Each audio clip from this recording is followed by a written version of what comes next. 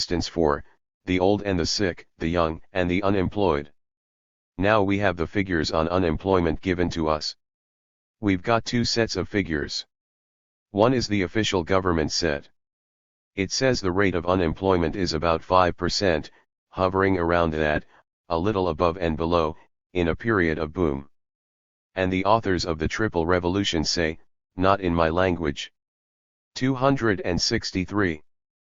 But in their own polite academic language, that's all a damn lie. The rate is not 5%, it's closer to 10%, because the government figures include only those who are registered and applying for work, and there are at least the same number who have gotten tired of looking for work, have given up and quit. They're not only taken off the payrolls of the factories, they're even taken off the list of the unemployed. They're the forgotten people. The projection of these figures, from the document on the Triple Revolution, shows that this is going to mount, allowing for what I consider the impossible, allowing the present industrial boom to continue and even go a little higher, that the number of jobs eliminated by cybernation, on the one side, and the oversupply of products of the baby boom of the post-war years coming into the market is going to add anywhere from 2 to 3 million to the unemployed list, every year. This is only 1964. Where are we going to be in 1970, if we live that long? There may be a couple of million more added every year to the unemployment list. The unemployment slag heap, as some call it.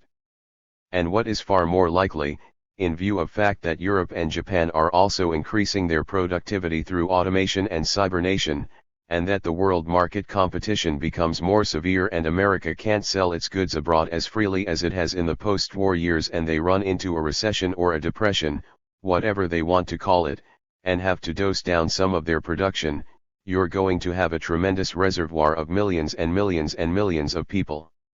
Without prospect, without hope. The authors of this document, gentlemen and scholars as they are, go so far as to say that all the talk about creating new jobs is a cruel hoax, that they're not creating new jobs. On the contrary, they are cutting off more jobs all the time.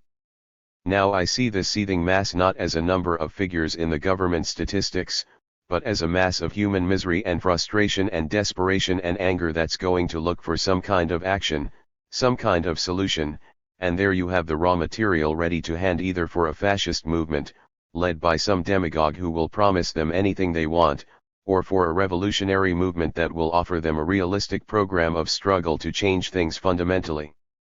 The African American struggle. I see in the fact that this development of the productive system at the expense of the employment of workers, which hits the Negroes twice as hard as it hits the whites, and the anger, the protests and frustration, and even the despair. 261. That rises out of these terrible ghettos. I can see the danger of a racial conflict which will be completely destructive all the way around. And I take it to be one of our central tasks as Marxists to strive with all our might to see that the movement of protest takes a different direction, the direction of unity of the oppressed Negroes and the unemployed and oppressed white people in a common battle and not in a racial conflict. Now, brotherhood has been preached for, I guess, at least 2,000 years, but I don't know much brotherhood that's ever been achieved that way. You hear every pompous politician, even including Barry Goldwater, say the way to end the racial conflict is to bring about a change in the hearts of men. Try that on a Klux or Ku Klux Klan member or a cracker. Try changing the heart of people who profit by the super-exploitation of the Negro. It doesn't work that way. But brotherhood has existed in this world. You see it whenever you're out on the picket line. You see brothers who may not like each other very well in the shop, but when they're out on the picket line protecting their jobs and their welfare against scabs, they work together in great shape. The material basis for unity in action, the basis for brotherhood, if you want to extend it to its ultimate extreme, is common interest and common need.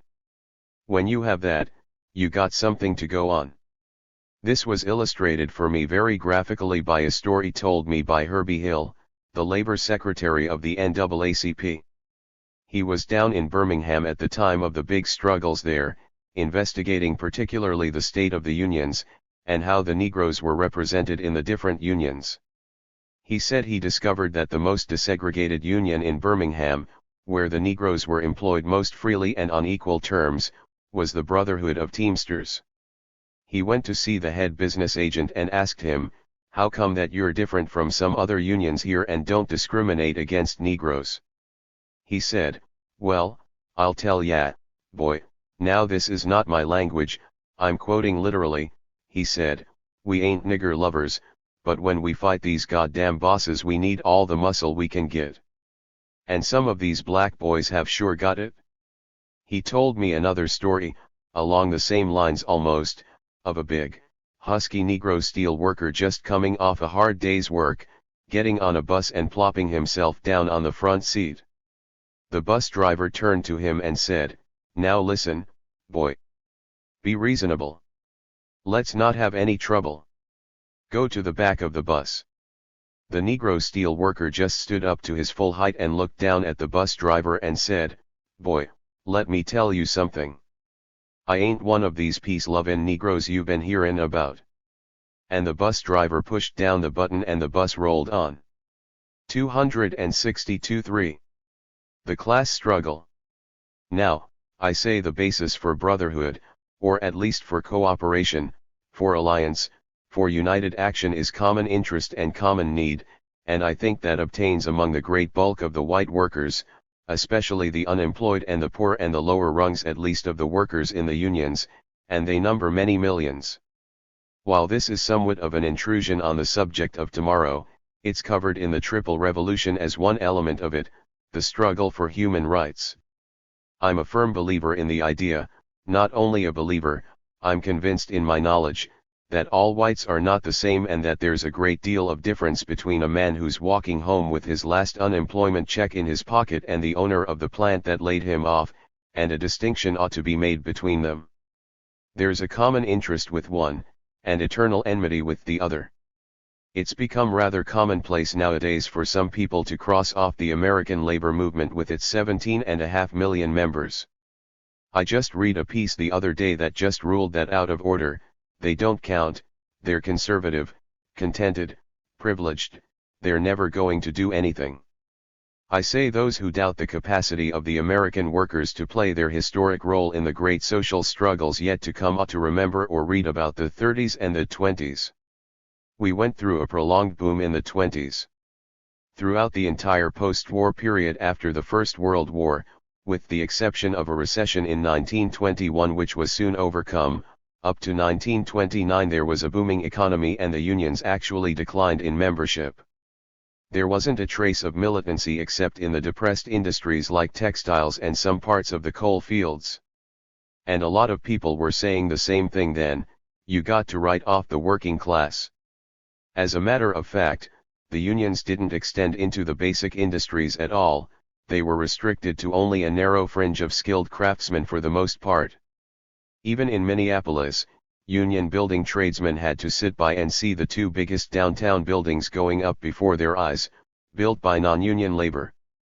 It was pretty hard to be a revolutionary communist in those days. It was pretty hard to go up against the general feeling of passivity and against the people continually saying, the workers will never do anything, they'll never rise. Until there came the Depression of 1929, I think you've all heard about that. You've probably got scars from it somewhere, either you or your family. 263. That depression lasted, with slight upturns, for 10 years. That depression hit a working class that was not organized in a single one of the basic industries. The only unions they had were company unions. That is, unions organized by the company with their own stooges in charge of them. A cruel hoax that the workers hated worse than no unions at all. The workers were completely unorganized and atomized, and it took them 5 or 6 years, and it took an upturn in the economy when a number of them got back into the plants, before they could begin to manifest a little fighting spirit. In the meantime wages had been slashed mercilessly by the bosses.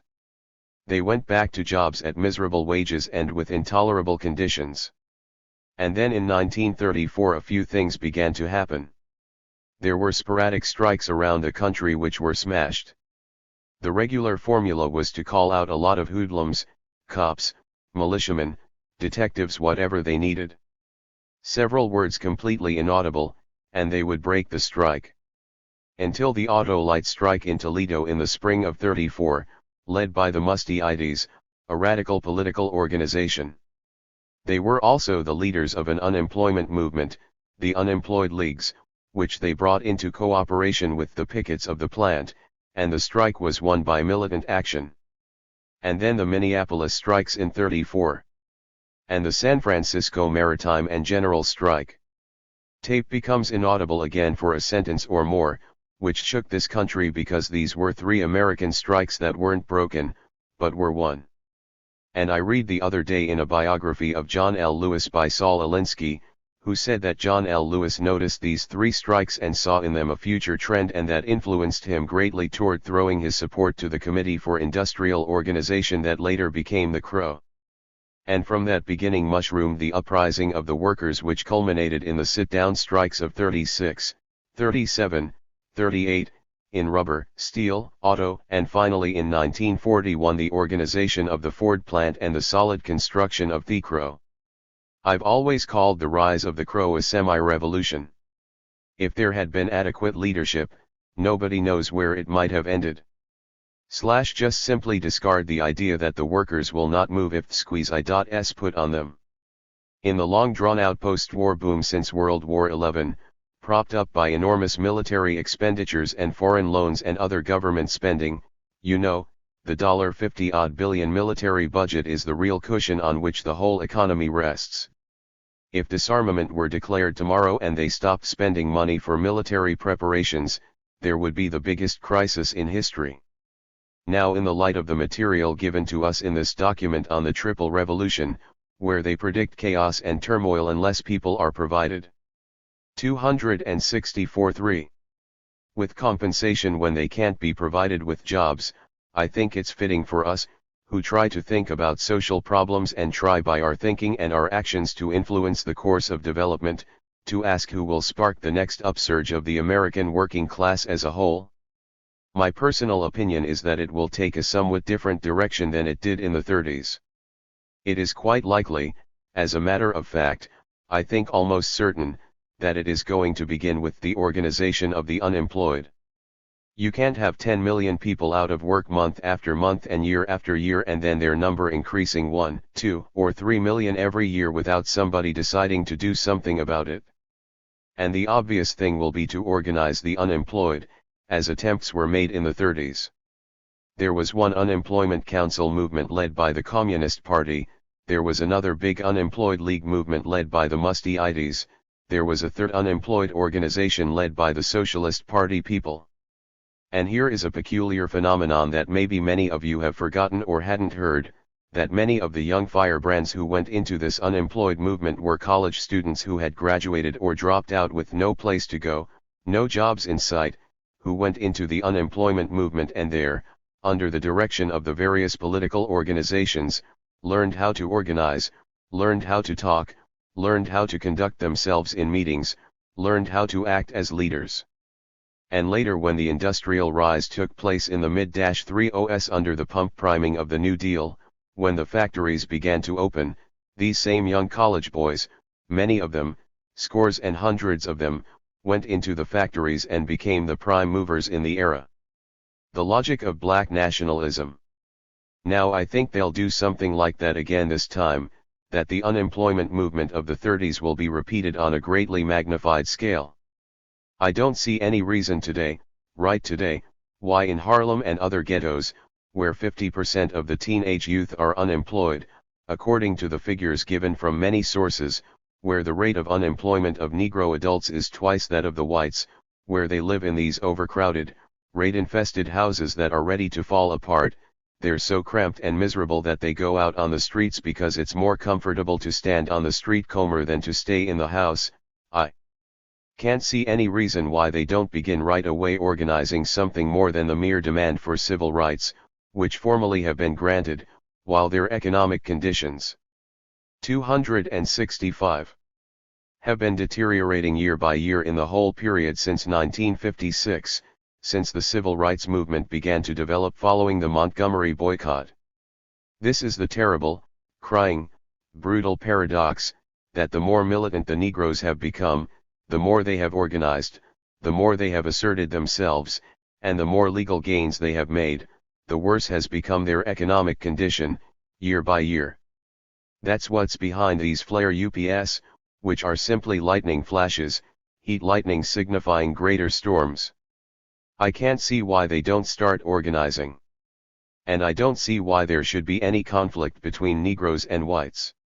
The whites have got to recognize once for all that the Negro people are fed up with the traditional system of organizations dominated by white liberals. They want to have their own organizations and they want to have their own leaders. And if they're going to have any cooperation between them and white workers, we've got to recognize that trend and say it's progressive. I think they make a certain mistake. They've been terribly disillusioned and let down by the white liberals, who are on hand everywhere calling all the shots until trouble starts and then dropping out or saying, "You're going too far." They tend to judge, I guess, all white people by the white liberals. But you know Haywood Broun, who got into the labor movement in the 30s and helped a lot, the founder, I guess you could call him, of the newspaper guild, a great help to the CIO unions wherever they were in trouble. He gave a definition of a liberal that I think is going to stick forever. He said, "A liberal is a man who reaches for his hat when the fight starts." Now, I think it's a good thing that the Negro people have learned that, and got disillusioned with them the liberals, and build their own organizations, beginning with what I think is the natural, logical, wide open field for them, the unemployment movement. I don't see why they can't organize it from block to block in Harlem. Labor bureaucracy vs. militant struggle. Here I come to a disagreement with a minor point in the manifesto on the Triple Revolution. Among the other things they suggest, without realizing what they were doing, they suggested that the trade union leaders should interest themselves in the unemployment question and negotiate for them. I say that's about the worst thing that could happen to the unemployed. All the negotiating that the labor skates will do for the unemployed is to negotiate them out of the plant to make room for the seniority men. That's what they do in every contract. 266.3. Every contract that's hailed as a great innovation, beginning with the longshore contract and going to the steel contract and other places, is an agreement to safeguard the jobs of seniority men at the expense of the younger, the newer, the poorer. I saw Ruther on the film, this was 7 years ago, the automation film, and he was pontificating in an interview with Ed Murrow about automation. He didn't seem to have a line of worry on his face. He looked well padded, well groomed, his hair all in order with his greasy kid stuff, and he was talking like a business executive. He said, "Something has got to be done. Labor, management, and government have got to get together and work out something." That's 7 years ago and they haven't worked out anything yet, and they never will. The unemployed have got to have their own autonomous organizations. And then the question arises immediately, we're going to take a hand in this, I hope, what can be the program of the first unemployment organizations? I know the workers of America are not ready to hear the full socialist message. And those comrades in our own ranks of a sectarian bent who answer the arguments of the Triple Revolution by saying nothing will do any good but socialism haven't got anything to say to the worker who isn't ready to hear the socialist program. What we have got to find is what Trotsky called a transitional program that will correspond to their present understanding and their present acceptance. I think the program outlined in the Triple Revolution, that everyone is entitled to work or compensation, will be accepted generally by workers both black and white, if they're unemployed. I don't think you'll find many that are the least bit worried about somebody calling it a dole. This is not a dole. This is payment for the fact that you're a citizen of this country and that you've got a life to live. It's not a beggar's dole, it's a human right. And that's the way it's got to be presented. And the demonstrations for jobs are like pounding your face against a stone wall, when you know and they know and everybody knows that there are no jobs. We've got to say jobs or compensation. That's the way it's got to be formulated. And if they answer, How can we give you compensation if you don't produce anything? We say, all right, give us jobs. We can't give you jobs. Well, what do you want us to do? We're human beings. We're citizens of this great free country. Now let's have a slice of some of the benefits. You got plenty of money. Take it out of General Motors profits. Cut $20 million out of your military budget and spend it on maintaining the human rights and human dignity of your unemployed citizens thrown out of your factories. Or let the moon alone for a while and spend $20 million making the earth fit to live on. Applause. 267. The organizers and agitators of the unemployment movement under this transitional program have an irresistible argument that will be accepted by the intelligent workers everywhere and for which the bosses can't give much of an answer. Ever since this document was published nearly 6 months ago, they have been repeatedly commenting on it, but I have never seen anywhere any serious attempt to refute it. Not even this latest article in Life magazine. It's been more widely circulated than you realize. Advertising Age, which is an organ of big business, reprinted the thing entirely and even went so far as to provide the type for this pamphlet we have here. The business community has heard all about this, and I think they're waiting to see what the workers are going to do about it, especially the unemployed workers. Developing a transitional program. Now, when I agreed to give this speech last week or 10 days ago, I knew that I was going to say that this program should be adopted by our party and by other radical organizations and by the Negro movement. I sense a great stalemate in the Negro movement, that their program is too limited for their needs. They have got to adopt a social program. It doesn't do the Negroes huddled in the horrible ghettos much good to tell them, I'm fighting like hell to get you the right to vote, which they've had for years in New York. Or the right to desegregate schools, which they know is not going to be done, and the right to eat a hamburger in a greasy restaurant. What they want is jobs. They want to make a living, or they want to live somehow.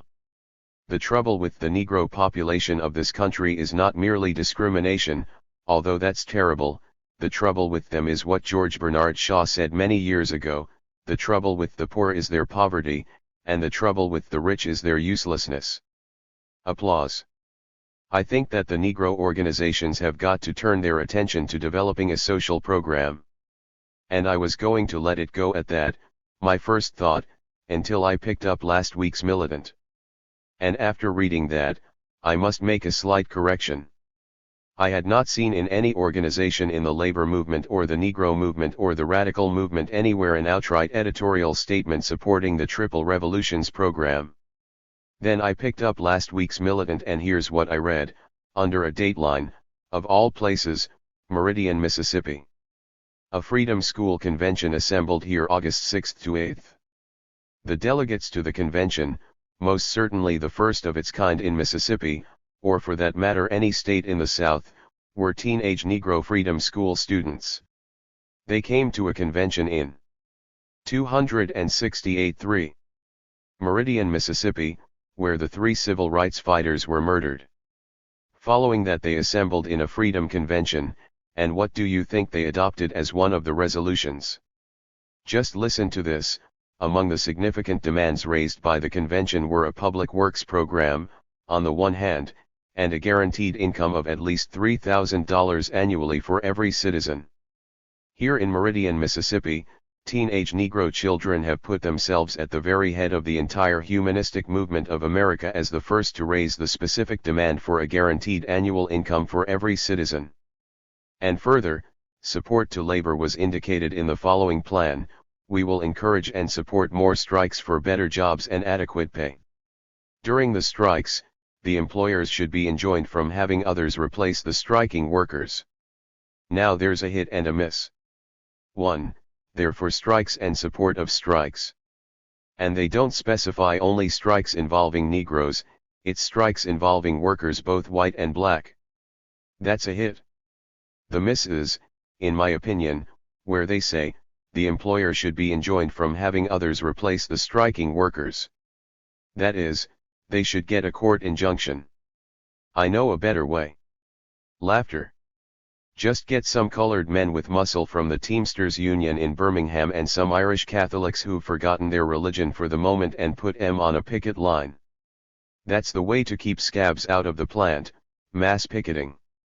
But I salute these young teenagers who have adopted for the first time a social program which I am convinced is going to be the transitional program of the entire movement of the disinherited in this country.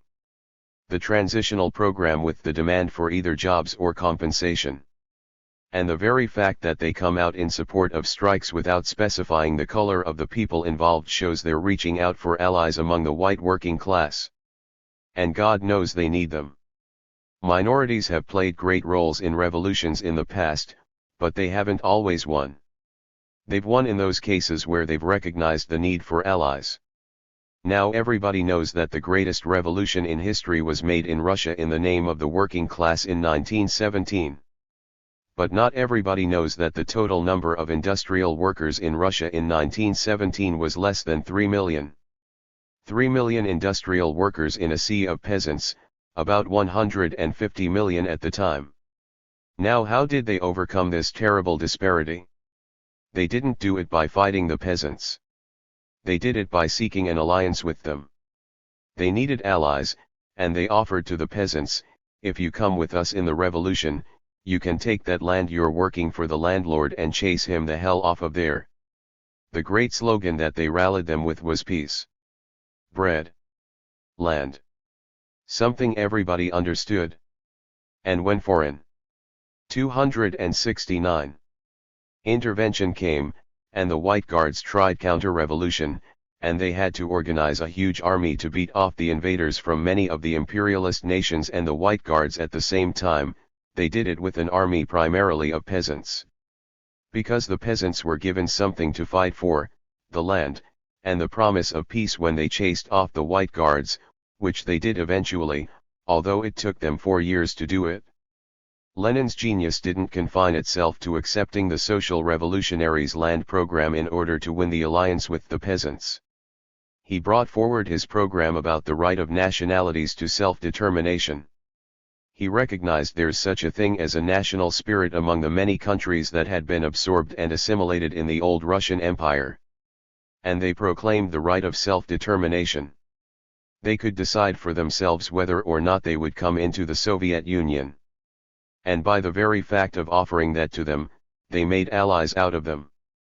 And with such allies, the peasants, the oppressed nationalities, the petty bourgeoisie in the towns, the intellectuals, by offering something to them and inviting them into collaboration, they turned the minority of 3 million workers into a majority that was able to carry through the revolution and to reorganize the whole social system from top to bottom.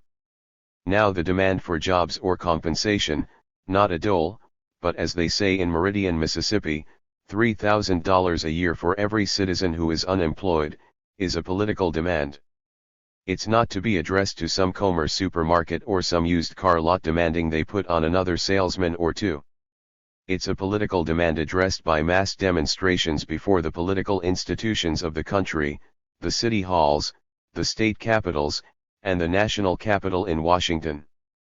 I'm not much of a utopian, or given to indulging in mistaking wishes for possibilities, but I can foresee a great mass of unemployed Negroes marching out of Harlem to meet a similar mass of unemployed whites and march together, each under its own leadership, down to the city hall to tell the mayor they want jobs or compensation. I can see great marches up to the capital of the state of New York in Albany and marches to Washington. And out of demonstrations of that kind, not only will there be a great proliferation of militancy and confidence, but there will come a spirit of solidarity based on common interests and common needs that will bind the Negro and white workers together, not in the name of an empty formula, but in the name of necessity, to protect each other. I can foresee that movement knocking on the doors of the union offices and the union meeting halls and asking the organized workers on the job to lend their support to this demand. And I can see great masses of employed union 273 workers saying, "That's a damn good idea. I'd like to see that done. I'll vote for it. If I lose my job tomorrow, I'd like to step into a situation where I can get compensation, not merely limited to half pay and unemployment insurance, which runs out in 6 months and then leaves me hungry compensation as a matter of right as a citizen. There's a basis there. I don't say it's going to be realized in one jump, but there's a basis of common interest between the employed and the unemployed. The employed have got nothing whatever to lose by supporting such a thing as that, they can see a mutual benefit in it. Revolutionary leadership. What we're looking for, of course, out of all this is where can we get a mass movement started on the way to doing a much more complete job than merely providing compensation. And who will lead it, who will lead this movement? I say those will lead who can. Those will lead who think. Those will lead who see what's new in the situation and what it portends for the future, and are able to learn and to change and to adapt themselves to new conditions and new possibilities. I have followed very attentively the evolution of Malcolm X from his previous position after his visit to Africa and his consultation with various leaders there and his own experience, a change from sectarian religious withdrawal from the mass movement to a proposal that all Negro organizations cooperate, to the statement that he's not against white people as such, he's just against the white people that are on his back. I have noted his declaration that this is an international struggle, and his trying to enlist the support of the African nations to bring the scandal of discrimination against American Negroes before the United Nations. A man who's capable of learning and changing is capable of learning more and changing more.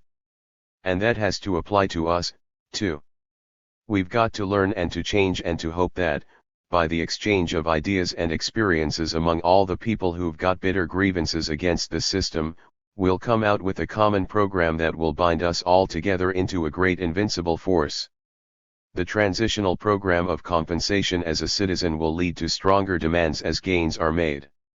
With each advance, confidence in the masses will grow and things will begin to be called by their right name, which we don't hear now in this present atmosphere of conservative fear and insecurity.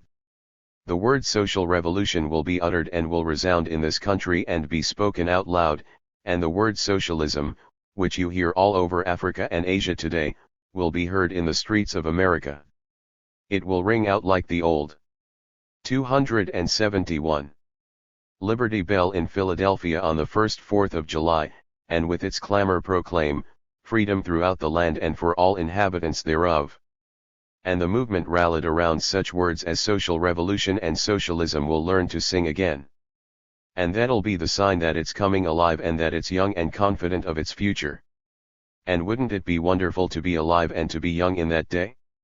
I think of the words of Wordsworth the poet about the first days of the great French Revolution, which began the change of the world, the downfall of the old outlived feudal system. He said, "Bliss was it in that dawn to be alive, but to be young was very heaven."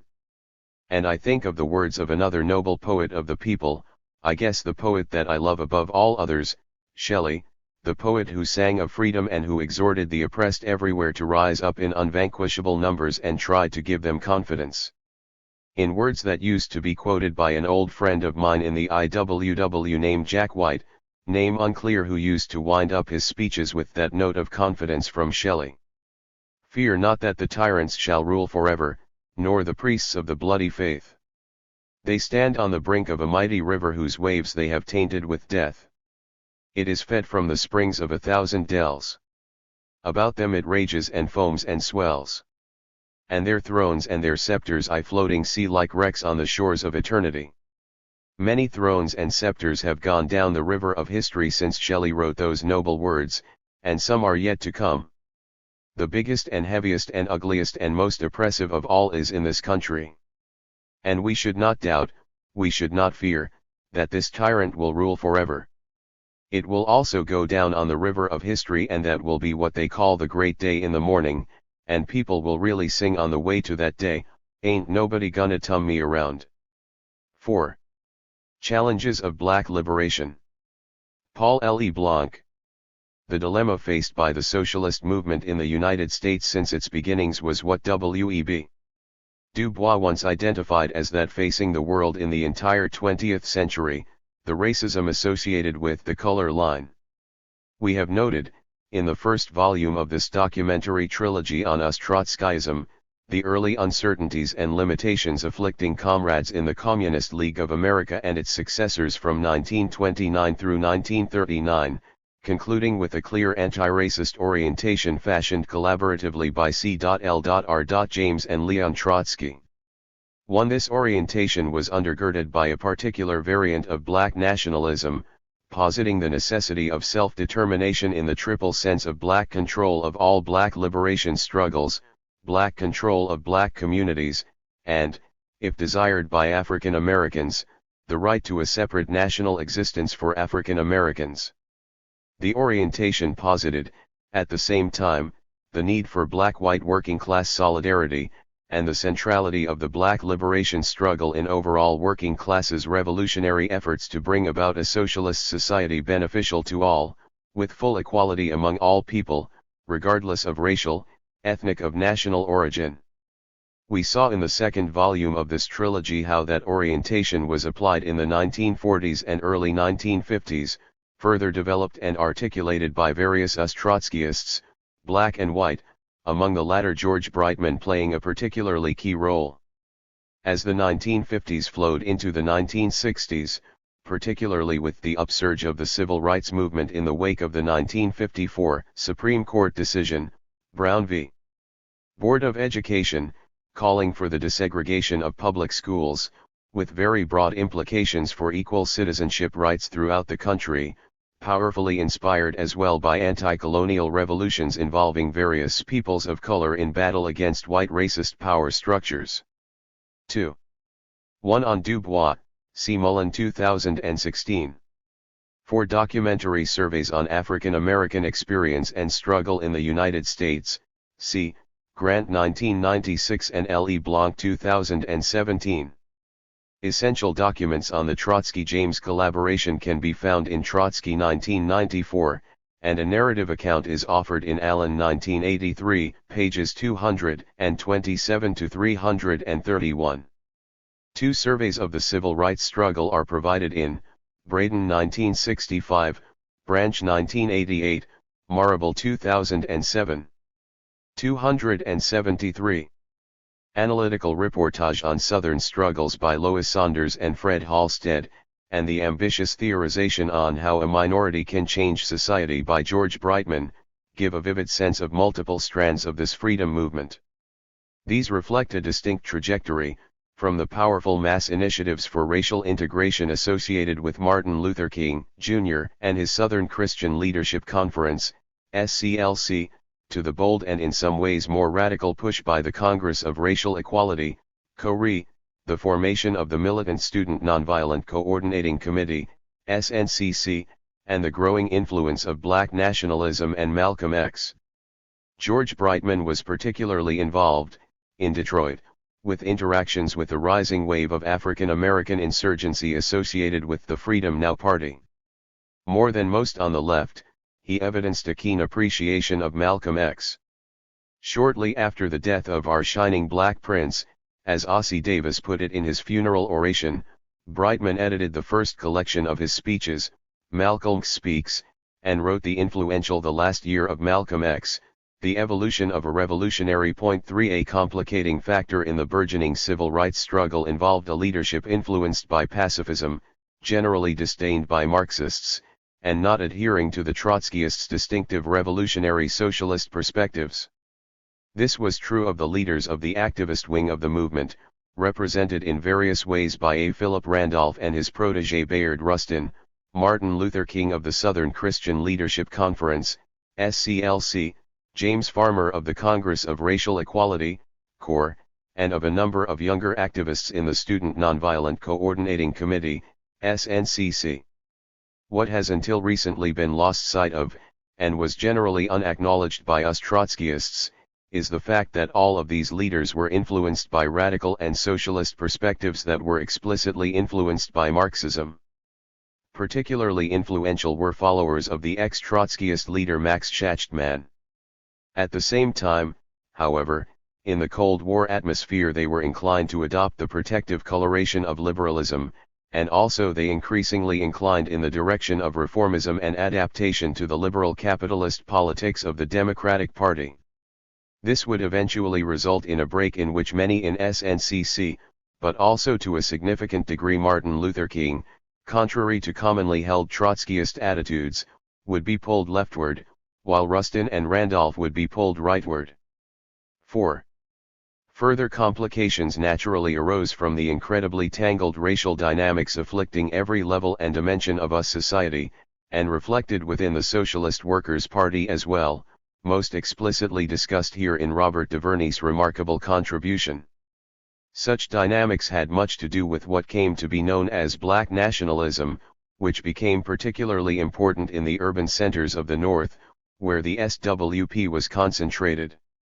5. Dissatisfied with the Trotsky-James synthesis that guided, or failed to guide, depending on one's interpretation, the SWP beginning in 1939, Richard Fraser had for years, inside the party, sharply challenged the validity of the black nationalism concept and analysis, calling instead for what he called revolutionary integrationism.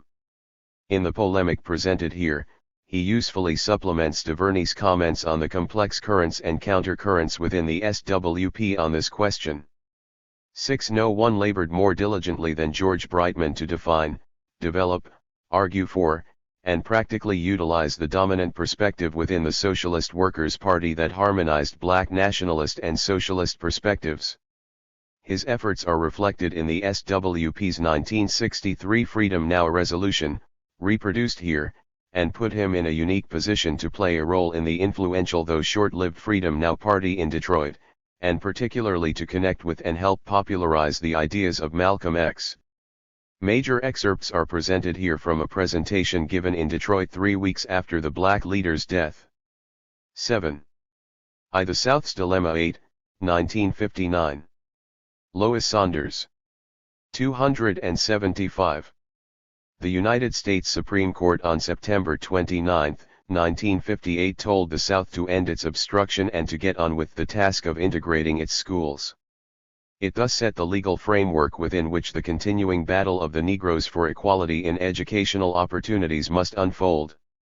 For the first time the question was posed to the South as a choice between the alternatives of admitting a limited number of Negroes to all white schools or closing down the schools entirely, integration or no education. The court made it clear that henceforth the South must accord the same rights to Negro children as it does to white children. The constitutional rights of children not to be discriminated against in school admission on grounds of race or color, stated the unanimous decision, can neither be nullified openly and directly by state legislators or state executive or judicial officers, nor nullified indirectly by them through evasive schemes for segregation whether attempted ingeniously or ingenuously. In an unusual move, the court gave advance warning that it would hold unconstitutional any legislation or plan that seeks to subvert its orders. The decision continued. State support of segregated schools through any arrangement, management, funds, or property cannot be squared with the 14th Amendment's command that no state shall deny to any person within its jurisdiction the equal protection of the laws. This emphatic no, was the Supreme Court's answer to an appeal from Little Rock officials for postponement of the token integration enforced there last year after federal troops put down riots officially inspired by Arkansas Gov. Orville E. Faubus. The request for a 2.5-year delay was a stratagem calculated to nullify the court's previous rulings and bring integration to a halt. 8 Sanders 1959. 276-4. Had the court backed down and granted the delay, it would have meant putting off school desegregation to an indefinite future throughout the South. Little Rock was the symbol and the testing ground, and this was universally recognized. In fact, federal judges in Virginia and elsewhere held up judgments in other school cases pending the Little Rock decision. The granting of the delay there would have been an invitation to racists everywhere to foment riots in the Faubus fashion, and then use the resulting violence and tension as an excuse for preventing court-ordered integration. Even more was at stake, however, than the fate of integration. The authority of the federal government had been brought into question. By the time school opened in September, the South had gone too far in its defiance to permit the court to yield to the Little Rock appeal. The South again, as in the period before the Civil War, was asserting the supremacy of the states and accusing the federal government of exceeding its powers by intervening in the matter of race relations. By choosing states' rights as its battle cry, the South threatened the foundations upon which the government is based. Successful defiance of specific federal court orders in one sphere opens the way for defiance elsewhere and weakens the entire governmental structure. Faced with a fundamental challenge to its authority, the court had no alternative but to insist that its orders be carried out. This was the same issue that a year earlier had impelled the reluctant press. Eisenhower to send federal troops into Little Rock. In the ruling of September 29, already referred to, the court made it clear that it took a serious view of the challenge to its authority. Chief Justice Earl Warren, who wrote the decision, quoted from two of his predecessors, Chief Justice John Marshall, who served from 1801 to 1835, and Charles Evans Hughes, who was Chief Justice from 1930 to 1941, to restate the basic concepts of government that have guided the United States throughout its existence. He quoted Marshall as follows: "It is emphatically the province and the duty of the judicial department to say what the law is. If the legislatures of the several states, at will, annul the judgments of the courts of the United States and destroy the rights acquired under those judgments, the Constitution becomes a solemn mockery." From Hughes, Warren quoted: "If a governor can nullify a federal court order, it is manifest that the fiat of a state governor, and not the Constitution of the United States, 277, would be the supreme law of the land, that the restrictions of the federal Constitution upon the exercise of state power would be but impotent phrases. Can it be enforced?" In denying the delay sought by Little Rock, the court spoke out with unmistakable clarity. Yet its order was insufficient to send a single Negro child to a white school. In the normal course, the Supreme Court has spoken, its decision is final and the disputed issue is settled. This does not apply, however, to cases involving race relations in the South, for these cases reflect a basic clash between antagonistic social forces. Demands of Negroes for equality even in limited spheres can be satisfied only by weakening the Jim Crow structure of society, the system which assures the continued rule of the white supremacists. To settle cases that involve struggles of such sweep, something more than a Supreme Court verdict is required. Some means must be found to enforce the verdict. This is the essence of the problem. Can the Supreme Court decision be enforced? And if so, how? Negroes say that the decision can be enforced and that it must be enforced now. They regard it as a monstrous crime against their children that they continue to suffer the degradation and disabilities of segregated, inferior schools in defiance of the clearly enunciated law. They are right, of course. Justice cries out that their demands be met. Concern for human dignity, for the education of the millions of Negro children growing up in the South, for their modest but intense striving merely to be treated as equals, dictate that the court decision should be enforced. But like the court ruling itself, such considerations carry little weight with white Southern leaders. Instead of complying, the South insolently defied the court, challenged the decision and organized systematically to oppose it.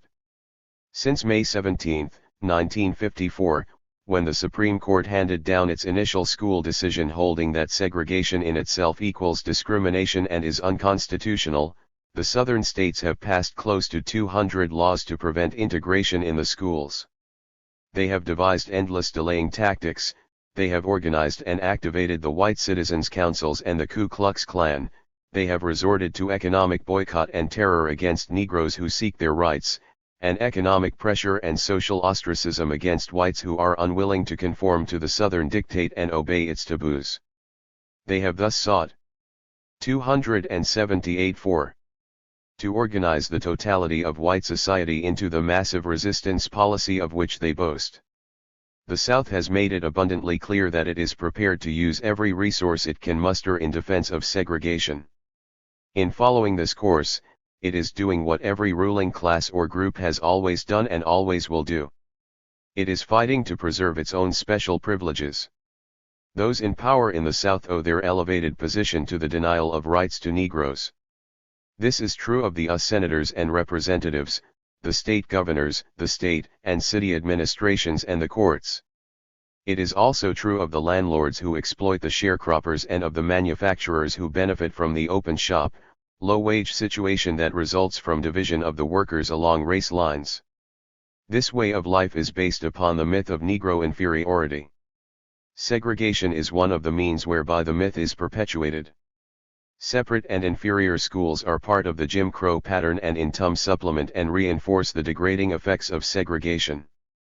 Any gains made by Negroes, no matter how small, tend to destroy the myth. Give the Negro an adequate education, equal opportunities for employment, the right to vote and to hold office, and the myth will explode. Once Negroes acquire equality of status, the arbitrary rule of the white supremacists and the advantages they reap from that rule will come to an end. Integration, in 10 centuries. The effectiveness of the South's resistance is reflected in the statistics on school integration. Up to the present time, not a single elementary or high school anywhere in the Deep South has been integrated, and there has been only a trickle of integration in the Middle South. The important gains have occurred in the border states, but even here the process has slowed to a virtual halt. The first 2 years following the 1954 Supreme Court decision saw many thousands of youngsters attending mixed schools for the first time, in Washington, O.C., in Wilmington, Delaware, in Baltimore, in much of Kentucky and most of Missouri. Then integration bogged down. By the fall term of 1956, some 700 school districts, almost a quarter of the approximately 3,000 in the South, were desegregated. In 1957, only 57 new districts were involved. This September the number of newly desegregated school districts dropped to 12, involving only 307 Negro children. In the whole state of Tennessee, one of the states of the Mid-South, a total of 279. 117 Negroes were enrolled in formerly all-white classes up to the end of school last spring. If Tennessee were to maintain that rate, it would take about 1,000 years, 10 centuries, to integrate its 133,740 Negro students. The battles now convulsing the South are not being fought over full integration, but over token integration.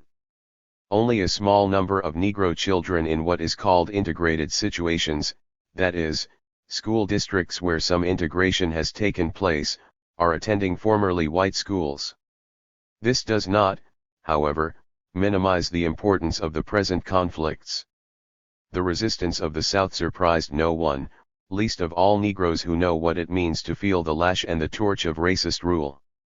Negroes, however, did believe that the federal government was bigger than the South and that, moreover, it spoke with one voice.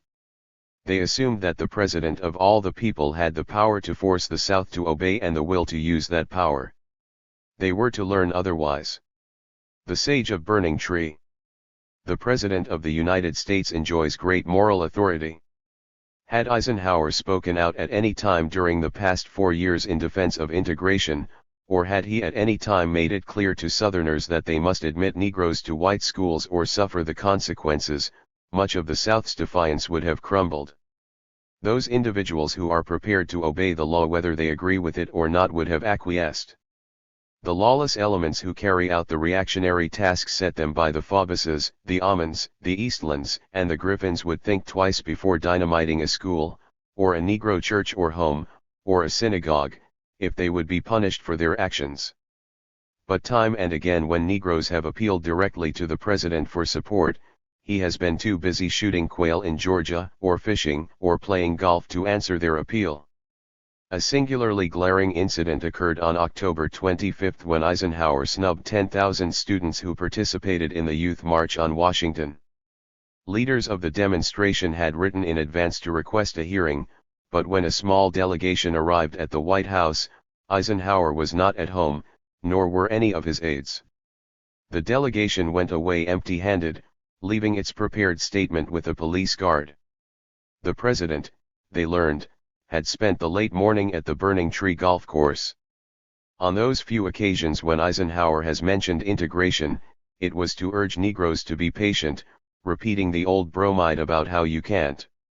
284. Change men's hearts by passing laws. This is the language of the South, spoken by the President of the United States. It begs the question, for Negroes are little concerned about what goes on in the hearts of Southern whites. Let the Southerners hug their hate to themselves as tightly as they like, but also force them to comply with laws that guarantee Negroes their rights. The farthest Eisenhower has ever gone in his speeches was to deplore the bombing of synagogues after the dynamiting of a Jewish temple in Atlanta in October. When he sent troops to Little Rock in September, 1957, he was careful to explain that he did so only because Faubus had openly defied a federal court order. Even in that tense situation, he made it clear that he was not taking sides publicly on the integration issue. Instead of supporting the Negroes in their demand that the law be enforced, Eisenhower has given encouragement to the South in its resistance to the law. Congress, the third branch of government, could have passed laws increasing the power of the Justice Department, but Congress, like the President, has refrained from taking action to back the Supreme Court ruling. In the Civil Rights Bill, which it passed in the summer of 1957, the first such legislation since Reconstruction, Congress carefully extracted from the measure those sections that would have strengthened the enforcement powers of the federal government. The fact is that, despite appearances, neither the President nor Congress serve the interests of the people. This is true whether those in office belong to the Republican Party or the Democratic Party. Both parties are controlled by finance capital, which has ruled the country ever since it gained ascendancy in the Civil War, and it is, by and large, the interests of big business that are served by the lawmakers and the executive. Control of Congress is exercised primarily through a bloc between Southerners and Northern conservatives. Within this bloc, the most stable group is that which comes from the Deep South. Wall Street, despite the fact that its publicists keep assuring us that Marx's theories have been disproved, has a clear understanding of the conflict between its interests and those of the working man, whether he has a white skin or a black skin.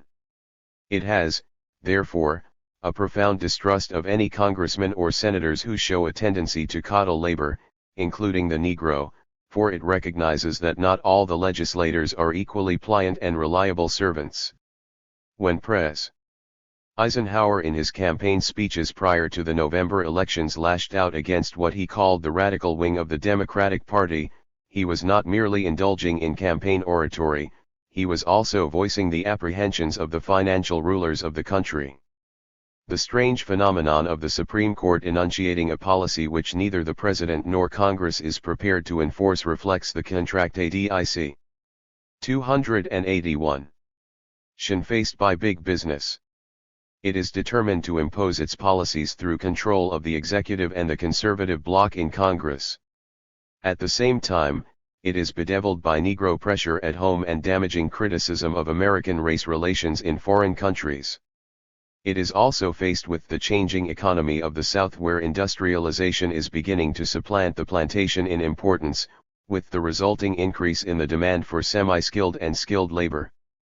To satisfy these conflicting needs, Wall Street finds it convenient to speak with two voices.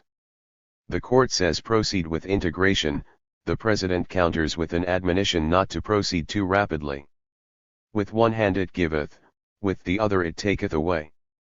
We can expect, therefore, that the extension of Negro rights will be held to a minimum, and that, as a corollary, the gains that Negroes make will be in proportion to the amount of pressure exerted both here and abroad. Massive resistance. The crisis that has built up in Little Rock and in Virginia and which will develop elsewhere stems in large part from the dual policies of the government described above. Astute politicians like Faubus are emboldened to defy the Supreme Court by the sympathy they find in high places. When the court this fall issued what amounted to an ultimatum, Faubus replied by putting into operation the massive resistance laws passed by a supine legislature, and proceeded to close the city's high schools. Little Rock's educational system was thrown into chaos. For 2 months some 3,500 students were deprived of their right to attend classes. Since then makeshift private schools, poorly equipped and inadequately staffed, have been limping along, giving a sketchy education to some of the white students. No provision has been made for the Negroes. A similar, though somewhat calmer, development took place in Virginia. Their Governor J. Lindsay Almond also closed the schools rather than permit token integration, and they have remained closed. He shut 10,000 white students out of Norfolk schools rather than allow 17 Negroes to attend classes with them. He closed schools in Charlottesville affecting 1,700 white pupils and in Front Royal, where about 1,000 white youngsters were involved. The court had ordered 12 Negroes integrated in Charlottesville, 22 in Front Royal. In Little Rock only 6 Negro students were ordered admitted to Central High School. The logic of the elaborate plans the South has worked out during the past 4 years made the closing of the schools inevitable. Yet this act was Decies 282-4. Highly different from all those which had preceded it, for now for the first time a segment of the dominant whites was injured just as much as were the Negroes. Encouraging signs. As a result, cracks and fissures have appeared in the South's smooth facade of white supremacist. Up to now the division has been along race lines, with divergent views among the white population smothered in a common anti-Negro unity. With the cracking of that unity, the differences that have existed beneath the surface, including class differences, begin to manifest themselves. Already we are hearing voices that sound strange in the South. When Faubus, after ordering the high schools to remain closed, called for a referendum to decide whether the schools should be kept closed or opened on an integrated basis, white women of Little Rock organized a women's emergency committee to open our schools, and conducted a house-to-house campaign to get their neighbors to vote in favor of integration. One member of the committee commented, "It's ridiculous to try to retain the ways of old Grandad in this age of Sputniks and missiles." During the same campaign, 63 of the city's leading lawyers, many of whom number railroads and other large corporations among their clients, took out ads in the daily papers, urging a vote for integration. In Charlottesville, Virginia, last June, when school closing was threatened but had not yet become a reality, a poll was taken of PTA members at Venable Elementary School, one of those affected by the court order. Of the 305 parents who replied, 177 favored limited integration, against 128 who preferred closing the schools rather than admit a few Negro students. When the school was finally closed this fall, the townspeople were split in two. 2 committees were formed, one for integration, the other for segregation. A sizable section of Virginia's teachers also are prepared to accept integration. At its state convention October 30, the Virginia Educational Association heard an address by Gov. Almond and then voted a resolution asking him to convene the General Assembly and pass laws to reopen the schools. A softening resolution was tabled by a vote of 650 to 151. The American Federation of Teachers likewise took a fine stand at its convention in Milwaukee and set an example that other unions should copy. The convention refused to reinstate its all-white Chattanooga local and upheld its constitutional provision that prohibits any local from limiting its membership on account of race or color. It also called upon the federal government to take over and run on an integrated basis all schools that have been closed. This same proposal has appeared 283 in a number of places and gives some evidence of developing into a popular demand. Another proposal that seems likely to spread is one for local option, that is, letting the residents of a city or town ordered to integrate decide by referendum whether they prefer to close the schools or admit Negro children. One such referendum has been held in Norfolk, Virginia. A threat to close schools next year in Atlanta, Georgia, has brought forth a similar demand from the mayor there. Let the people vote on the issue, he urged. An action that is highly unusual in the South, if, indeed, it has ever occurred before, took place in Norfolk in October when a group of white parents filed a lawsuit against the governor and other state officials asking that the state's segregation laws be ruled unconstitutional and that the 6 schools that have been shut down be reopened. The press, too, here and there, is showing signs of shifting its position. On October 5 the Roanoke, Virginia, Times commented editorially. The program of massive resistance has now come to the bitter and inevitable finality. Yielding to the court is onerous, but to deprive Virginia's children, white and colored, of education or to give them a defective education is an even greater evil. There has occurred, also, a beginning of political activity in favor of integration.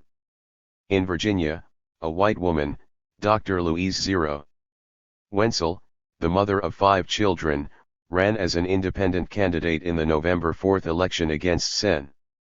Harry F. Byrd and his tightly knit, pro-segregation machine. In her campaign, she charged Byrd with using dictatorial control to impose an unconstitutional program of massive resistance. She obtained an unprecedented vote equal to 1/3 of the total.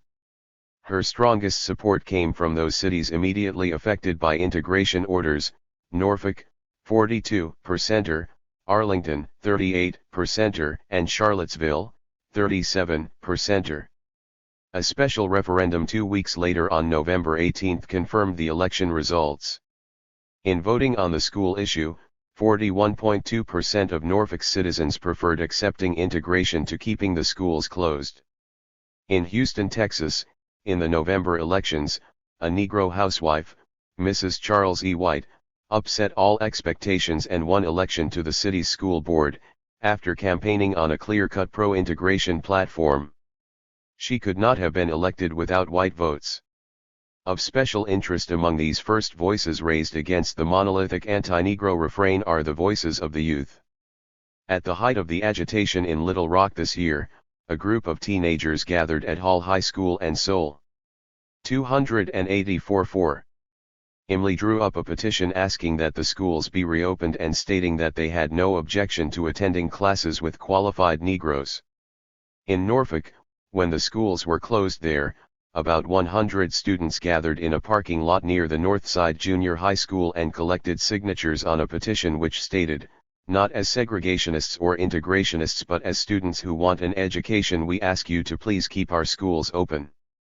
In Van Buren, Arkansas, in the western part of the state, a 15-year-old girl, Jessie Angelina Evans, president of the Student Council, put her elders to shame when she stood up before a turbulent school board meeting and asked segregationist parents, "Have you thought what you make those Negro children feel like, running them out of school?" To hostile questions, she replied, "Negroes have a right to attend school just as much as anybody. If we don't object, why should anybody else?" These are as yet only scattered voices in a wilderness of reaction, for the most part neither pro-Negro nor pro-integration, merely pro-education. In almost every case those who have spoken out in favor of integration have prefaced their remarks with the accepted ritual of the South: "I am opposed to integration, but," or "I dislike the Supreme Court decision as much as anybody, but." Thus the prejudice remains, even while segregation tends to break down in fact, proving again the Marxist theorem that outworn social ideas often persist after the institutions which nourish them have disappeared. The numbers involved in this incipient opposition to the South's massive resistance are as yet too few to give the needed assistance to the Negroes who, as a minority, must find allies in order to carry their fight to a successful conclusion. The logical alliance is with the labor movement, but the cooperation that exists between Negroes and labor is limited and sporadic. It would be incorrect to say that the labor movement has done nothing to further Negro demands for equality. The industrial unions formed in the militant 30s, especially in such areas as Detroit, have an excellent record in this regard and have demonstrated what can be done when workers unite. The unions have fallen down miserably, however, where their support is needed most, in the heartland of Jim Crow. In most instances the white workers of the South, instead of mobilizing on behalf of Negro rights, have formed an unnatural alliance with their class enemies against the Negroes, while their national leadership, grown conservative, has buckled under segregationist pressure and has failed even to discipline its own members. There have been some exceptions. One, already noted, is the American Federation of Teachers, another is the Packing House Workers Union. Insistence on the part of the national union leaders that their locals in the South support the Negro fight for integration would, moreover, bring them into 285. Conflict with the politicians of the South and would pose the need for forming a Labor Party, in opposition to the Democrats as well as the Republicans. Such a perspective runs counter to the intentions of the Union leadership, which is busy courting the Democrats in the false hope that they can resolve the problems facing the working class by putting in office the political representatives of the capitalists. Negro leaders have been preoccupied with efforts to steer a course towards victory in the fight against segregation, while at the same time avoiding the horror of a racist massacre, and have shied away from organizing along political lines, even when such a development seemed possible, as in the March on Washington on May 17, 1957, the third anniversary of the Supreme Court decision.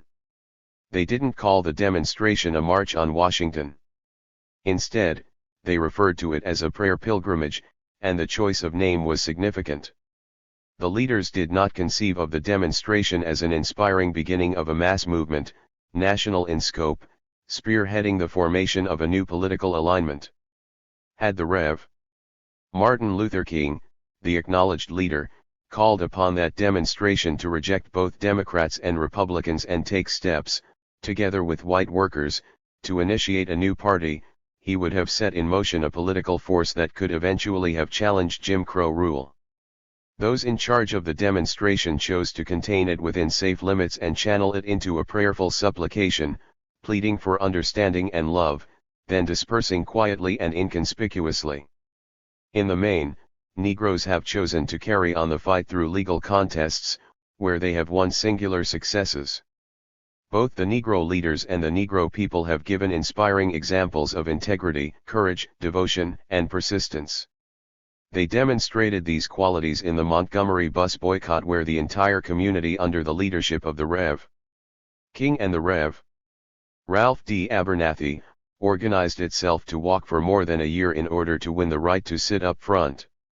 A heroic example was set also by the Little Rock Nine, who faced the mob and the bayonets of the state troopers and who then stood up to the jeers and insults and taunts of white students throughout the school term. Their heroism has been matched by that of students in other test cases, and of countless other individuals in every section of the South. But heroism, even when backed by a Supreme Court decision, has proven insufficient to overcome the entrenched power of the Southern rulers. They maintain their power through political control, and it is only through political action that they can be dislodged. In other words, we can expect that the Supreme Court decision will be enforced in the Deep South only when a polit. 286-4. Equal realignment has taken place of such proportions as to make possible a successful bid for power by forces in opposition to the white supremacists. It is for this reason that the rift within the white population of the South brought about by the closing of the schools is of such special significance.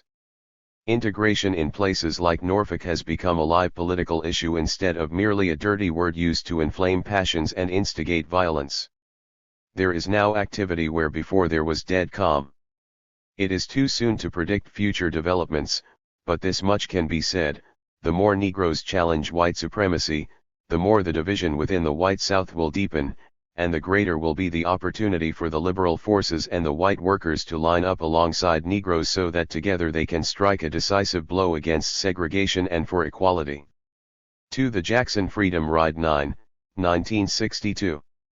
Fred Halstead. 287. What later became the Jackson Freedom Ride and Jail-In was originally planned in the New York office of the Congress of Racial Equality as a relatively modest undertaking. It was meant to test a 1955 Supreme Court decision against segregation in interstate transportation facilities. A group of Negroes and whites left Washington, O.C. May 4, 1961 on a Trailways and a Greyhound bus, planning to take a direct route through 7 southern states to New Orleans. There, on May 17, the anniversary of the 1954 Supreme Court school desegregation decision, a freedom rally celebrating the end of the test was planned. Though the 22 original riders, most of them corps leaders, were not prepared for what happened in Alabama, they did know they faced danger.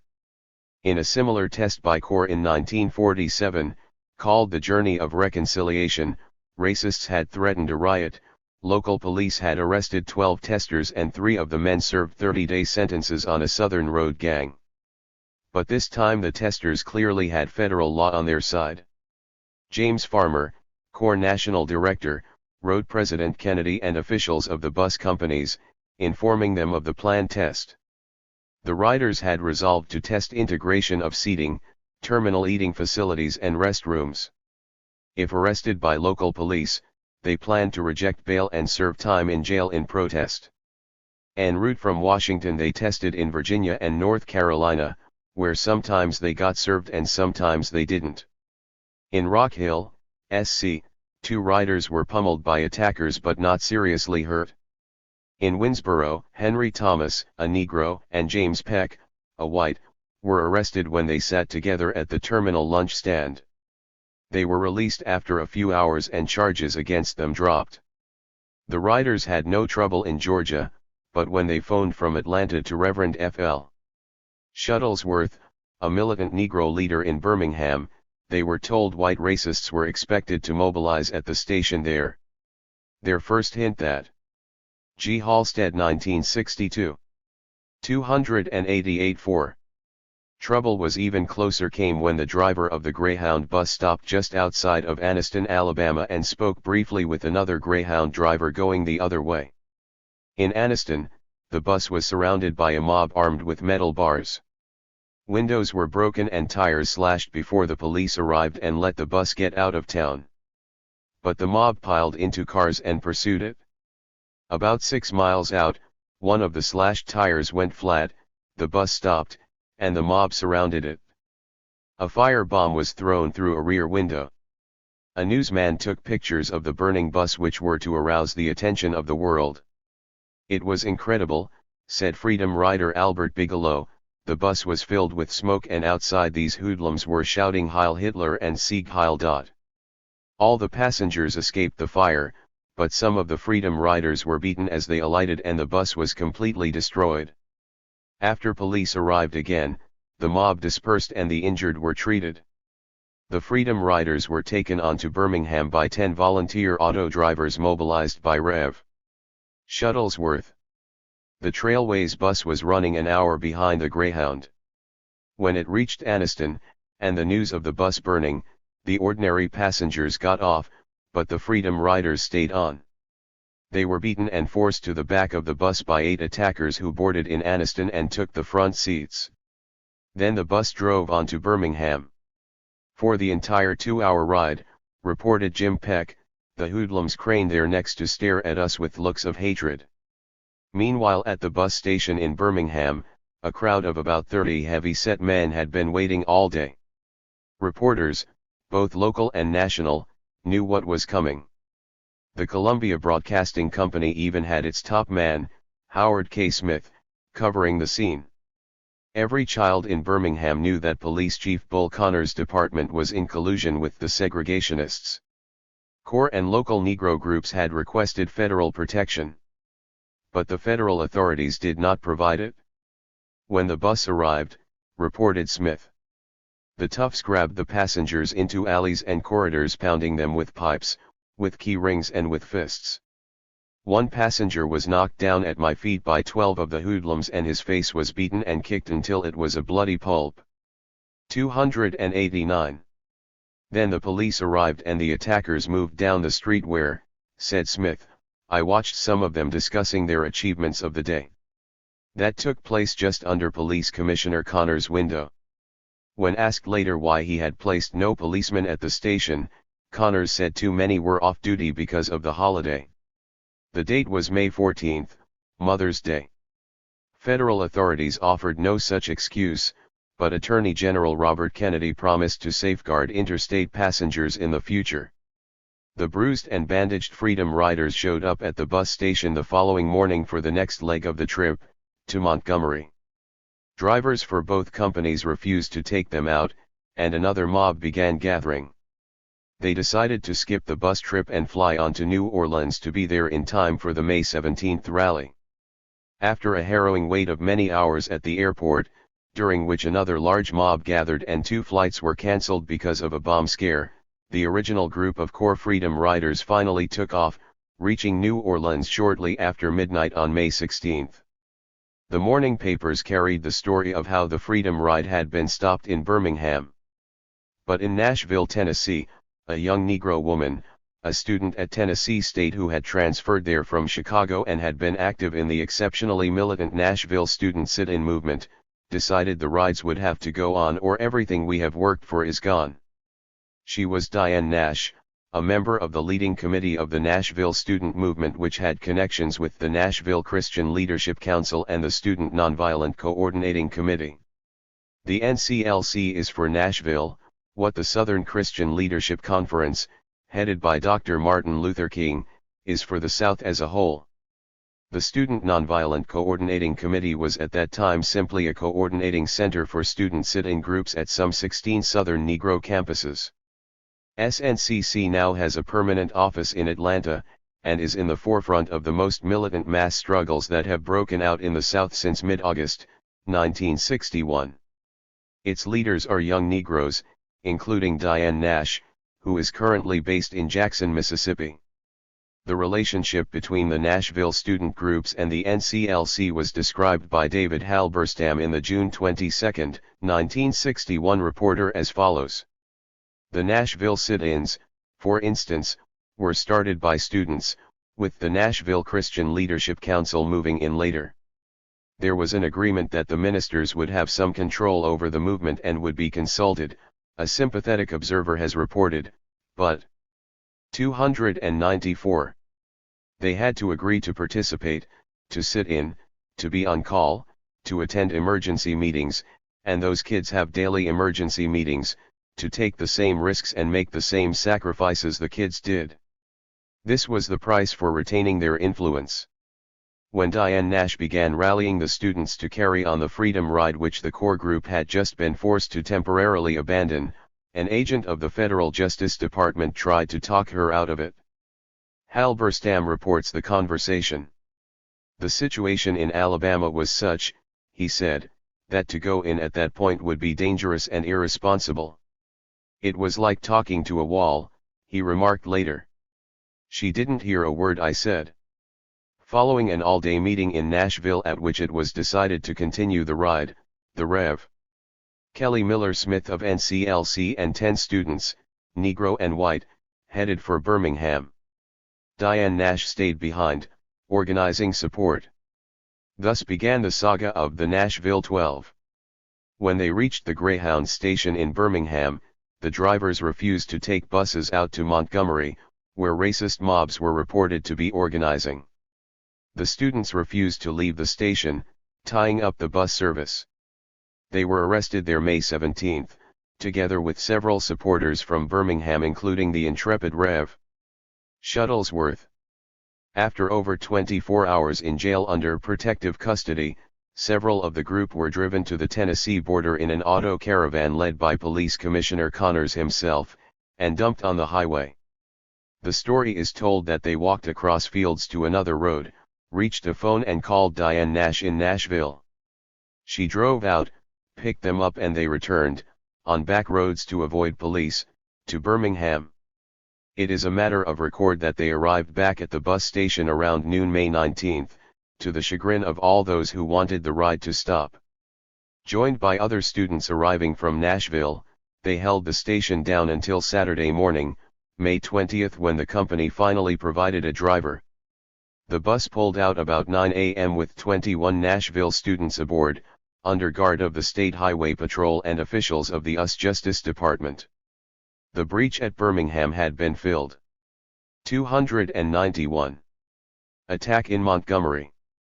The riders were attacked in Montgomery by a mob of about 300 whites who injured at least 20 persons before police stopped the riot.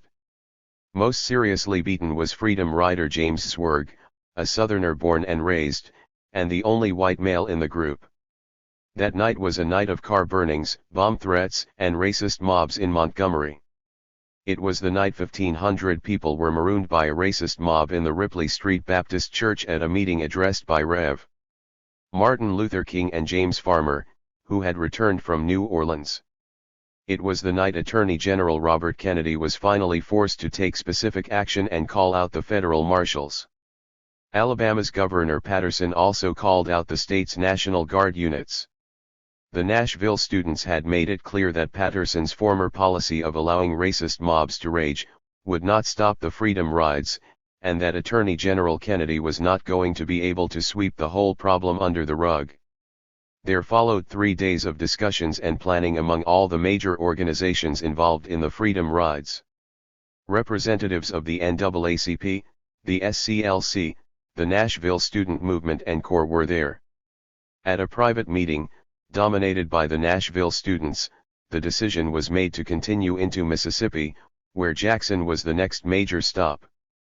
The Freedom Ride had been transformed from a test by a single relatively small organization into a massive effort involving, each in its own way, all the major groups in the civil rights struggles, with a general call for volunteers from throughout the country.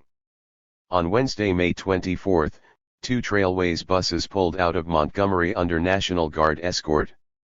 Aboard were 27 Freedom Riders, including the Nashville students and 3 of the original core group, James Farmer, Gene Lewis, and Henry Thomas.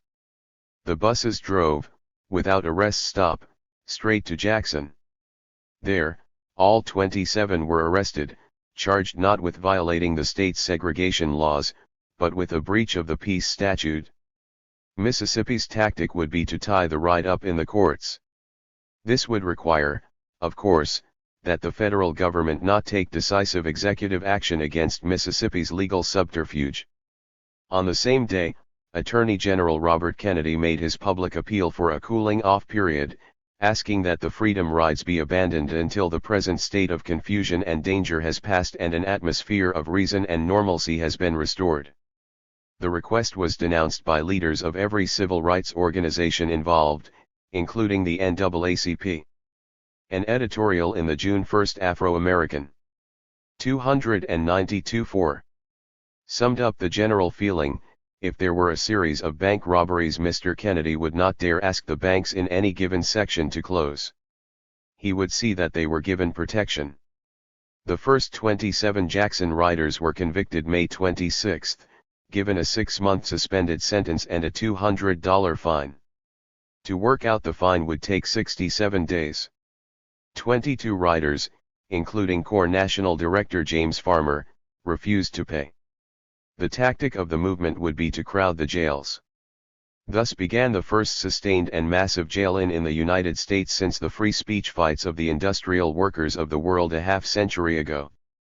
Volunteers came from all parts of the country, passing as a rule through Montgomery from the east and New Orleans from the west. They often stopped briefly en route, making contact with local anti-segregation groups, a profound experience. The girls I met in the core group there, New Orleans, were human beings such as I have never before met in my life.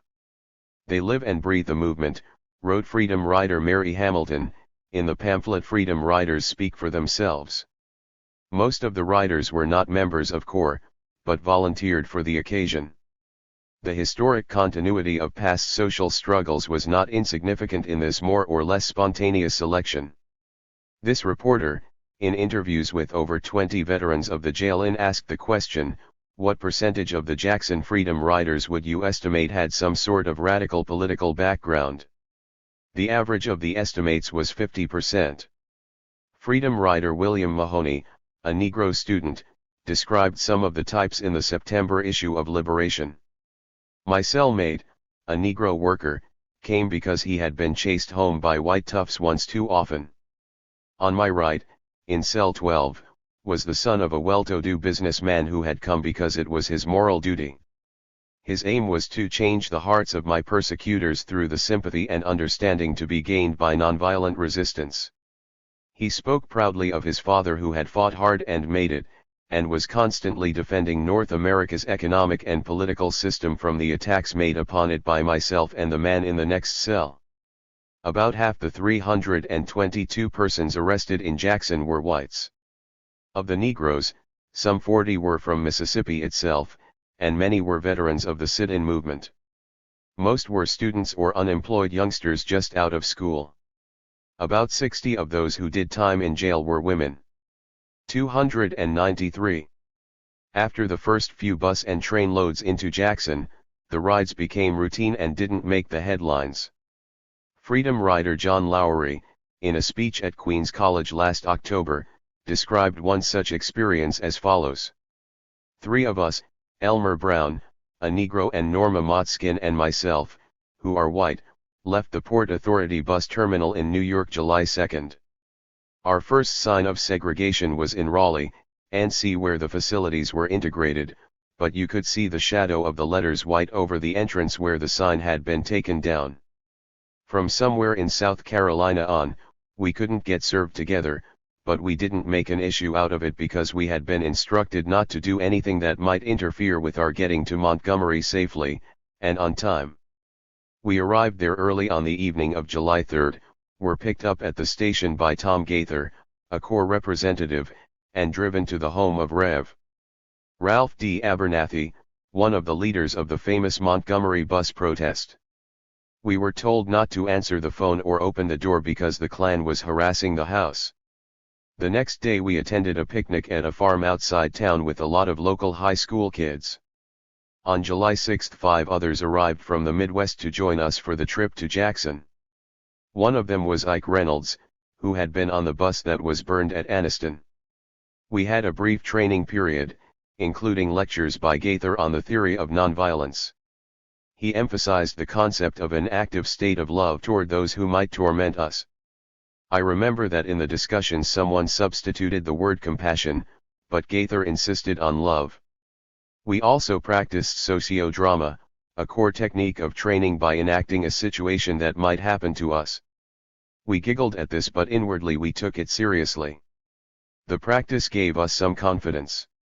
The 8 of us went to the bus station in Montgomery, Friday evening, July 7. 1. Bill Hansen was not supposed to identify himself as a Freedom rider so he could make a telephone call if something happened. But a reporter had been given a list of all 8 of us and kept asking, "Where's Hansen?" It produced some tense moments at the station, but the reporter finally shut up. The bus had a police escort out of Montgomery. I remember catching the eye of a white girl on the bus as I entered. She was about 18 and very pretty, and she gave me a big smile.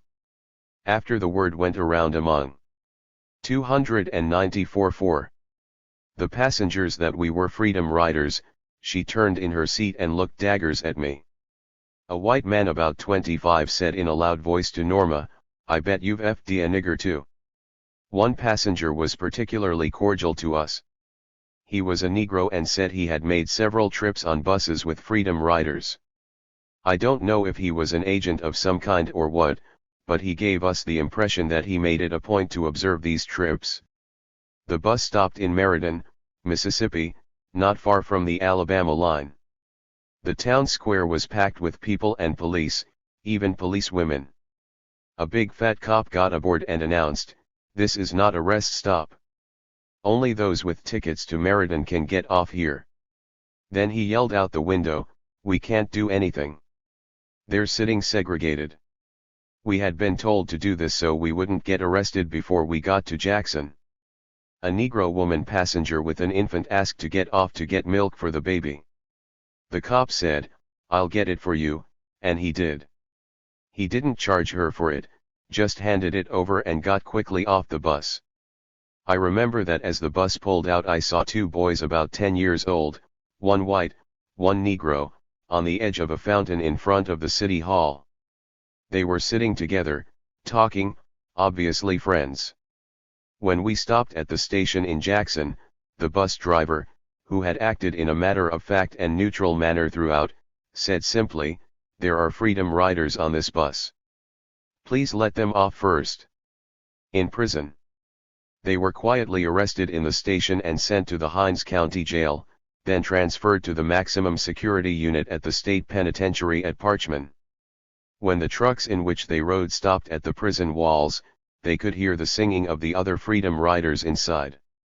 They were stripped, examined, questioned, given light underwear, their only clothes for the entire stay, and locked in cells.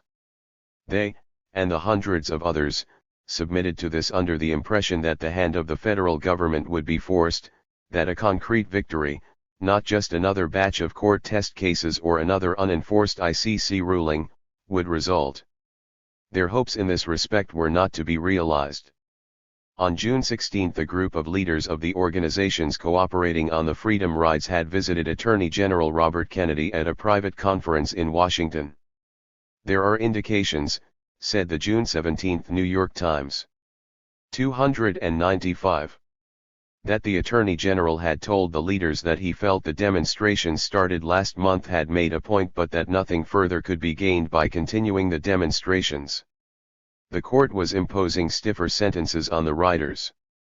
The tactic became, not to work out the fine, but for each rider to stay as long as he chose, up to the time limit for appeal 40 days, and then to post bail.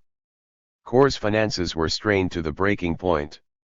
For the politically naive among the riders, the implications of the process now unfolding were caught by Eugene V. Rostow in the June 22 Reporter, for above all, the freedom riders bear witness to their faith in law, a faith we must not, dare not betray.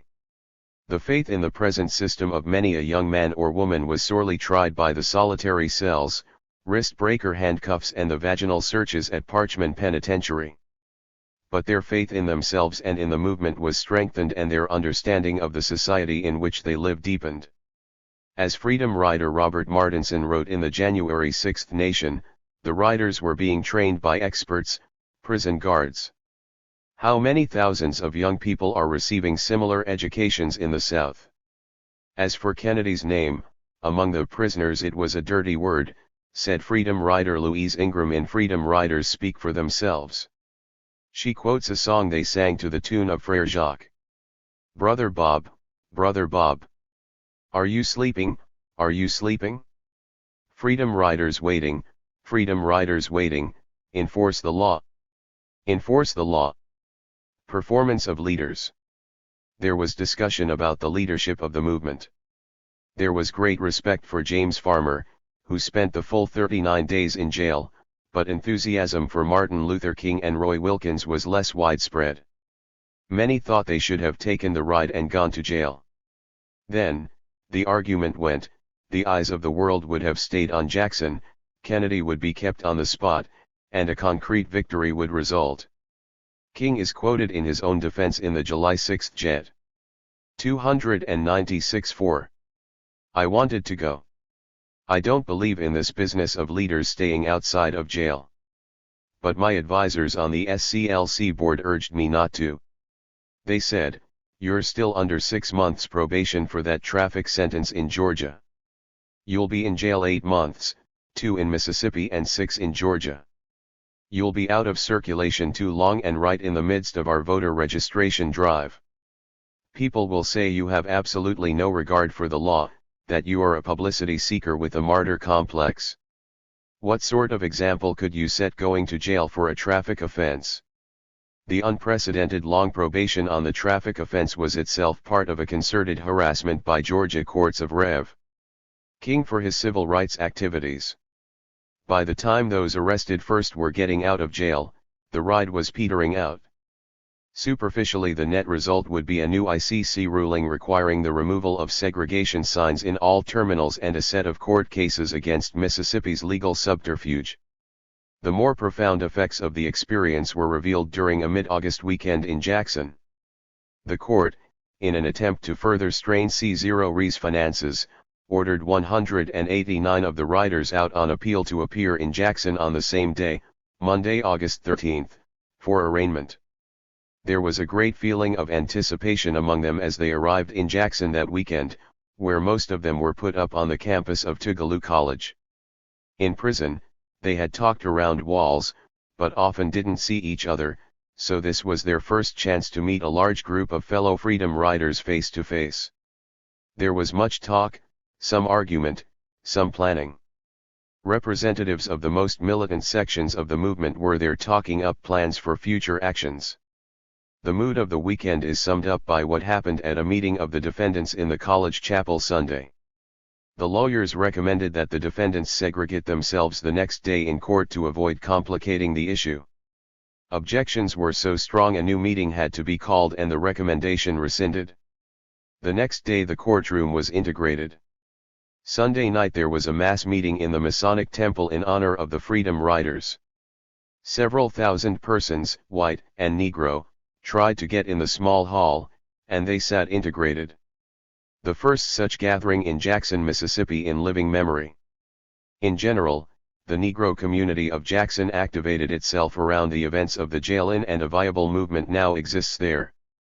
After the arraignment, veterans of the jail-in went off to various places in the South, where they participated in, and often sparked the rash of militant mass. 297. Actions which broke out in the South in the latter half of 1961, and which have brought the civil rights movement to the highest point in its history. Some went to Nashville for more sit-ins. Some went to Monroe, NC in response to a call by Robert F. Williams. Some went to Albany, Georgia, where over 700 demonstrating Negroes were arrested in December, and where a successful bus boycott is now in progress. Some went to Macomb, Mississippi on a voters' registration project, where they activated the local high school students in a series of demonstrations, in the heart of the worst Jim Crow area of the country. One of the original core Freedom Riders, B. Elton Cox, helped lead the demonstration of 1,500 Southern University students in Baton Rouge, Louisiana, the aftermath of which is still shaking that campus, the largest Negro university in the country. Veterans of the Jackson jail-in helped spark the mass sit-ins on Route 40 and on Maryland's eastern shore. Almost everywhere the struggle has taken a turn toward mass action, veterans of the Jackson jail-in have been there, often in leading roles. A group of them even showed up on a picket line of low-paid hospital workers in New York City this January and played a role in turning the tide toward a victory for the Union. So what was the Jackson Freedom Ride and jail-in?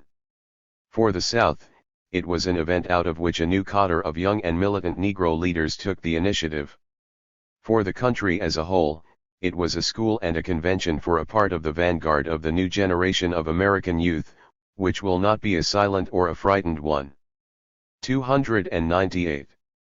3. How a Minority Can Change Society. 10, 1964. George Brightman. 4. The year 1963 was the most eventful in the history of the American Negro struggle. As it ended, people all over the country were stopping to assess what had happened, to think over what was done and what was not done, what was accomplished and not accomplished. Clifton D. Berry, the Socialist Workers' Party candidate for president this year, had an opportunity at the end of 1963 to make a coast-to-coast tour of most big northern cities and to learn something about the current thinking of Negro militants.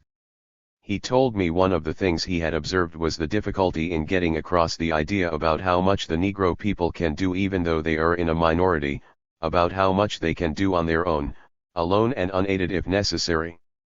He noticed this difficulty in speaking with Negro trade unionists, but not only them.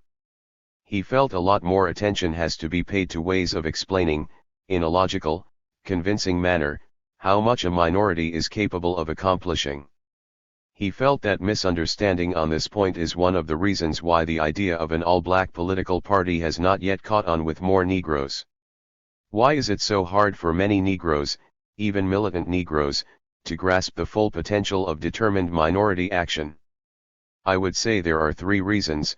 First, the teaching, the influence, the propaganda of the whole capitalist system from cradle to grave are aimed at brainwashing the people, at convincing them, among other things, that minorities can plead and beg, but cannot do anything significant, cannot accomplish any big changes, until they have the consent of the majority. Above all is this idea burned into the minds and souls of Negroes, whose history is distorted or denied, and who are made to feel not only that they are a minority, but an insignificant minority, who have never amounted to much by themselves and who, without the STEM supervision or benign direction of the great white fathers, would hardly know how to flush a toilet. In other words, for Negroes to comprehend how much a minority can do. 10 Brightman 1964. 299. They must buck everything drilled into them from the beginning of childhood. They virtually have to make a revolution in their thinking. There is a certain irony in these things taught by the capitalists because the capitalists are a minority themselves. In fact, a much smaller minority than the Negro people. Yet this capitalist minority controls the whole country, lock, stock and barrel, its wealth, its means of production, its political structure, and therefore is a living refutation of what it tells us about the limits on what a minority can accomplish. The second reason why it is hard to see the truth about what a minority can do is that the present Negro leadership, almost in its entirety, is enslaved by the ideas promulgated by the capitalist class, repeats and spreads those ideas, and does everything in its power to discourage the mass of the Negro people from taking steps genuinely independent of the white majority. A third reason is that the radical movement, virtually the whole radical movement with the exception of the Socialist Workers' Party, although it approaches questions from a different standpoint than that of the ruling capitalist class, has failed to comprehend the essence of this question, and instead of promoting and encouraging both theoretically and practically an understanding of the dynamics and potential of minority action, in some ways even discourages it. An example is their attitude toward the Freedom Now Party. I do not know of a single organization in this country claiming to be Marxist or Socialist or Communist that supports the Freedom Now Party, except the Socialist Workers' Party. The Communist Party, the Socialist Party, the Socialist Labor Party, the Progressive Labor Movement, all are either flatly opposed to, or feel very uneasy, about the development of an all-black political party independent of the power structure and of the two major parties. And if you trace back the causes, you will find them to be most un-Marxist, un-socialist, and un-communist failures to grasp the revolutionary implications of the independent struggles of the Negro minority. I want now to examine some typical arguments by the present Negro leaders against such independent action. When the Freedom Now Party was organized in Michigan a few months ago, the press was very much concerned about it.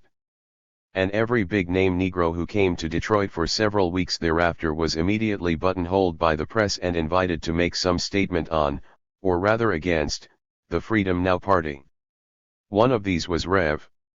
Martin Luther King, who obliged with the following statement: "I am opposed to anything or any party that teaches separation of the races because I am for integration. If the party is designed to get more Negroes 304 interested in politics, fine, otherwise I can see no good that can come from an all-black party. 1/10 of the population will never be able to dominate 9/10. In this statement I think Rev. King is guilty of counterposing separation of the races and integration in a completely false and unwarranted way. The Freedom Now Party does not teach the separation of the races. It recognizes that this is a society where the races are separated in fact, and attempts to utilize the separation that has been imposed by capitalism in order to change society and do away with the discrimination made possible by this imposed separation. King is well aware of this. He is a preacher, the head of a church which happens to be all black. He does not reject or oppose this church because it is all black. He knows that there is nothing racist about this church being all black. It is the result of living in a racist society. And he works through this all-black church and tries to build it, at the same time that he advocates integration and seeks to utilize this all-black organization to promote integration. Now why can't an all-black party do the same thing that an all-black church does, that is, take advantage of the separation created by this racist society in order to weld together the black victims of racism so that they can work to end racism altogether? Why not? Why is it permissible in King's eyes for Negroes to pray together, but not permissible for them to join together in political action in the way they find most effective for ending their oppression? Shouldn't King, if he is logical and consistent, propose that Negroes give up their all-black churches too because they are not integrated? Posed this way, King could reply, "But we have an all-black church because it's the only kind available to us." And the answer of the Freedom Now Party could be, yes, and an all-black political party is the only kind available to us that we think has any chance of solving our problems. So King is confusing rather than clarifying the real relation between separation and integration, which are not necessarily opposites at all, since the formation of all-black organizations and institutions may actually be a means of achieving the goal of integration instead of being in contradiction to that goal. King's other remark was even more revealing: 1/10 of the population will never be able to dominate 9/10. Maybe not, although I've already pointed out that the capitalists, a minority of less than 1%, dominate the other 99% of us. Anyhow, that's not the issue posed by the Freedom Now Party. It is not the Freedom Now Party's goal for the Negro 1/10 to dominate the white 9/10. Just the opposite, its goal is to keep the white 9/10 from dominating and oppressing the black 1/10. How to do this? That's the real difference between King and the Freedom Now Party. Must. 301. The minority adapt itself in its methods and tempo to the prejudiced majority, just because it is a majority, and not do certain things because the majority will not like it? Or, can the minority end the domination of the majority by acting with complete independence from the majority ideologically, organizationally, politically, and only by acting independently? King prefers not to discuss this real difference. That's why he misrepresents his opponent's position with irrelevant talk about the inability of 1/10 to dominate 9/10. Randolph's position. Another noted figure who came to Detroit at the time was A. Philip Randolph, Vice President of the AFL-CIO and President of the Negro American Labor Council. He too dutifully came forward with a statement against the Freedom Now Party, from which I'll readjust the first two sentences. Racial isolation in any form cannot register any influence on American political events. It is completely foreign to the political thoughts and actions of America. It could be pointed out that what Randolph calls racial isolation, in the form of all-white organizations like the Ku Klux Klan and the White Citizens Council, has registered plenty of influence on American politics. But I think it may be more useful to stress that in his eagerness to damn the Freedom Now Party, Randolph here is really damning himself. By racial isolation he means all-black organization for the purpose of ending the isolation foisted on Negroes by a racist society. Randolph is so blinded factionally that he has forgotten his own role, the thing for which he will probably be best remembered, for it so happens that next to Marcus Garvey and Elijah Muhammad, Randolph is the American Negro leader who did the most in this century for what he now calls racial isolation, that is, all-black organization. The first March on Washington movement, which Randolph organized in 1941, was all-black, and Randolph was foremost in insisting that it be all-black. Even though it did not materialize in a march, because Randolph yielded to Roosevelt and called it off at the last minute, that first call for a march on Washington in 1941 nevertheless accomplished more than the interracial march that took place last August, because it forced Roosevelt to issue the first FEPC order, which is more than the 1963 march accomplished. Instead of isolating the Negro struggle, I think it can be said that that all-black organization, small and imperfect though it was, did more to influence American life than any interracial movement has done since. 302. 4. How do you influence the course of events anyway? Is it done by strict adherence to the procedures and forms approved by the forces in power, or by following the rules they lay down? All experience, American as well as foreign, testifies to the contrary. As long as you abide by their rules, either in the way you organize or the way you fight, they know they have little to fear from you and pay you little attention. The only valid test for all-black organization is this: does it at this time and under these circumstances help or hinder in mobilizing the masses for uncompromising struggle? It doesn't matter if whites, liberal or conservative, don't like it and call it all kinds of names. What counts is what the black masses think about it. If they think it is good, if it enables them more effectively to organize for struggle, then it can have a shattering impact on present-day American society and politics.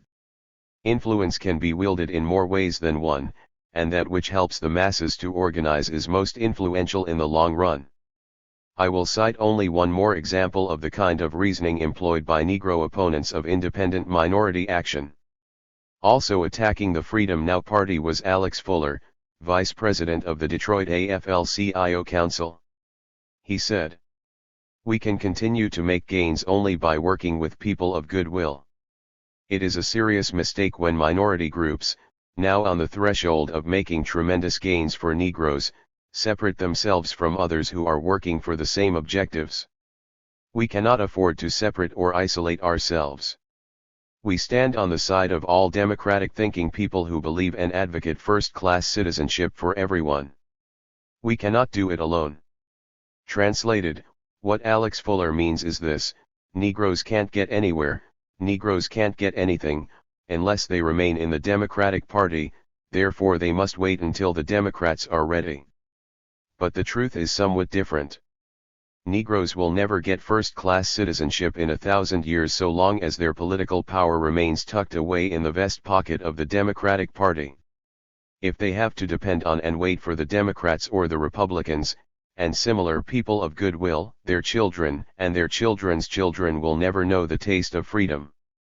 Nobody in his right mind wants to separate from others who are working for the same objectives, but it is a lie to pretend that the Democratic Party, any more than the Republican Party, has the same objectives as the Negro people.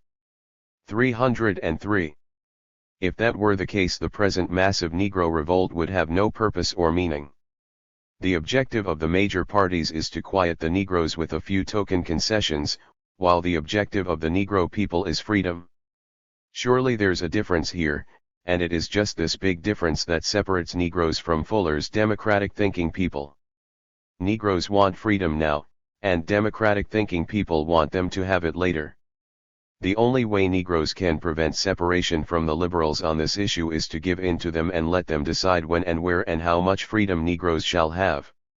That's what Alex Fuller and the other Negro leaders have done and what they want the Negro people to do or keep on doing. But the tendency favoring the Freedom Now party has decided that 100 years of political dependence on these democratic thinking people of goodwill is enough, because such dependence, far from bringing them to the threshold of tremendous gains, will lead only to another 100 years of the same. They have made their declaration of political independence, and now they are striking out on their own, determined to use their political power for themselves first, last, and all the time. Characteristics of Negro minority. Before proceeding to our examination from a Marxist point of view of how much and not how little a minority can do, I should make clear that I am not talking about just any minority, but about a minority with certain characteristics, certain features, and a certain history. And also, yes, I am talking about a minority of a certain size. Let me get the size question out of the way first. Obviously, not every minority is big enough to do the things I am talking about. Size is important too. If there were only 2 or 3 million Negroes in this country, which is approaching a population of 200 million, they could not accomplish what a minority of 20 million can. But 20 million is a big force, big enough to tear things up, big enough and weighty enough to appreciably affect the course of events. After all, how many countries in the world, not only the new ones in Africa and Asia but also the old ones in Europe and the Americas, have a population of 20 million? Out of more than 100 countries, not more than 25 at the most, so that around 3/4 of the countries in the world are smaller in population than the Negro people of the United States. Size and relative weight are not the only important factors to be considered. A minority of even 40 million cannot do much if satisfied with its conditions or indifferent and apathetic about them. As important as size, or more important. 304. In deciding what a minority can do are social, economic, political, historical, and psychological factors. What I am trying to say is that what a minority can do depends on whether or not it is oppressed and exploited because of some minority trait or feature, is separated out by society for special inferior status, is denied equal treatment, opportunity, and rights, whether or not it is at the bottom of the social ladder so that when it rises it shakes the whole structure, whether or not it is a part of the most productive and potentially most powerful force in the modern world, the working class. And yet at the same time is denied the full benefits of membership in that class, whether or not the oppressive and exploitative society in which it exists is stable or in crisis, challenged on all sides and therefore no longer able to maintain the status quo, whether or not this minority believes that it can take advantage of the crisis of society.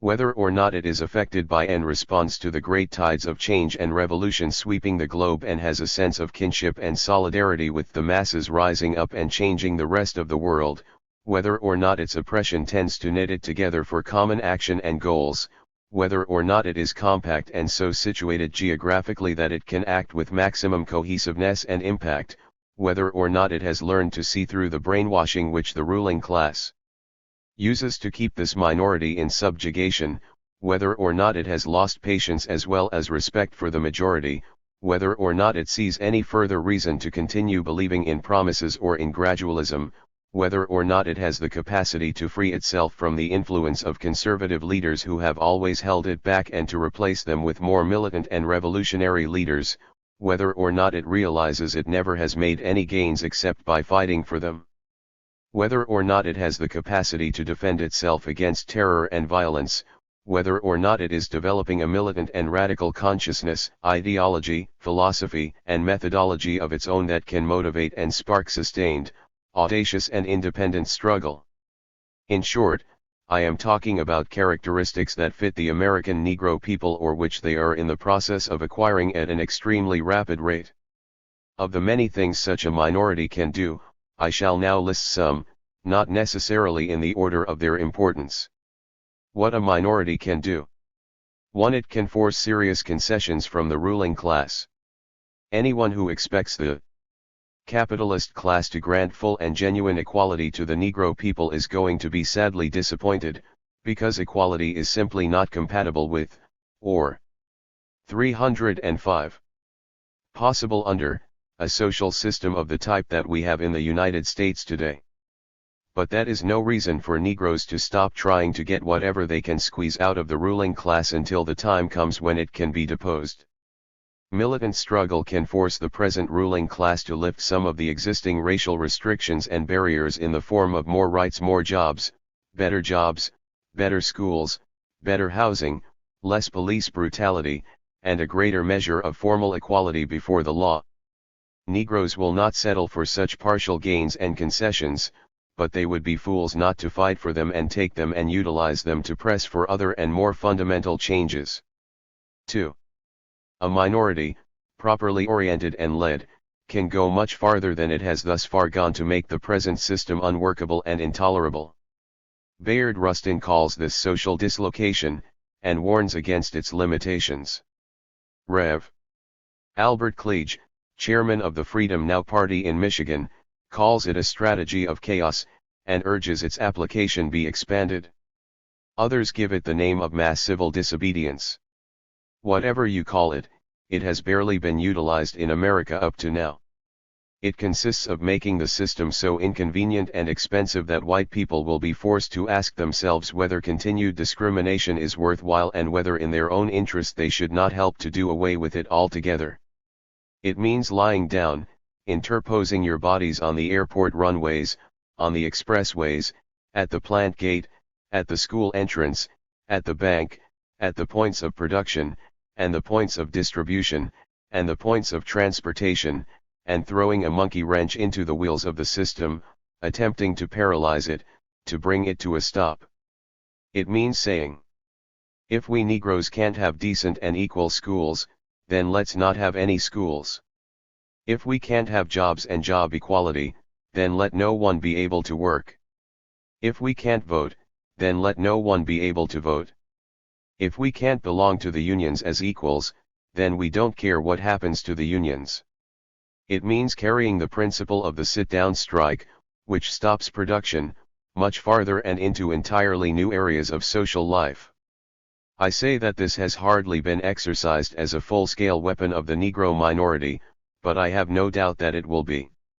Already some members of the Student Nonviolent Coordinating Committee, headed by Diane Nash Bevel, have proposed such action and have had it rejected by moderate leaders like Rev. King, who talks about civil disobedience but is mortally afraid of really unleashing it without restriction on a mass scale. The sit-ins, the lie-ins, the wait-ins, etc., were just a small, faint, preliminary version of what is still to come in a giant size and to the accomplishment of deep social convulsions and conflicts. 306.4. To avoid misunderstanding, let me say that what I am talking about here is not pacifism but an all-out struggle, which will be the equivalent of a general strike when it reaches full flower. And a general strike usually tends to pose questions about who shall have power in the land. 3. A minority can, merely by carrying through its fight for democratic rights without compromise, help to educate and radicalize the American people, especially the youth in whose hands the future lies. In fact, it is already doing so. You in this audience of young socialists and young radicals know better than anyone else how profoundly your thinking about the whole world has been influenced by the Negro struggle, how their fight for equality enabled you to see through the official myths about democracy and the free world, to understand the brute reality of the capitalist power structure, to reach new conclusions about capitalism and socialism.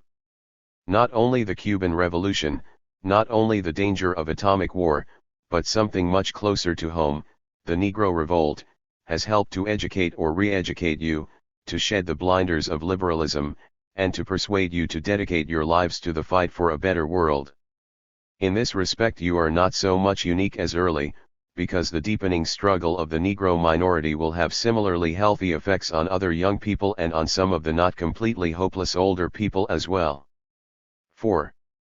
A minority not only can educate other forces but can set them into motion too.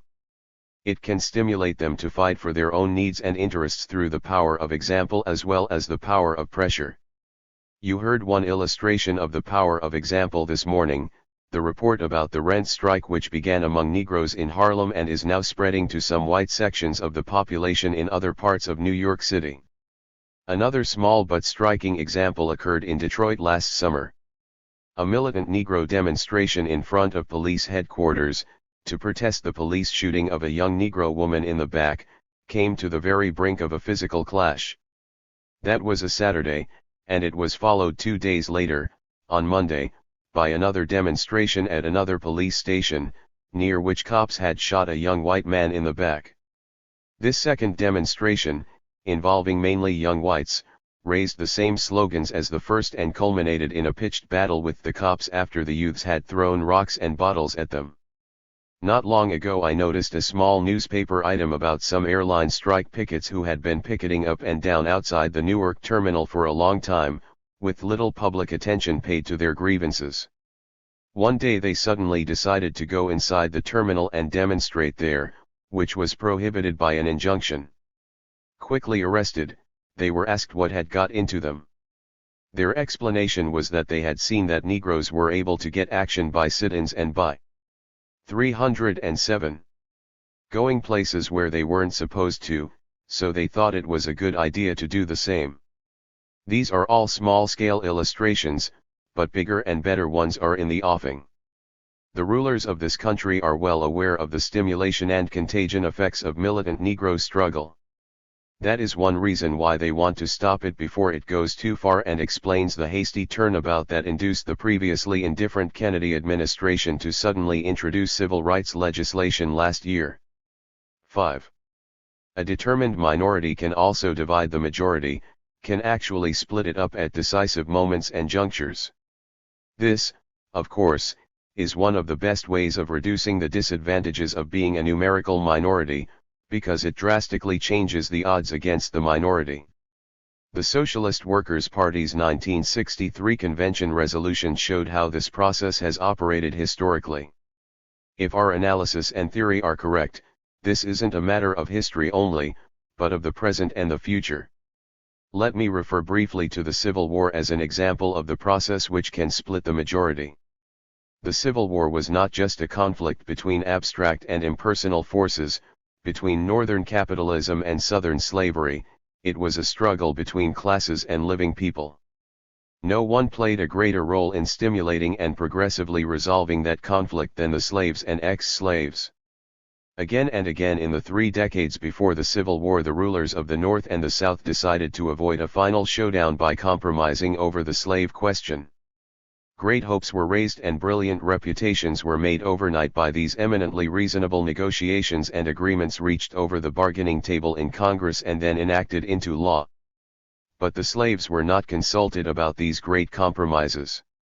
They would not have consented to them anyway, because they left the condition of the slave unchanged, that is, intolerable.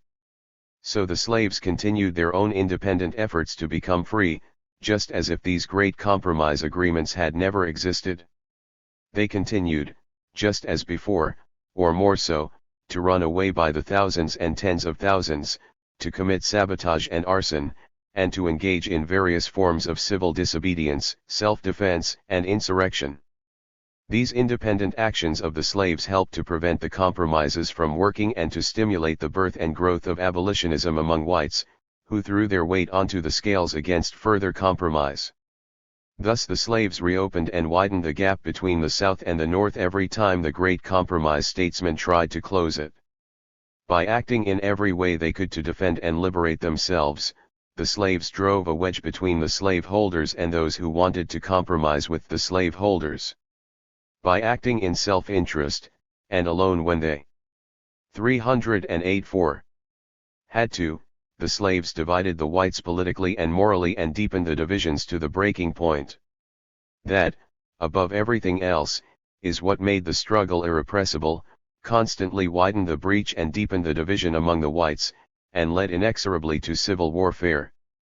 And then, at the crucial moment, after the outbreak of the war the rulers on both sides had tried so hard to avert, the Negroes pressured the Northern government into accepting a revolutionary emancipation policy and completed the process by providing what the reluctant Lincoln later admitted was the military balance of power in the war itself. All this happened without a conscious plan, you might say instinctively. Imagine what will happen when the Negro militants absorb this lesson from history and then consciously work out a strategy to fully utilize this process that is set in motion by the elemental desire of the masses to be free. We can expect, we can be certain, that the deepening of the Negro struggle for equality will have similarly divisive effects on the white majority in our own time. The majority is not homogeneous anyway, it is strained and in conflict over 1,000 questions of policy and class interest. A skillful leadership of the Negro minority will know how to pick the right place to drive new wedges, to deepen already existing and potential differences among the whites, to sharpen their conflicts, to set them fighting each other, and, in the process, as the SWP 1963 Convention resolution also says, to find mutually beneficial alliances with those classes and forces whose interests are closer to those of the Negroes against those forces that are most hostile to the Negroes. Under certain conditions, therefore, a minority, just by fighting for its own rights, can divide the majority into two or more minorities locked in combat with each other. This in turn can result in bringing to power a different kind of majority, not based on color, in which the original minority can take a leading part. Those who confine themselves to scratching the surface can see only the limitations of being a minority, which leads to lamentation, pessimism, and self-induced paralysis or subservience. But when we examine the situation in all of its complex and contradictory reality, probing it deeper and from all sides, when we study majority-minority relations in motion as well as when they are standing still, when we perceive that the majority has problems too, and weaknesses, and many points at which it is vulnerable and susceptible to successful attack, and that these majority problems and weaknesses are becoming more acute than ever before, then we find, not just limitations for the minority, but also infinitely varied and promising openings and opportunities for transforming, transcending, and overcoming limitations. 6. The Negro minority is also in a position to upset the whole political structure of this country, just by going it alone in politics, just by the decisions. 309. Negroes make about how to use their own votes and their own minority political strength. Our 1963 Convention resolution explored this question too, before the present Freedom Now Party was started, but it bears restatement because it is such an effective refutation of black liberals who contend the Negro is politically impotent and destined to fail if he acts on his own in politics. Negroes can form their own party. Negroes can run their own candidates against the Democrats and Republicans. Negroes, because they are already a majority in many districts, thanks to the segregated housing system that jams them tightly together in the big city ghettos, can, right now or any time they form their own party, elect dozens of black candidates to Congress from these districts and hundreds of state and local representatives. In this way they can get representatives in public office who will be responsible and accountable to the Negro community instead of to the corrupt major party machines. And since this block of black representatives will not be small, it will enable them to hold and wield a certain legislative balance of power and to compel bigger concessions from the power structure than the tokens and crumbs they are now thrown. All of this, you notice, without any drastic change yet in political relations, just by taking advantage of the political and electoral conditions created by segregation, by refusing to vote Democratic or Republican, by voting black. This would mark a real advance at least in the number and quality of Negro representatives in office, but that would be only a part of the result of independent political action. By forming their own party, Negroes can paralyze the Democratic Party and rock the whole political structure to its foundations. Without Negro votes, the bell will toll the doom of the Democratic Party. Without Negro votes, the Democratic coalition with the labor movement will be undermined and destroyed. Without Negro votes for that coalition, the unions will be forced to reconsider their political orientation, and this will encourage and strengthen the union forces who will eventually form an independent labor party. Without Negro votes, the present two-party system will pass from the scene and be replaced by something different, out of which Negroes may be able to acquire new and more reliable allies than up to now. And all of this can be accomplished by the simple device of forming a Negro party and running independent Negro candidates. Really, when you think about the potential, you can almost pity the ignorance of those Negro leaders who preach that Negroes are incapable of any political role other than tagging along behind the liberals. 7. The last on my partial list of things the Negro minority can do should be of special interest to another and smaller minority, socialists, white and Negro. I am convinced that if militant Negroes, not yet socialist, are not so concerned with this point now, they will be later, as their continuing political 310-4 experience draws it to their attention. At any rate, my point is that the Negro people, although a minority, can, with consistently revolutionary leadership, lead the American working class in the revolution that will abolish capitalism. We have long held the view that while the Negro struggle is the struggle of an oppressed minority for democratic rights, for equality, it tends, because the masters of this country are both unwilling and unable to grant equality, to become part of the general movement of the exploited and oppressed to abolish capitalism and proceed towards socialism. In this tendency to pass over from democratic to socialist goals, to pass beyond the capitalist framework that now envelopes it, the Negro struggle is similar to the colonial struggles, which also take off from democratic aims, such as independence and self-government, but find themselves unable to attain those democratic aims until they wrench the imperialist boot from off their neck. The Chinese call this process the uninterrupted revolution, and Leon Trotsky called it the permanent revolution. But that is not what I am discussing here. What I am talking about now is something else, the capacity of the Negro people to lead the working class revolution to replace capitalism with socialism. To grasp this idea we must rid our minds of the conception that any social revolution in general or any working class revolution in particular has to be led by a majority.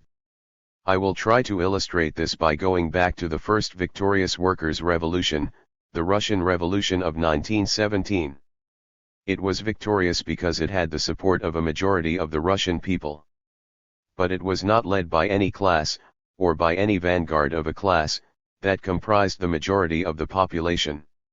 It was a revolution supported by the majority, and it could not have succeeded without that majority support, but it was led by a party that represented a class that was a minority of the country. We call it, and it was, a working class revolution. But out of 150 million people in Russia in 1917 the workers were a small minority. There were probably no more than 10 million workers, and that included agricultural workers, some of whom were workers only part of the time.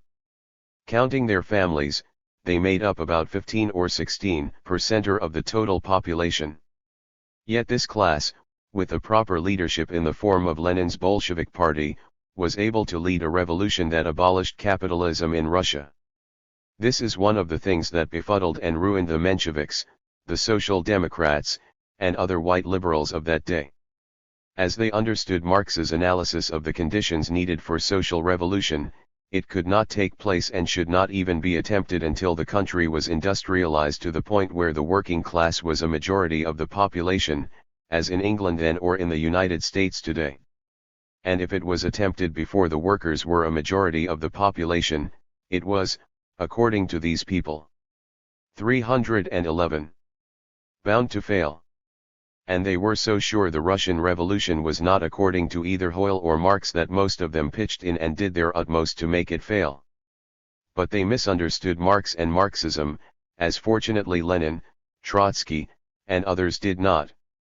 A socialist revolution can be led by the working class even when the working class is a minority, provided that working class minority can get an alliance with, and support from, other non-capitalist forces and classes in the country. In Russia this meant an alliance with the peasants, who constituted around 75% of the country. The working class minority was able to lead the Russian Revolution and lead it to victory, not only because it took advantage of the crisis of the capitalist class in the war, not only because it had a qualified leadership, but also because it worked out an effective alliance with the most oppressed sections of the peasants. This alliance was designed to meet the most pressing demands of the peasants, but it did not make any concessions to them about the need to throw the capitalists out of power, and it was based, first of all, on the needs and interests of the working class minority, because the workers were the backbone of the revolution, the most revolutionary force in the country, and represented the historic march of social progress. Now why, in discussing the American Revolution of the 1960s and 1970s, have I gone all the way back to 1917 and far off Russia? I did so because I thought it would throw light on the distinction between the making of a revolution and the leading of a revolution, on the leading role that a minority can play, on how dogma can blind one to the leading role of a minority, and on how the successful leadership of a working class revolution by a minority class depends partly on its ability to make alliances with other exploited classes and groups. I know I am not proving anything about America by this reference to Russia, but perhaps it can help us to look at the role of revolutionary minorities in a fresh way. The working class revolution has to be led by workers through their independent party, or parties, or councils. That's one of the things Marx taught us. But Marx never said anything about the revolution having to be led by white workers. He only said by workers, by the most revolutionary workers. The Negroes in this country are a racial minority, but that is only one of their aspects. It would be truly fatal to forget their other primary aspect, namely, that in their overwhelming majority they are proletarian in composition. In fact, Negroes are more proletarian than whites in this country. Negroes are an important section of the working class as well as a racial minority. Unless we are blind, we must see that they are at present and will probably remain the most radicalized section of the working class, the section of the working class that has the most to gain and nothing to lose from social revolution. If this is true, then why should it be so hard, when we are discussing what a radical minor 312.4 ity of the working class can do, to conceive of the possibility that it may lead the rest of the working class and its allies in the revolution that will abolish capitalism? As a matter of fact, that is just what Leon Trotsky, who did so much to rescue authentic Marxism for my generation and yours, was trying to teach us 25 years ago when we set out to reach a correct and revolutionary analysis of the Negro struggle. Things were different in 1933, before the CIO, and in 1939, long before the current radicalization of the Negro people. But let me read you some things Trotsky told us in the 1930s too and see if they do not apply with even greater validity and relevance to the changed conditions of the 1960s. My first quotation is from a discussion in Turkey between Trotsky and an American, 31 years ago, at the depth of the Depression and before the CIO was formed. English was not Trotsky's native tongue, and his English was not too good, but his ideas were. he was talking, in 1933, about what would happen when a mass radicalization began in America, and he said, "I believe that by the unheard of political and theoretical backwardness and the unheard of economic advance, the awakening of the working class will proceed quite rapidly. The old ideological covering will burst, all questions will emerge at once, and since the country is so economically mature, the adaptation of the political and theoretical to the economic level will be achieved very rapidly. It is then possible that the Negroes will become the most advanced section. We have already a similar example in Russia. The Russians were the European Negroes. It is very possible that the Negroes also, through the self-determination, will proceed to the proletarian dictatorship in a couple of gigantic strides, ahead of the great block of white workers. They will then furnish the vanguard. I am absolutely sure that they will in any case fight better than the white workers. That, however, can happen only if the Communist Party carries on an uncompromising, merciless struggle not against the supposed national prepossessions of the Negroes but against the colossal prejudices of the white workers, and gives it no concession whatever. That was 1933. 6 years later, in 1939, Trotsky discussed the Negro struggle with another delegation from the United States, and, touching on the conditions that make workers conservative or radical, he said, "If the workers' aristocracy is the basis of opportunism, one of the sources of adaptation to capitalist society, then the most oppressed and discriminated against are the most dynamic milieu of the working class. We must 313. Say to the conscious elements of the Negroes that they are convoced by the historic development to become a vanguard of the working class. What serves as a brake on the higher strata? It is the privileges, the comforts that hinder them from becoming revolutionists. It does not exist for the Negroes. What can transform a certain stratum, make it more capable of courage and sacrifice? It is concentrated in the Negroes. If it happens that we in the SWP are not able to find a road to this stratum, then we are not worthy at all. The permanent revolution and all the rest would be only a lie. Let me repeat just 3 of those statements now. It is possible that the Negroes will become the most advanced section. It is possible that the Negroes will proceed to the proletarian dictatorship, ahead of the great block of white workers. The Negroes are convoced by the historic development to become a vanguard of the working class. What Trotsky was trying to get us to understand 25 and 30 years ago, it is plain, was the possibility that the Negroes could lead the working class revolution. Our party tried to understand this and to express it in the very first resolution on the Negro struggle it ever adopted, which made it the first party ever to put this idea forward.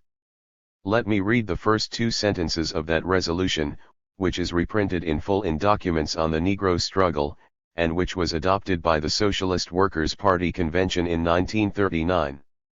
The American Negroes, for centuries the most oppressed section of American society and the most discriminated against, are potentially the most revolutionary element of the population.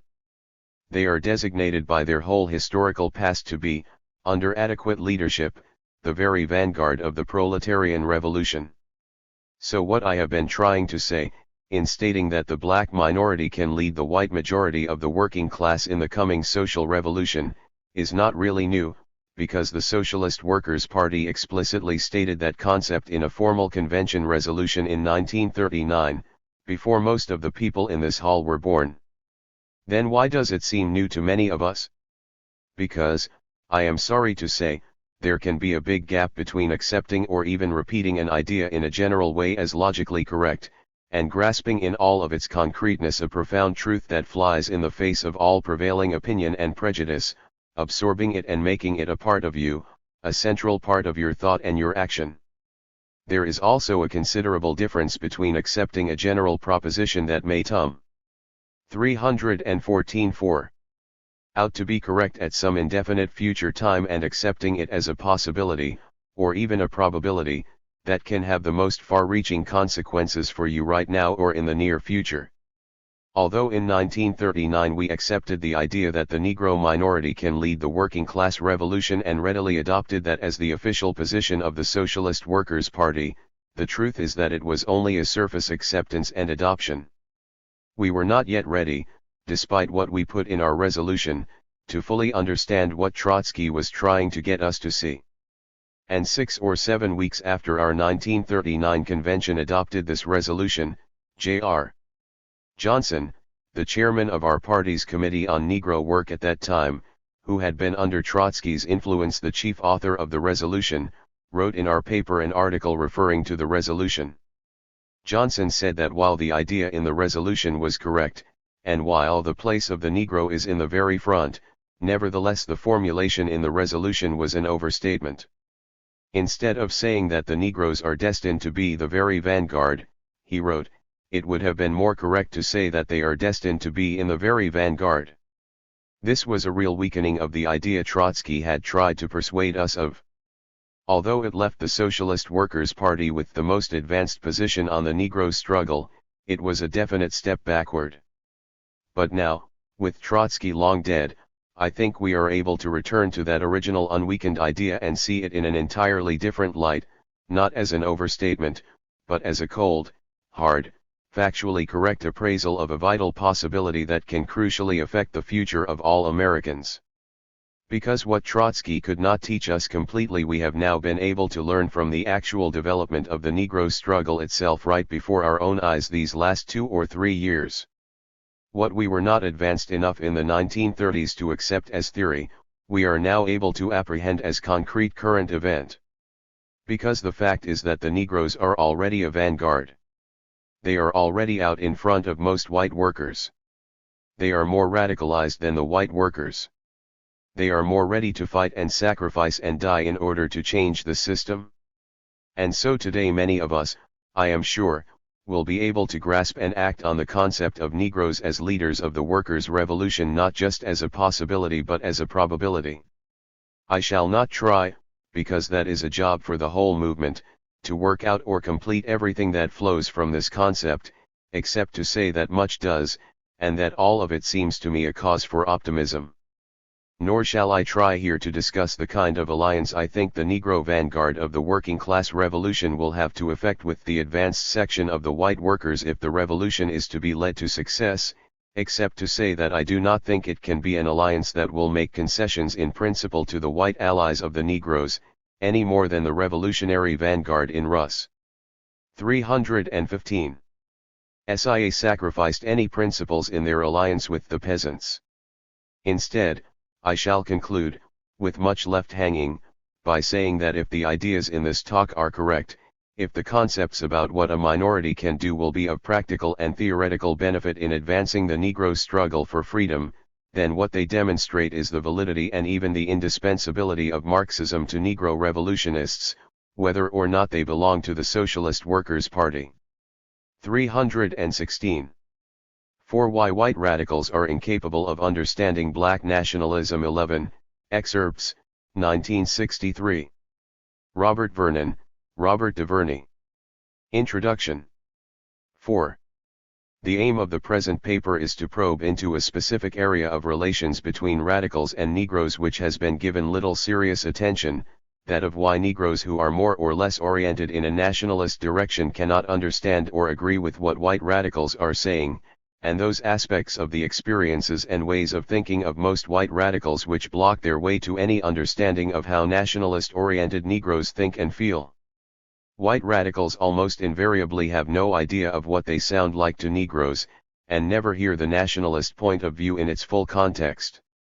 This contribution cannot come near presenting the full picture, and there may be points of importance which escape the author, and which will have to be supplemented. But white radicals are at present in a far worse position. They have virtually no comprehensive contact with the whole range of thinking of Negroes today, and are hampered by their background as American whites in using to best advantage the meager contacts they do have. It is not the purpose of this article to present a political program, or rounded out solutions on the Negro struggle or on the class struggle. Because of the manner and tone of presentation, it is necessary to insist here that this article is not intended to be an espousal of separatism or attack on integration, or repudiation of white radicals and white workers. It is rather something of a guided tour of the panorama of black nationalist thinking and experiences, for the benefit of white radicals who never get to see any appreciable fragment of the whole picture and are bound to misinterpret that fragment they do get to see. 11 Vernon 1963. 317. No pretense is made of presenting a balanced and rounded picture of nationalist versus integrationist orientations. White radicals generally have little trouble sympathizing with and understanding in some depth any efforts in the direction of integration and the individuals and organizations engaged in such efforts. This article attempts to present another, not the other, facet of the total picture. No distinction is made between the various tendencies of white radicals, since all of them sound pretty much alike to most Negroes at the present time. Radical organizations and publications have been making efforts in the direction of a confrontation of their views with those of nationalist-oriented Negroes, reflecting the increased importance and rapid growth of black nationalism in recent years. In most such encounters, however, we witness more hostility and misunderstanding than any meeting of the minds. White radicals are eager to understand, but don't know where to grope for the understanding. Negroes will tell off the white radicals and try to knock them off their high horse of Marxist knowledgeability. Moreover, most nationalist-oriented Negroes are flatly uninterested in communication with any whites, radicals, or otherwise. It is no subjective concern of theirs if white radicals don't understand them, they are only interested in enlightening and organizing other Negroes. This article may serve as an elementary introduction to some special features of black nationalism, with due attention paid to the peculiar background of North American white radicals. The first questions. You know, my cousin really digs this freedom ride and sit-in stuff. For a whole year he runnin' around tryin' to get this luncheonette integrated, gettin' arrested and beat on the head. Finally this cat get the place integrated and, you know what? Man, they didn't have nothin' he wanted. Adapted from Dick Gregory. Should nationalism among Negroes, whether in organized or latent form, be regarded by Marxist-oriented radicals as a dangerous rival, a misleading and confusionist force objectively serving the class enemy, an obstacle and roadblock standing in the way of Negro-white unity in the fight against the bosses? Or is it an unavoidable though repulsive phase of growing pains through which some or most Negroes may unfortunately have to pass on their road to the straight and true path of the Marxist Revolutionary Party of white and black Americans? 318.4. Does black nationalism perhaps have anything at all valuable in its own right to contribute which Marxists can appreciate and try to channelize into the real struggle?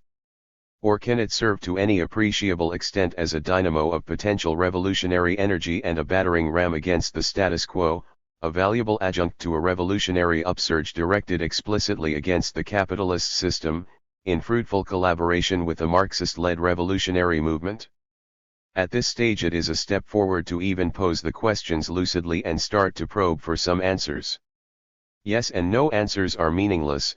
What we need to examine is to what extent and under what sets of conditions would the affirmatives to these questions become valid. And revolutionists want to know not only what the score is, but what avenues of action are open, what can be done to change things.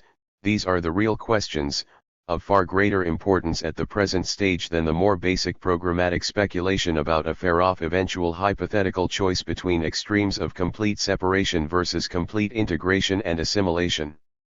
The more negative reactions to black nationalism have been almost universal among white radicals of all 57 varieties, not to mention the rest of the white population, which doesn't go for integration either, for a number of reasons. Let us survey some prominent reasons. For 3 decades now, white radicals have been dedicated to the struggle for integration in the United States, for getting us Negroes full citizenship rights on paper and reality. Most of their contact with Negroes, and all of the contacts they consider fruitful and meaningful, have been with Negroes struggling for integration. Radicals don't understand and are not politically or sociologically equipped to understand the intense need for nationalist identification on the part of Negroes.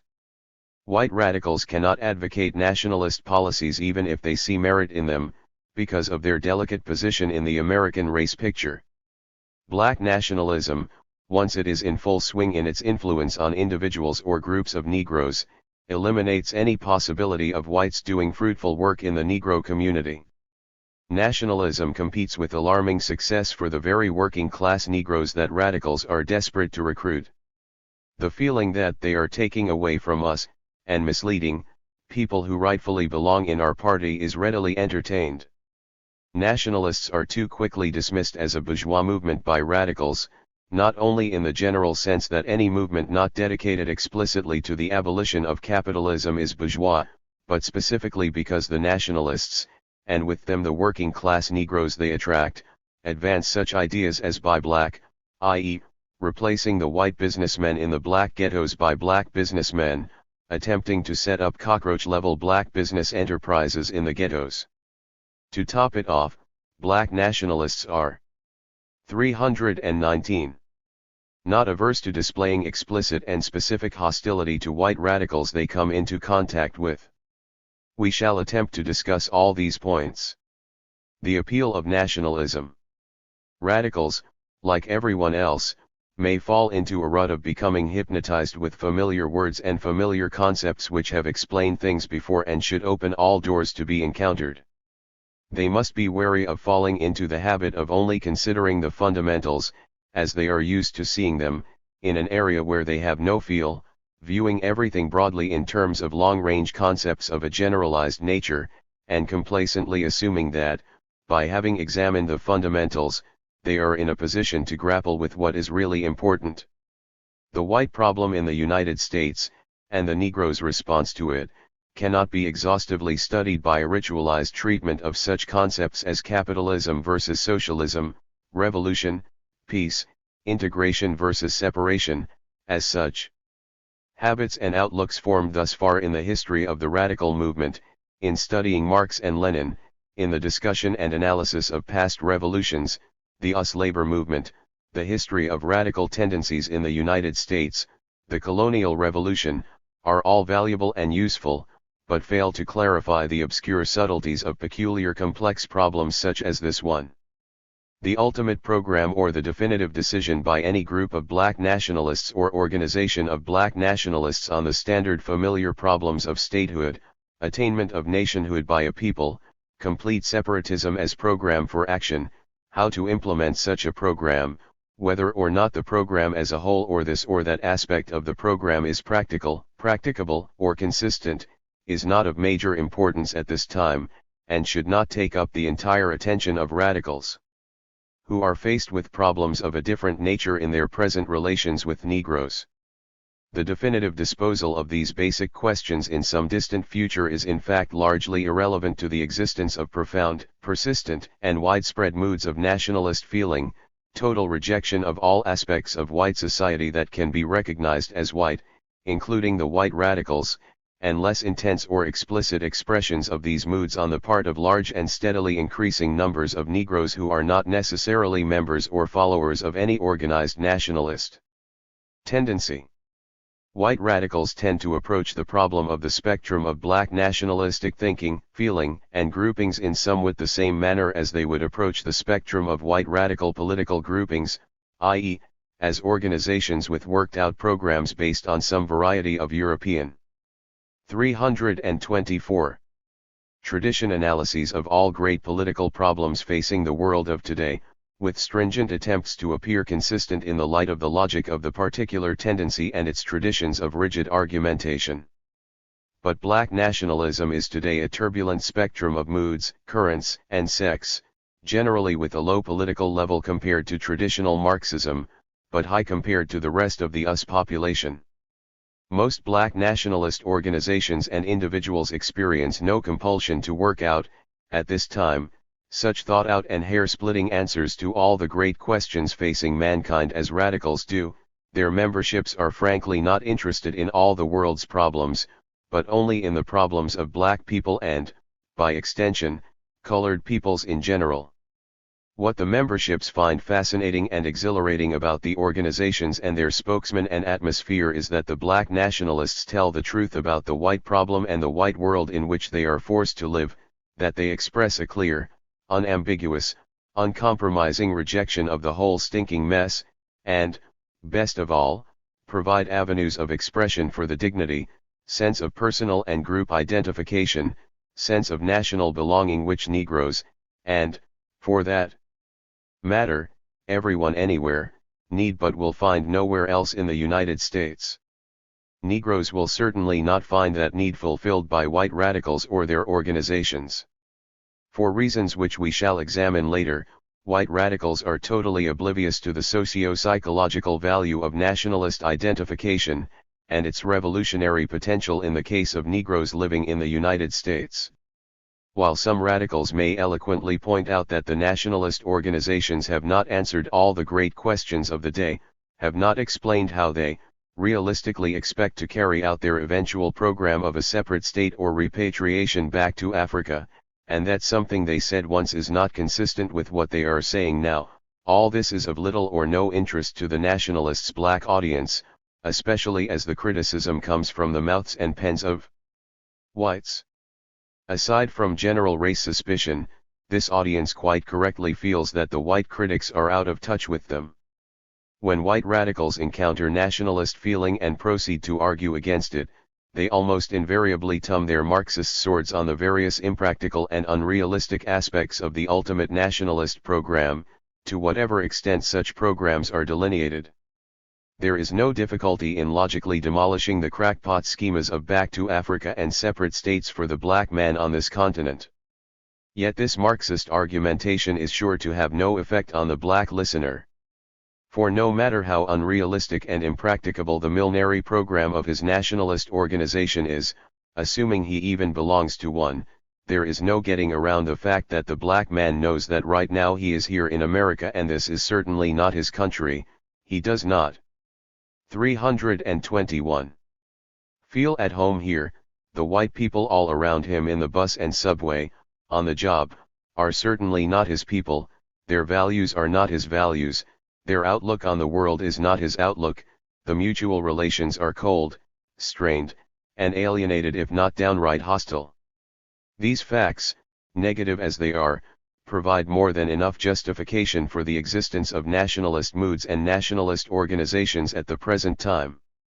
Negroes who join, support, or listen sympathetically to such organizations are not necessarily seriously interested in the ultimate programs espoused by these groups, but respond with sure and certain intuitive political judgment to the fact that these organizations, groups, and individuals are really saying something, they are telling the truth about the here and the right now, whatever one may think of their ultimate pie in the sky. They satisfy deep-felt psychological and sociological needs common to people who do not have their own country and need to elaborate their own image to live up to, not somebody else's. But these needs are remote from the understanding of the white radical, who does have a country. The negative aspects are of little or no interest to the white radical, who lacks any nationalist feeling. In fact, since white nationalism can only be arch-reactionary in the us, the white radical is much better off without it, and lack of it casts no aspersion on him. But by the same token the white radical is at a loss to understand what contribution these undeniable, ever-present negative facts, which bear down on Negroes every moment of the day, in addition to everything else obnoxious in the racist us which likewise bears down on Negroes every day and which radicals do understand and fight, can make to the complex of nationalist feelings in Negroes. At the present level of political development and nationalist consciousness of Negroes in the us, this negative attraction to nationalism is more than adequate to sustain these moods and organizations. More political clarity, not so much about the ultimate program, but about action to be carried out right now, will be demanded from nationalist leadership as this consciousness develops further under the impact of events. It is common to dismiss black nationalists, particularly organized black nationalist tendencies, as people engaging in escapism, people withdrawing from the real struggle, who have much less in common with radicals than do integrationists and assimilationists. They are commonly considered nowhere near as practical and realistic in their outlook as are integrationists and assimilationists. 322-4. This evaluation is not well grounded. Integrationists, nationalists, and white radicals are all unrealistic, each in their own ways. there is some aspect of reality which they fail to see or don't want to see. In some important ways, black nationalists have far more in common with white radicals than most integrationists have. Sometimes the distinction is not clear. Negroes evincing marked nationalist attitudes are engaged in integration struggles, but are not yet interested in joining any nationalist organization or sect. White radicals certainly do not sound realistic to blacks at this time. They have nothing substantial to offer. The white revolutionary workers they talk about do not exist in any perceptible number. The white ally working class they speak of does not resemble the white working class all Negroes know from their daily job experience. Integrationists are impractical in the long run, leaving aside any impractical ideas or tactics they have or follow in the present integration struggles, in that their goal is to achieve complete integration into a society which cannot be completely integrated and which is not worth integrating into.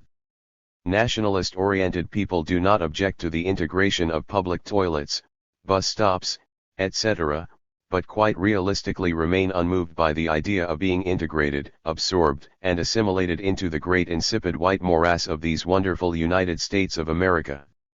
The possible theoretical contributions white radicals might conceivably make to the struggle are limited severely by their total lack of feeling for, total alienation from any understanding of, the subjective need for identity on the part of Negroes as a people separate and distinct from the surrounding majority of melting pot whites.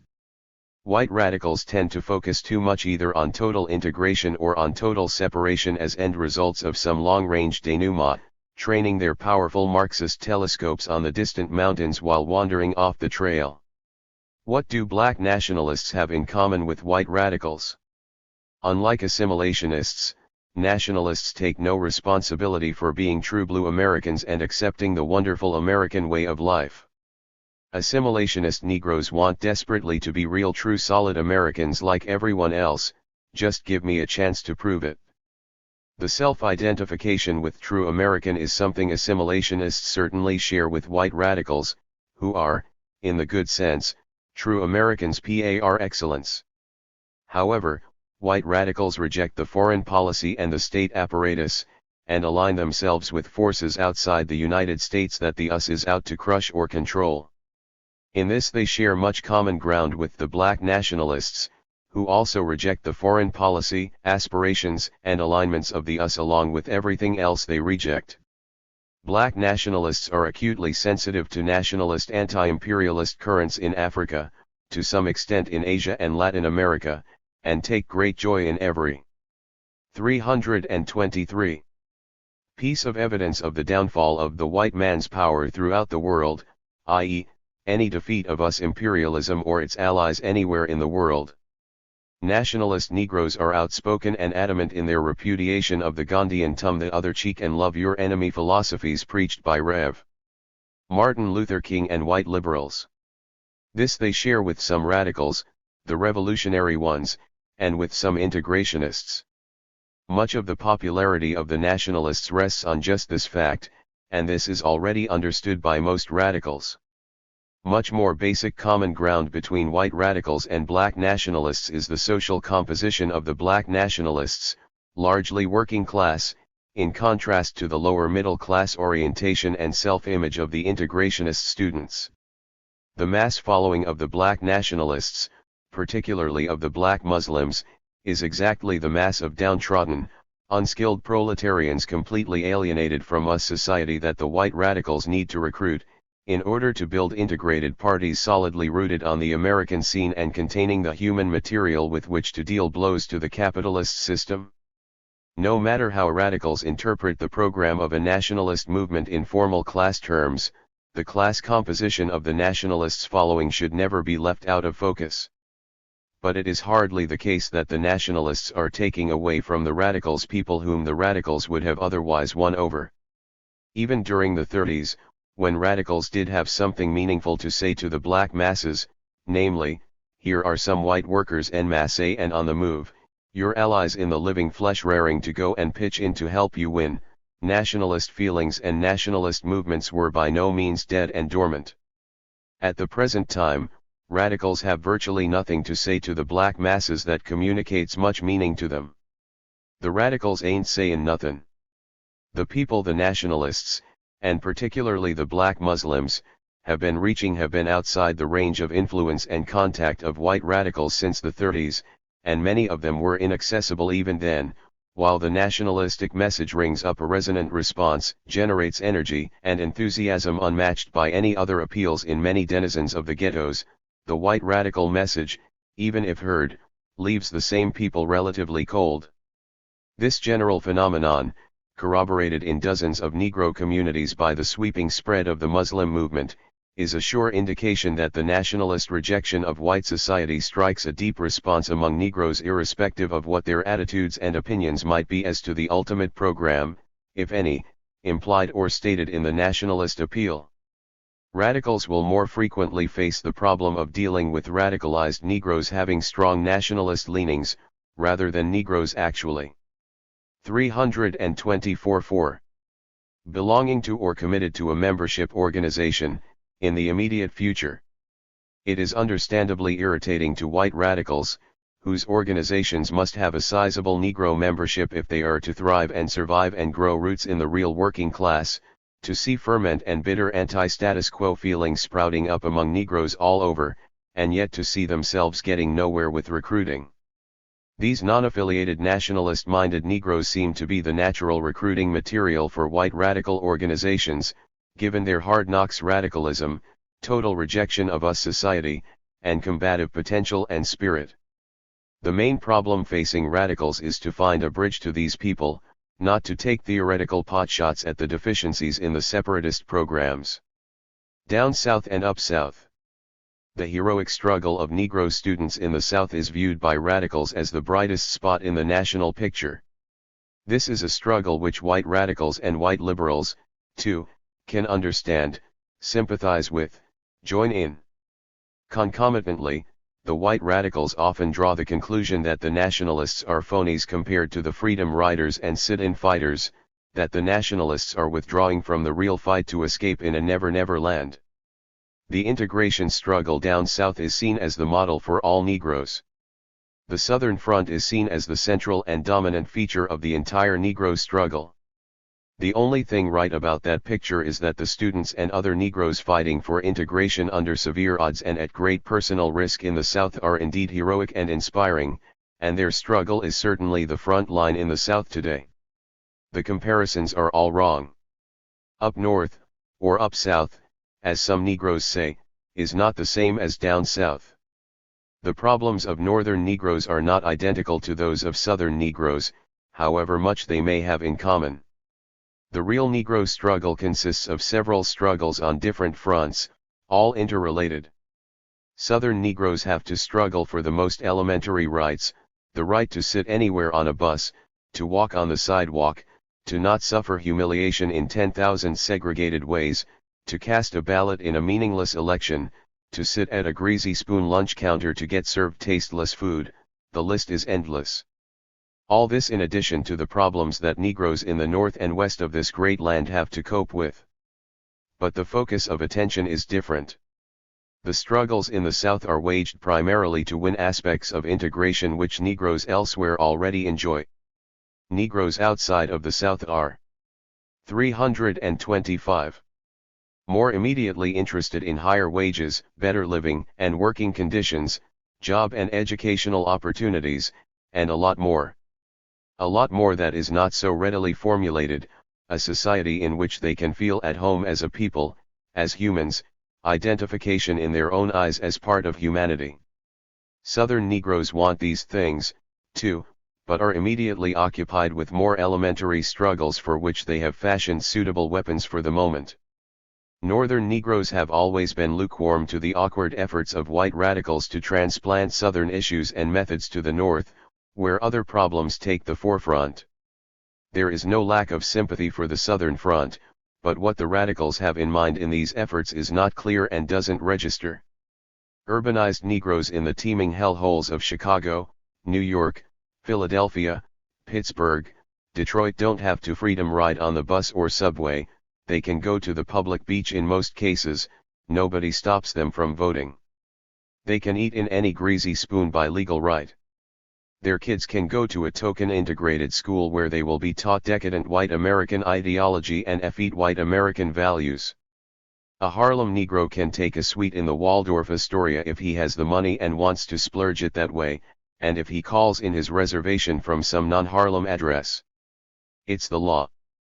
Then why aren't Northern Negroes happy with those beachheads of integration? Negroes in the North should seem about due for the melting pot. They have formal and legal status, even more or less the economic status, of previous ghetto immigrants, Irish, aliens, Jews, who have long since been assimilated. So why don't they melt? They have problems, true, but so did the other ethnic groups mentioned. Why this paradox of growing nationalism stronger in the urbanized and integrated North rather than in the totalitarian, segregated South? Black Muslims are growing pretty fast in the South, too, though. The bulk of Northern Negroes are economically restricted to rat and vermin-infested slum tenements and the dirtiest low-paying jobs. But this was true of immigrant groups in the past. As long as they knew some of their brethren had made it to success and had hope for their children rising up in the American world, they didn't lose faith in the American way. A few became radicals, but lost any interest in that nonsense as the society managed to absorb them. At no time was there a mass rejection of America comparable to what we see among Negroes today. If Negroes in the North and West were headed straight into the American melting pot, with the unquestioned goal of becoming assimilated as have the various waves of immigrants from Europe, and even Oriental immigrants, then 326.4. Integration, and gradual integration at that, would be on the order of the day, with no serious challenge from any quarter. True, one ethnic group may have a harder time getting into the melting pot than another, but it's all a matter of degree. It would only be a matter of time and grit before significant numbers of Negroes had made it. Nationalism would be at best something to amuse a few old cronies born in the South who never adjusted to big city life. Would radicals then be happier, seeing the urban Negro population all solidly in favor of integration and assimilation?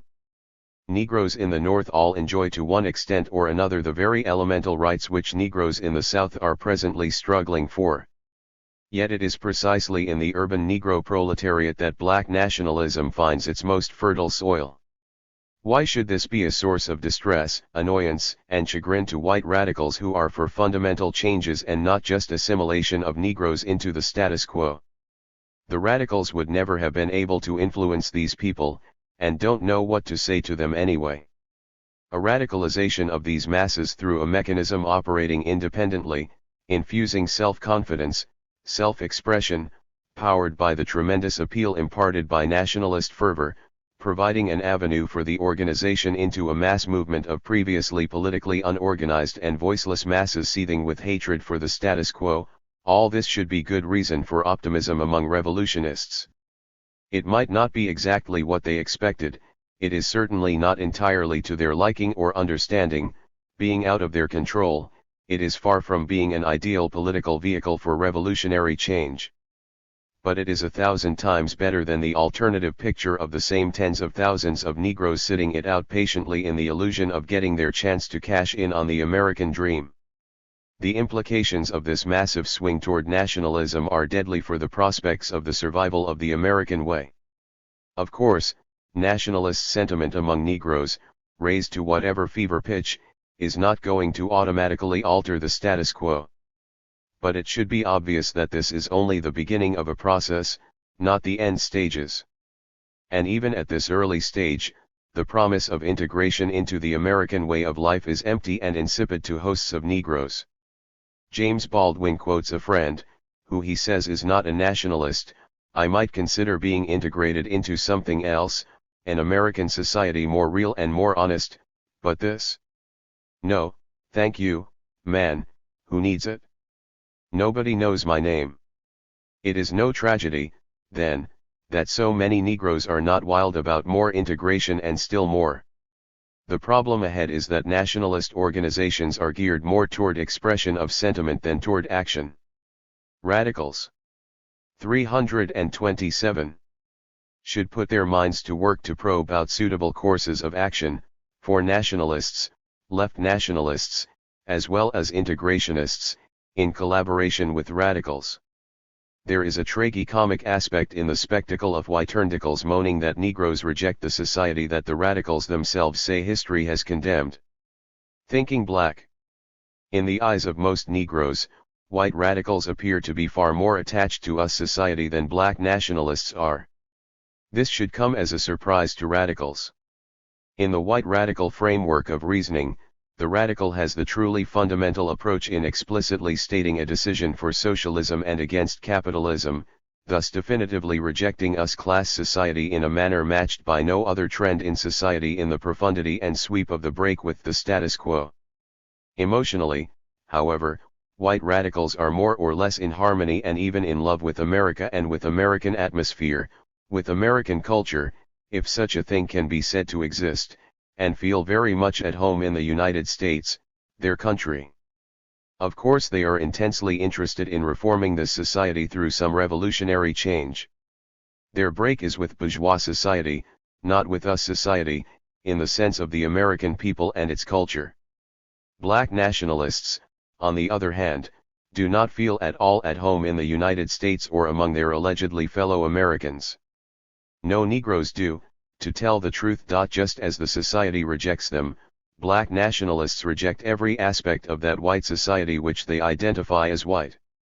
Remember that it is not just the bourgeois class society which rejects Negroes, but the whole of the us society, which is referred to here as white society.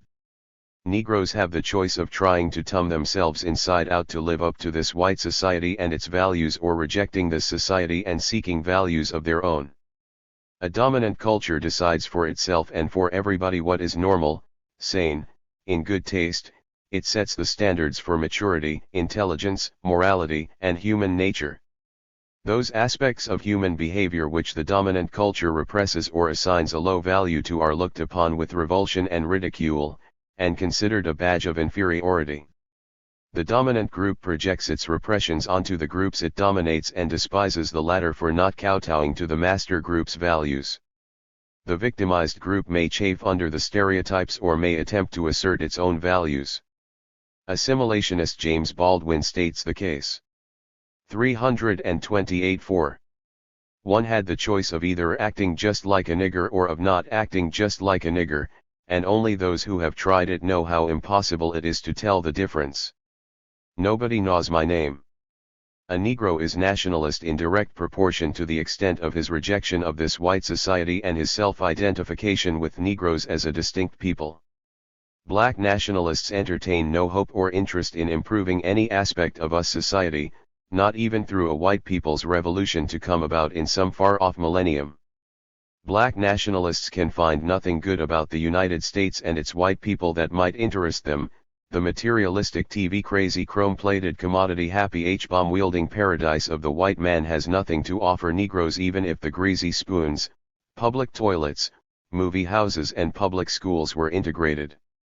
The white us has no music worthy of the name, no indigenous culture, no soul, no life, no poetry, no national purpose, no meaningful goals, no desirable friends abroad, no understanding of the world and its people, no genuine fraternal links with other peoples struggling to build a better world, no appreciably large mass of poor white people who appear to offer a reasonable prospect of being allies of the Negroes in the foreseeable future.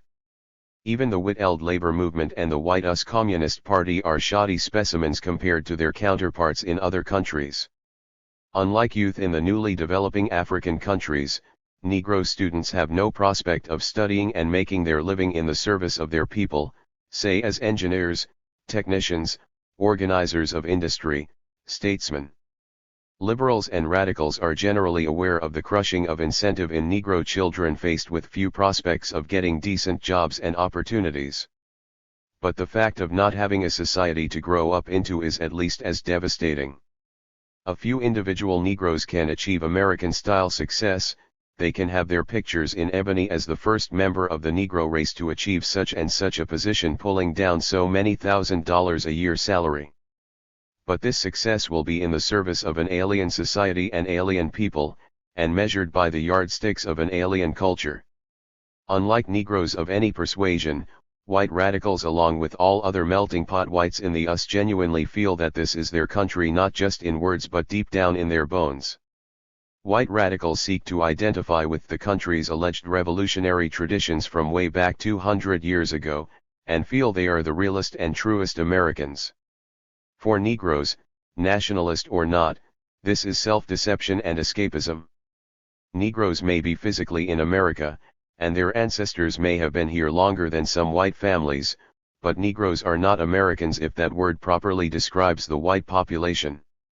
Negroes have never been Americans, perhaps never will be Americans. 329. And do not want to be or become such Americans, i.e., share the empty, cold, materialistic, selfish Madison Avenue touted way of life. White radicals have nothing in their experience that equips them to understand this complex of feeling in a real human sense. White radicals know from a distance, and in the abstract, of the powerful attraction of nationalist feeling in other countries, other revolutions. They can glibly quote from great Marxist thinkers on the subject of nationalism and self-determination.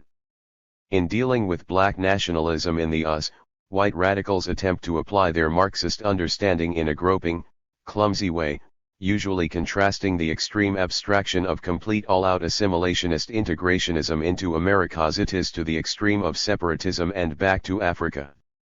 White radicals are capable of writing erudite documents replete with excellent quotes from Marx and Lenin pertinent to these two extreme variants, spend much time discussing the history of their faction fights on the subject, note with satisfaction how far their white radical rivals stray from the correct Marxist approach on the subject, but remain deaf and blind to what Negroes are really concerned about in that area. Buying black. Capitalism versus socialism is not a crucial subjective issue to Negroes at this time. While any trained radical can point to some conceivable danger resulting in some conceivable situation from this ambiguity, radicals are out of their sense of proportion in attaching undue importance to the lack of explicit stands against capitalism per se on the part of Negroes not already recruited to radical parties. Why should Negroes in the US get worked up against the concept of capitalism as such? What in their experience would favor or hinder such an attitude? And why should their lack of interest in this great fundamental question be misinterpreted into some sort of acquiescence in capitalism as such? The answer to the latter question is found in the formalistic and dogmatic approach common in the thinking of many white radicals, and in most people. Of course, radicals have no monopoly on rigid and mechanical thinking. Since capitalism versus socialism is the basic question to the white radical, he is ready to judge and catalog other individuals and tendencies on how they respond to that question. As long as the cataloging encompasses social entities in the white world which he understands, the white radical categorizes well. Whites could be radically opposed to the status quo only insofar as they take an explicitly anti-capitalist stand. 334. But Negroes are already a solid phalanx of non-capitalist mass, at the bottom of the social heap and in a state of continual economic depression. There is very little of anything that deserves the name Negro middle class, and no representation in the ruling class whatsoever. There are individual assimilated and ultra-assimilated Negroes in higher echelons of government service, and two Negroes now on the stock exchange. But this constitutes no independent social force sharing even a tiny fraction of power with the white ruling class. Black capitalism in the US is non-existent as a social force, to the point of the concept being ludicrous. While us Negroes are anything but explicitly pro-capitalist, the confrontation of socialism versus capitalism as a concept leaves them cold for the most part. This is natural, since what us Negroes face is a hostile white world, with all sections and income levels of the surrounding white world, from the Rockefellers and Kennedys on down to the poor white worker and farmer, arrayed against them in hostility, frigidity, and contempt. In this hostile block of all classes, the white capitalist class does not stand out any more sharply than the other whites in its hostility, and may escape being on the mind of non-Marxist-oriented Negroes because of the lack of direct personal contact. No matter what Negroes say or don't think about us capitalism as such, Us capitalism is not and never has been any friend of the Negroes, and the Negroes are no natural friends of us capitalism. White capitalism, the only capitalism in the us, is simply rejected along with the rest of white society. Now why should black workers be interested in having black-owned businesses prosper?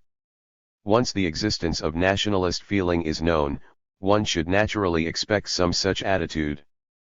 But the attitude is irritating to white radicals, rubbing them the wrong way on a fundamental point of doctrine, so that white radicals immediately feel impelled into a stubborn argument with any Negro who argues by black, to the detriment of other points on which the white radical and Negro might find substantial common ground. As the white radical pontificates on how capitalism is wrong no matter what the color of the capitalist is, and why separatism is no solution, and the unity of Negro and white workers is what, the Negro, not necessarily nationalist, may be thinking, this is a damn shame. This OFI 12 is just against black people having money. He raises hell against capitalism and Wall Street at the top of his lungs right now, but in a couple of years he might forget all that jive and settle down and 12 editors note, among many African Americans, the word OFI has been synonymous with bigoted white or even white in general, being derived from the Pig Latin rendering of the word foe. 331. Make him more loot than I will ever see. But it bugs him to see any black man have money and power. Negroes can have no experience with black exploiters, even if there are a handful somewhere in the country they are too sparse to constitute a recognizable social phenomenon. The possibility of a black bourgeoisie, in the real sense, not E.F. Frazier's 13, taking shape in the country is utterly fantastic, no less so than the possibility of Negroes all going back to Africa or taking over a separate territory within the confines of the US, or being integrated completely into capitalist society. The Buy Black argument aims at making the black ghetto black, i.e. owned and managed and run by blacks. Running white businesses off the main drag in the ghetto is a popular notion, not at all limited to competing Negro businessmen. In fact, the latter would be horrified if the people among whom the notion is popular ever got going in direct, physical, action to carry out such a Yankee go-home program. There would be no businesses at all left, only martial law on the streets. A 1962 picketing campaign on Harlem's 125th Street against white merchants, many of whom are Jewish, took on anti-Semitic overtones. Supporters of the United African Nationalists chanted "Black man stay, Jew go away." Negro businessmen and community leaders repudiated both this and the picketing tactics. The popularity of Buy Black is natural. The workers in the ghetto have to take crap from white bosses on the job, and from white workers on the job, see white cops patrolling the streets busy shaking down numbers men and beating heads. They rub elbows with alienated and distant poker-faced whites on the integrated subway or buses. But they don't want to see whites raking in all the money in the ghetto, too, running even the local drugstore, bar, soda fountain, clothing shop. This is a constant and grinding irritation. What is important is that the feeling is there, not just that there is no long-range practical program for removing the irritation within the capitalist framework. It is the more acute form of irritation at having to look at white movies, white TV stars, white faces on the advertisements, the sourpusses of white presidents on the dollar bills. What would an unskilled worker resident of the black ghetto have to lose by resonating enthusiastically to the Muslim rejection of white society coupled with a program of complete separation with dignity, not specified how to carry it out? The ghetto inhabitant living in the integrated northern city is already 13 editors note, a reference to sociologist E. Franklin Frazier's study Black Bourgeoisie. In Marxist parlance, bourgeoisie often refers not to all businessmen, including small shopkeepers, funeral directors, barbers, etc., but to the very wealthy and powerful elite that dominates the capitalist economy. 332-4. About as integrated as can be achieved by the methods used in the South. Aside from that, he is already effectively separated in his residence, social ties, outlook on life, relation to society, job opportunities, freedom and opportunity of expression. The nationalist appeal doesn't threaten to take anything away, and offers something not found anywhere else. Now would that same unskilled worker stand to lose anything if the nationalist program was, or could be, carried out at this time? Frankly, this question is academic. The possibility of carrying out that type of separation program would mean that almost all Negroes were involved in a violently anti-status quo movement, upsetting the stability of the whole country. Long before the situation reached that point, other factors outside the Negro population and even outside the United States would have been brought into play through the interaction with the Black Revolt and the instability of the powerhouse of the capitalist world right on its home grounds. On the other hand, any counter-reform attempt to intensify discrimination or enforce segregation where it does not now exist would encounter ferocious resistance from all Negroes, whatever their orientation. Nationalists are for some kind of separation on terms agreeable to Negroes, not for accepting humiliating and dehumanizing segregation conditions dictated by whites. These are not just words. No membership or following they could attract would tolerate it otherwise. Take the A train. It is obvious from talking to white radicals that most of them have never actually spoken with a black nationalist or listened to them harangue on the street comers in Negro neighborhoods, to their natural audiences. We, therefore, insert here a few brief excerpts of nationalist utterances, limited to New York. No black Muslims are quoted since their newspaper is readily available and widely circulated. The book by C. Eric Lincoln 14 also provides interesting quotes. What is important below is not just what the nationalists are saying, but the fact that in each case the speaker is in rapport with his black audience, which responds wholeheartedly to his remarks. 14 Editor's note, this refers to sociologist C. Eric Lincoln's study Black Muslims in America. 333. New York Times, March 2, 1961, in an unusual article on Harlem nationalists in the wake of the protest at the UN against the murder of Lumumba. Our ties have to be linked with Africa, said Edward Davis, an unemployed laborer and president of the African Freedom Movement. I'm no communist, but when I go to a demonstration and find communists there, too, I'm glad to see them. That's more reinforcements for us. I'm not for the communists and I'm not for the capitalists. I'm for black. At one point, someone interrupted and mumbled what was apparently a defense of America's position on the Congo crisis. Mr. Davis exploded with such fury that everyone in the room was shocked into silence. Damn the United States, he shouted. Then, in the next breath, he added, excuse me, ladies. He cast an apologetic glance toward the two women in the crowd. A United African Nationalist speaker in Harlem, at 7th Avenue and 125th Street, summer of Fig 60. You know, things are really looking up when you see even these white folks Negroes starting to get some sense in their heads, starting to take pride in Africa. 20 years ago, if you talked to one of these Negroes, you know, one of these colored folks trying to integrate himself into the white man's world, always trying to get into the white man's face, win his love, move into his neighborhood, marry the white man's daughter, go to his school, instead of building up his own neighborhood and looking out for black, if you talk to him about Africa, he'd say, now you get out of my face with that Africa talk, you ain't sending me back to no bush country, with those monkeys jumping all over and a bunch of naked savages running around. But now, even Mr. Negro is starting to shake off the white man's teachings, starting to take pride in the land of his ancestors. Africa is a rich country, Africa has everything.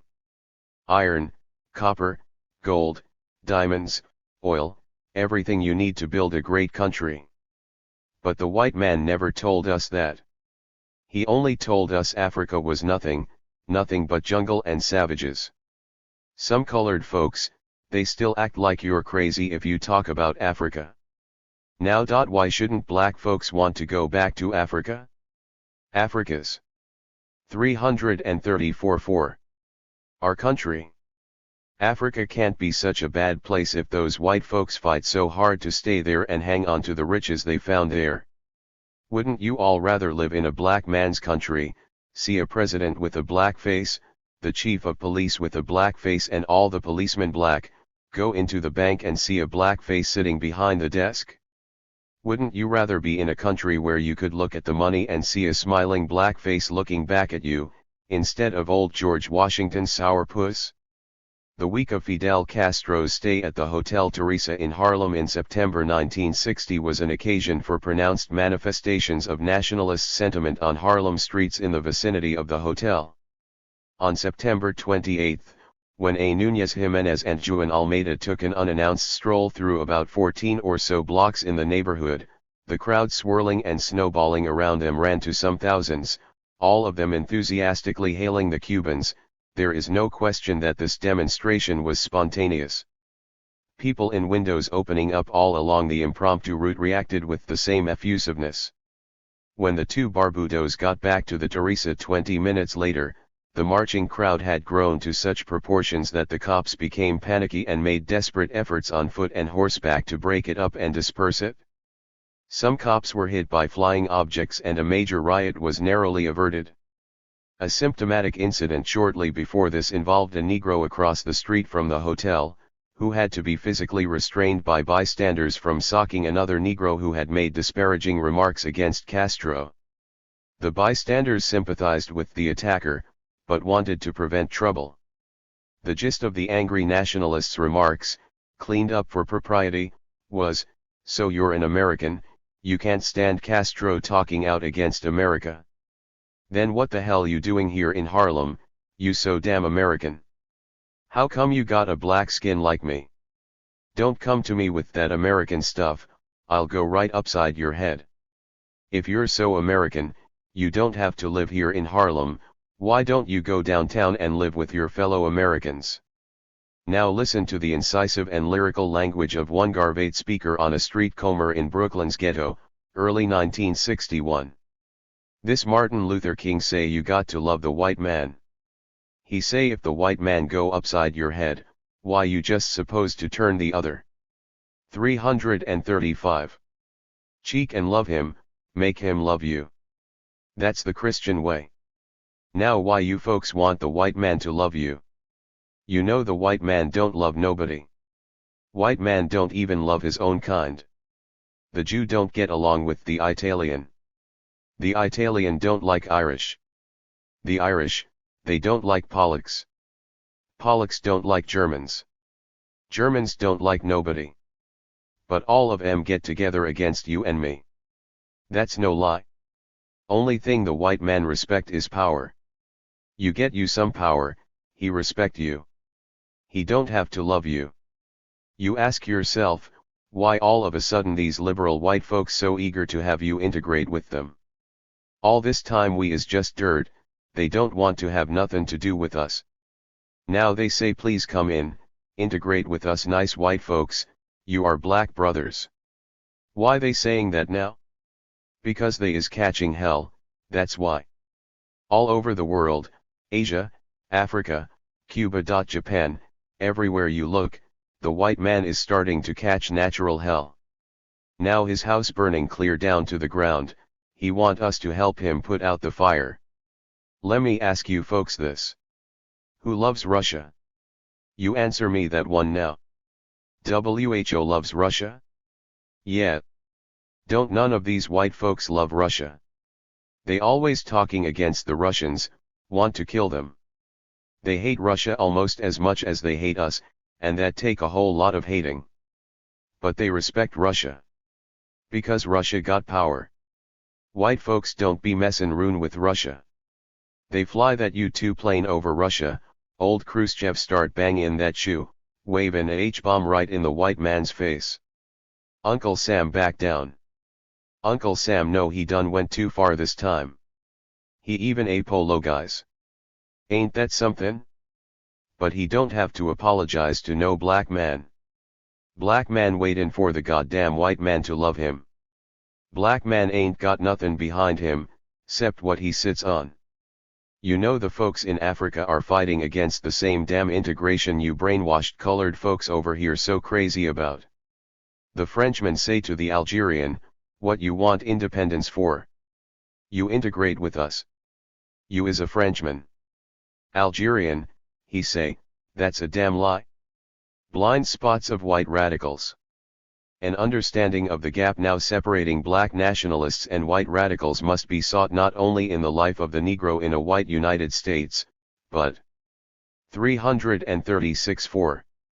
Also in the history, struggles, attitudes, and life of the white radicals in the peculiar setting of the rich and powerful United States. Particular attention is due to the problem of singling out the factors which contribute to making white radicals insensitive to the dynamics of black nationalism, thus crippling the radical approach and rendering the frantic efforts of white radicals to build a bridge to Negroes largely ineffective. Estrangement between the white radical vanguard and the Negro masses is, of course, nothing new, and various aspects of it are already clear to radicals who have studied the matter. The white labor movement and the Negro emancipation movement shared very little in common, in the way of conscious collaboration and identification as allies, from the pre-Civil War period until the 30s. Prior to the decade of the CIO and the moderately successful penetration by the Communist Party of the Negro ghettos at that time, Negroes had been attached to the Republican Party, had never seen a friend in the white labor movement, in fact usually met a bitter enemy, their intent either on driving Negroes out of jobs and keeping them out, or at best callously indifferent. This story is familiar to many radicals, is well documented, and has been discussed. We need only note here that the total picture has obviously never been changed definitively, and that consequently the roots of Negro nationalism run deep and far back in history, regardless of when specific nationalist organizations may have been founded or became attractive to large numbers. The CP Black Belt theory and the abstract recognition of the right of the Negro people to demand separation if they so choose have very little if anything to do with the development of black nationalism, and have not constituted any attempt to reach to nationalists on the part of the white radicals. The CP theory is due to the Russian experience on nationalities and self-determination, transplanted blindly onto the American white radical movement. It would not interest nationalists one way or the other, and it is doubtful that the influx of disappointed Negro radicals into the nationalist movement following the Second World War and their disenchantment with the CP had any qualitative effect on the character of black nationalism. Black nationalism is rooted in the Negro masses, in their conditions of life, in the filth and choking squalor of the slums, in Jim Crow, and in the impossibility of their identifying fully with the surrounding white America. Its physiognomy and character contain features, discussed elsewhere in this paper, totally alien to any variety of Americanized radicalism. In any case, white radicals have always been hostile to black nationalism. The new look toward that phenomenon is very recent, and none of their previous activity was ever aimed at reaching to the nationalists. 337. The word Americanization sums up much of the fog separating white radicals and blacks. Americanization has been a very positive achievement of the white radical movement. At the same time it is a major hindrance to their understanding Negroes, or vice versa. Aside from the IWW, many of the early radical movements developed among Russian, German Jewish, Italian immigrants imbued with socialist sentiments when they arrived at Ellis Island. It was necessary to grow past that stage and transform to a movement which looked American to homegrown American workers, as American as apple pie and Pepsi Cola. This was definitively achieved by the time the CIO upsurge had started to level off. At the present time all the white radical groups, whether CP, SWP, SP, or derivatives thereof, are thoroughly Americanized in their mannerisms, outlook, self-image, and cultural traits. The membership of the white radical groups consists of real Americans in all respects except for their political views, which do not conform to the reactionary strident chauvinism of the American century.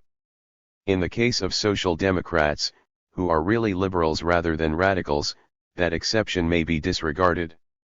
Being so American, their ability to criticize some aspects of the American personality is blunted.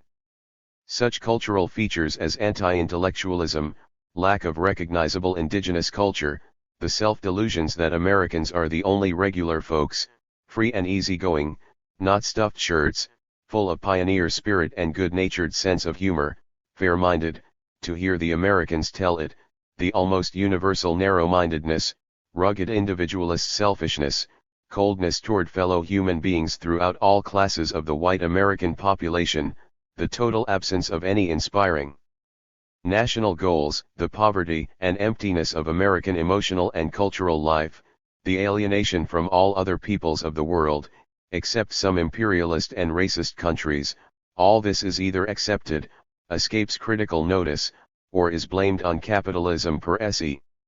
Radicals are fully aware of the politically reactionary aspects of American policies and condemn those aspects of American life which they can pinpoint as direct products of capitalism per se, but are basically in harmony with what passes for American culture, and identify with the American, i.e. white, people. They had better. Their job and goal is to get closer to and fuse with the American workers and people, and this requires being American. Fortunately, Negroes in the US have never become so Americanized, and fortunately never will be, the way things look. Only the Negroes have any indigenous music, have positive goals to strive for as a people, feel anything resembling warm kinship for other peoples struggling for a better life. Negro masses do not have a higher cultural level or tastes, and may enjoy some of the worst trash in us mass culture, but even so they still miss the truth relating to their own lives which they do not find in that culture. Negroes are also readily recept. 338-4. I've to any criticism of that culture. They are not eager to rise to the defense of our American dream. Such American cultural traits as selfishness, commodity acquisition fever, emotional coldness, more pronounced than in other capitalist countries, make some headway among many Negroes who are trying hard to assimilate to the point of actually becoming Americans, but this Americanism will have a tough time displacing the vitality Negroes have preserved through centuries in the white wilderness. In November 1960, addressing a meeting in Harlem after returning from Cuba, Robert F. Williams related, "This white reporter asked me in Havana, 'How do you feel, Mr. Williams, as an American, when these Cubans yell Cuba si, Yanquis no?' I told him, 'Well, the first thing you have to understand is, I'm not an American.'" At this point the entire Harlem audience broke out into unrestrained applause, stamping, and shouting of approval which did not die down for several minutes, and clearly demonstrated that Williams had made another one of those statements, typical of his, which strike deep down, all the way down, in the consciousness of black listeners, the kind of statement that says what the black man has always thought, may be said in some form on some other occasion. White radicals presently take on the acrobatic job of being American to American, white, workers while at the same time trying to win over Negro, anti-American, masses, blissfully assuming that the two peoples are basically identical except for a little skin pigmentation, and seem oddly disappointed on finding out that empty American society, which the radicals reject in their own way, is not something all Negroes are just dying to become integrated and immersed into. This brings us to the overemphasis on integration as an end in itself, the next great stumbling block to the understanding between white radicals and Negroes. The white radical feels most at home with more or less militantly integrationist Negroes, for reasons generally understood. He has great difficulty in understanding or even suspecting the depth of alienation of Negroes from, not just capitalist society in the US, but from American society period. The white radical is not equipped to understand either the black nationalism he sees in organized form or the dynamics and origins of that phenomenon rooted deep in Negro life, and until recently was not even really interested. At best, white radicals now tend to take a closer look at nationalism as an annoying obstacle and roadblock which has to be studied in order to facilitate the task of eliminating it, so we can all get down to the pleasant job of integrating into the world's one and only unique society known as America, becoming all of us American workers, hand in hand, black and white together seeing eye to fight the bosses and make our America the great count. 339. Try it was destined to be. If the worst happens, and Negroes actually begin to demand geographical separation or repatriation to Africa as a majority, white radicals will then reluctantly support their right to undertake such an unfortunate and foolish step. That is essentially about all the white radical has had to say on the matter. No serious attempts have been made to probe the possibility of channelizing nationalist sentiment into the battle.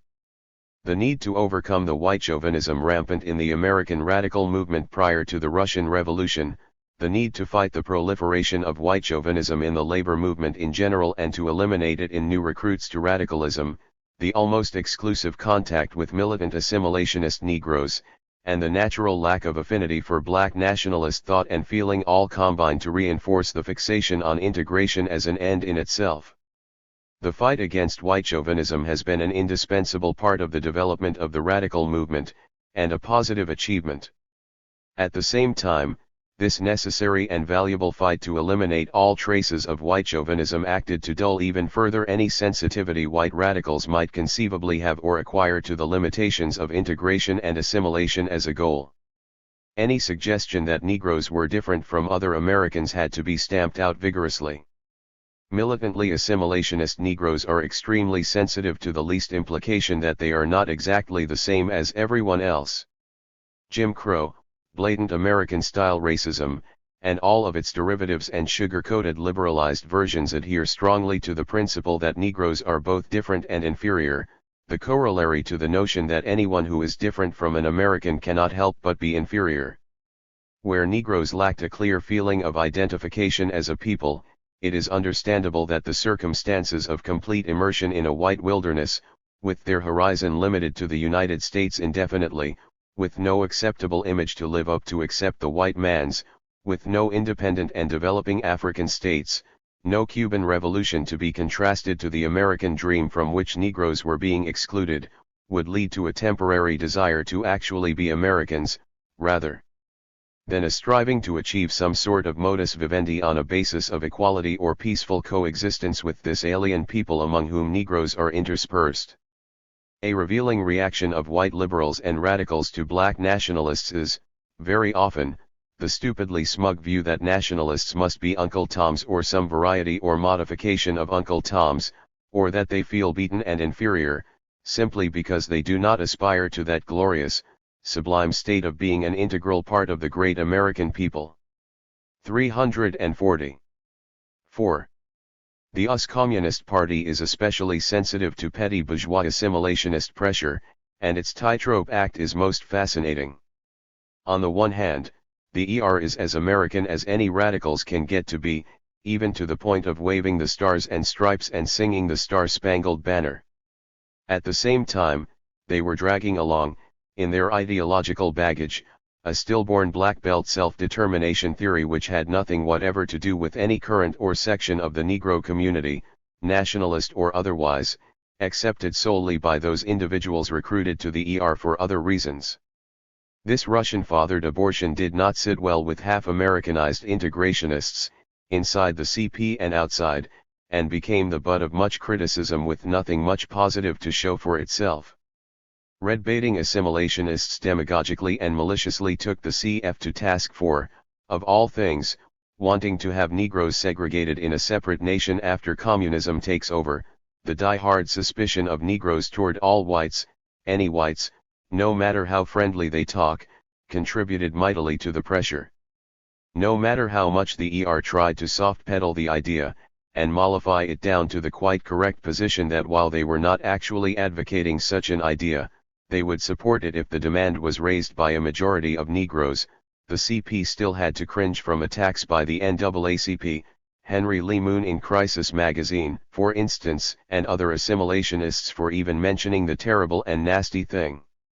Eventually, in 1959, the ER buried it definitively, washing the stains off its hands, in order to ingratiate themselves still further with assimilationist liberalism, but at the very moment when assimilationists are losing touch with the Negro people. Even in the SWR, nervous voices sometimes express anxiety at the very mention of the right of separation as an abstract parenthetical secondary and hypothetical point buried in the SWR resolutions. Since the question of geographic separation is far from being the central issue separating nationalist-oriented Negroes from white radicals, the traces of hysteria on this minor issue give a measure of the magnitude of the lack of communication this article addresses itself to. Another important parting of the ways between Negro mind and white radical mind is on the question of the American worker. Despite whatever evidence to the contrary, the white radical must, in order to survive in this bleak period of political apathy in the labor movement, absolutely must magnify every trace of militancy, trade union consciousness, strike action, and remind himself over 341 and over again of the glorious history of some active past period of the labor movement, to reassure himself that the American worker is second to none in militancy and revolutionary potential. It is not enough to dryly state that, through our Marxist knowledge, we know objectively that no matter how quiescent the American, white, worker appears now, conditions will mature which will reactivate the class struggle and bring out the great potential inherent in the American proletariat, that then the great American worker will take the lead in the revolution, or fight for peace, and so forth. In the face of the sneers by liberals, reactionaries, and even the workers themselves, radicals must reinforce this view. The rank-and-file members must also be peppied up emotionally by promoting this image of the American worker second to none, and any grain of truth which can be mustered to sustain the image must be amplified out of all proportion.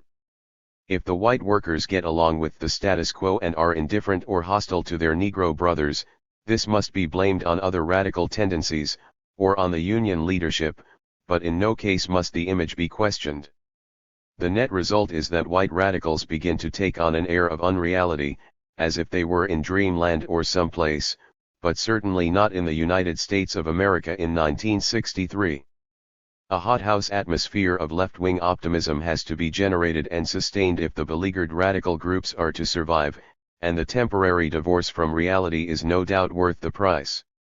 This glorified image of the white worker strikes almost all Negroes of whatever persuasion, except those already members of the radical groups and, therefore, partaking to some extent of the greenhouse environment, as out of tune with reality, even an insult to their intelligence.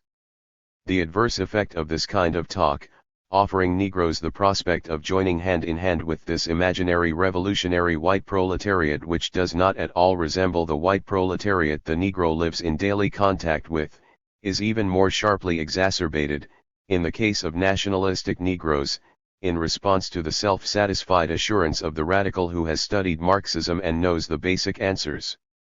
White political geniuses who claim to have nothing less than a scientific knowledge of society are ready at the drop of a hat to argue why the nationalists are all wrong and impractical in their aims and methods, and give the impression that they have the basically correct program and orientation and only have to improve the way they are carrying out their program, don't even get to first base because they sound so utterly way out on this point, as well as on quite a few others discussed earlier.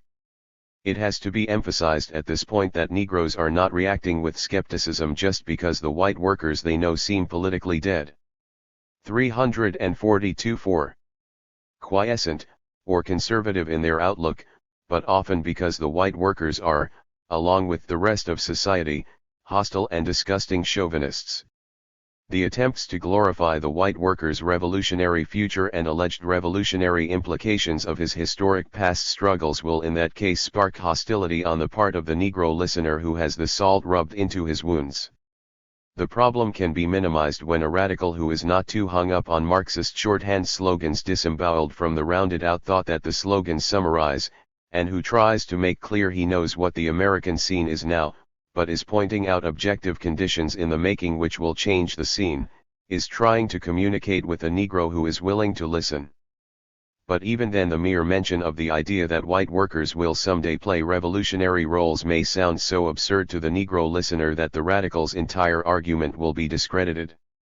If the adept white radical puts the case sensibly enough, forcefully enough, in a properly developed context, and seems to be more lucid and in contact with reality than most white well-wishers Negroes usually come into contact with, there remains the question of the relevance to the black man's problems now of this great upsurge of progressive whites to occur sometime in the indefinite future.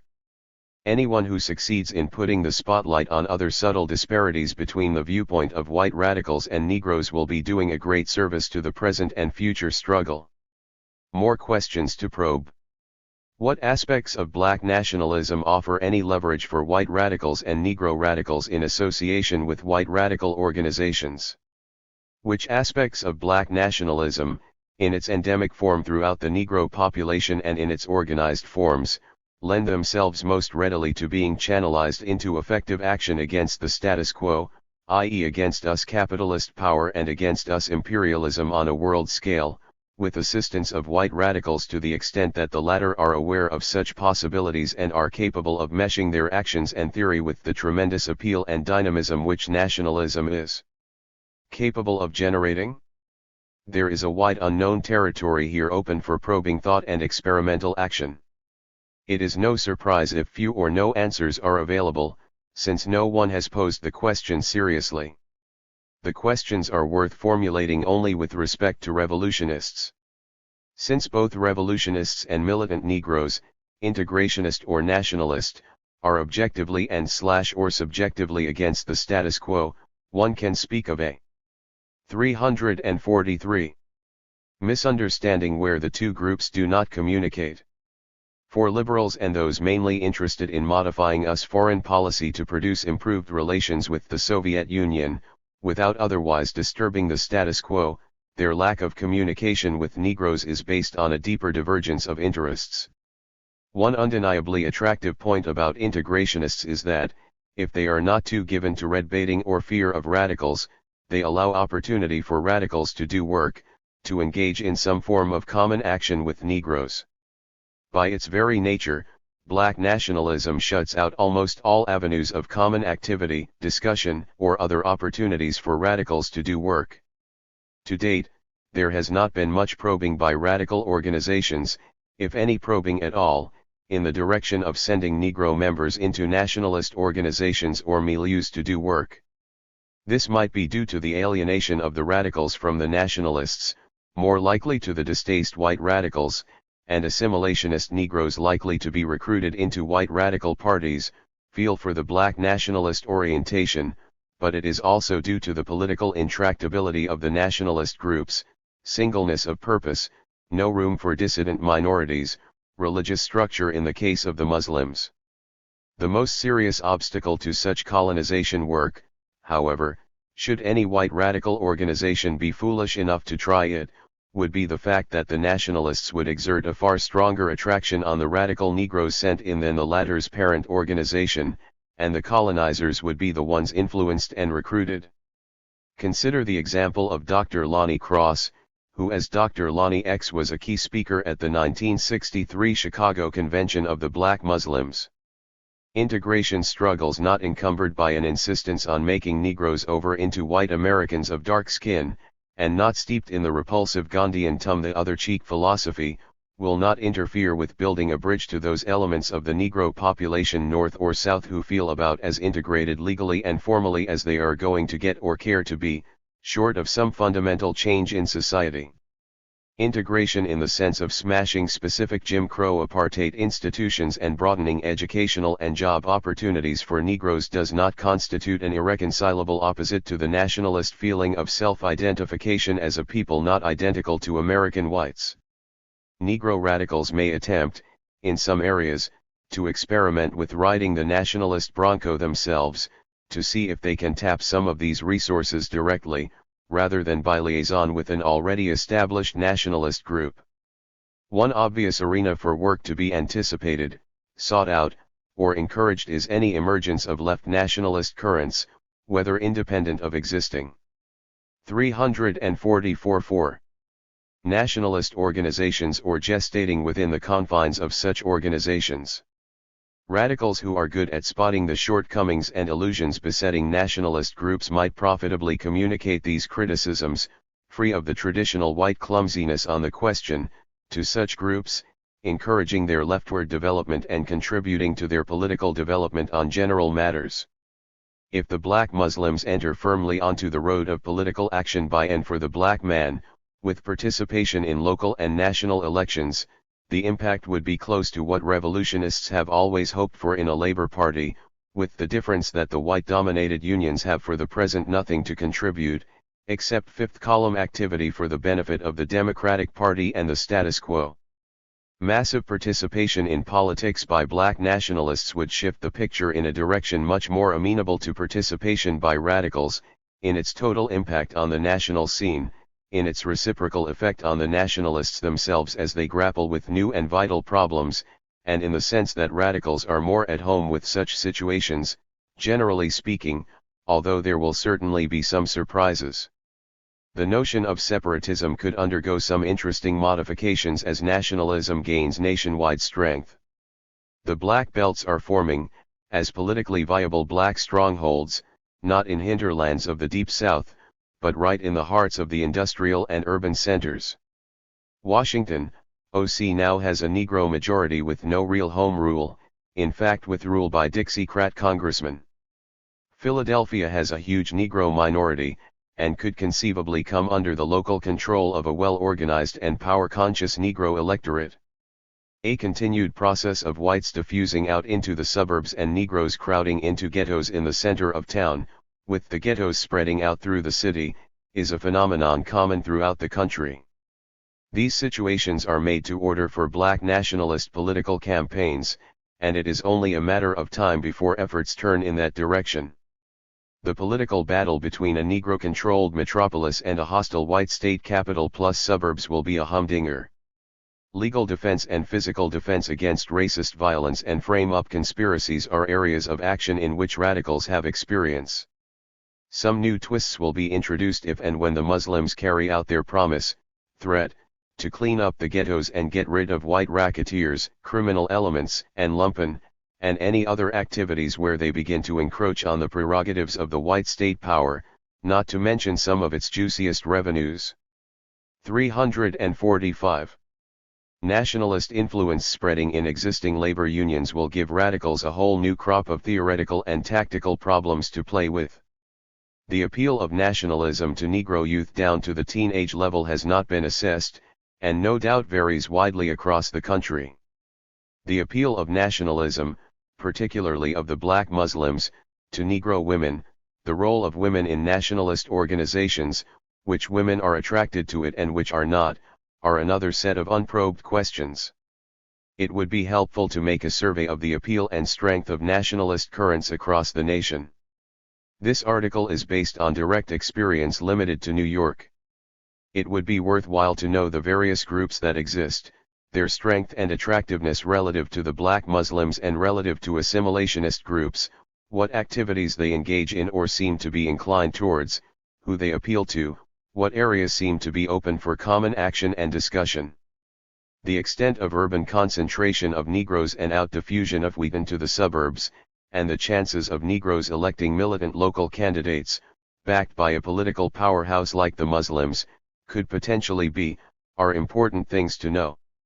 Closer contacts between Negroes and other peoples with whom Negroes have more in common than they have with American whites will be of enormous benefit in developing any aspect of the Negro struggle in the United States. At present, the attention of even the nationalists is too much boxed into a narrow us framework, which limits the goals and the perception of the possibilities.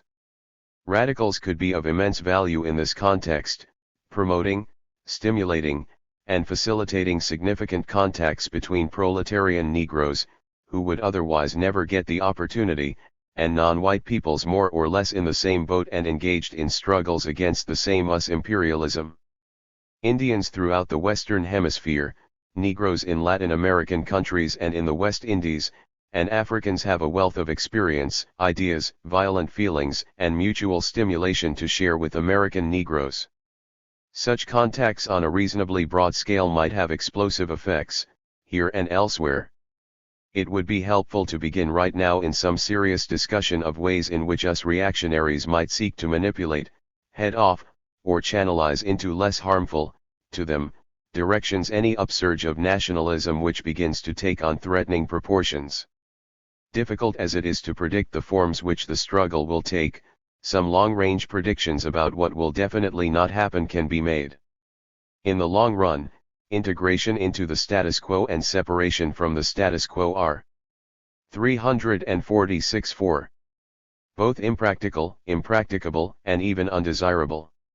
At the same time, the status quo is intolerable to Negroes, who are and will continue to be in open rebellion against it along both lines. And the concept of socialism carries no weight as a realistic alternative for the time being. These are the actual boundary conditions within which we shall have to work.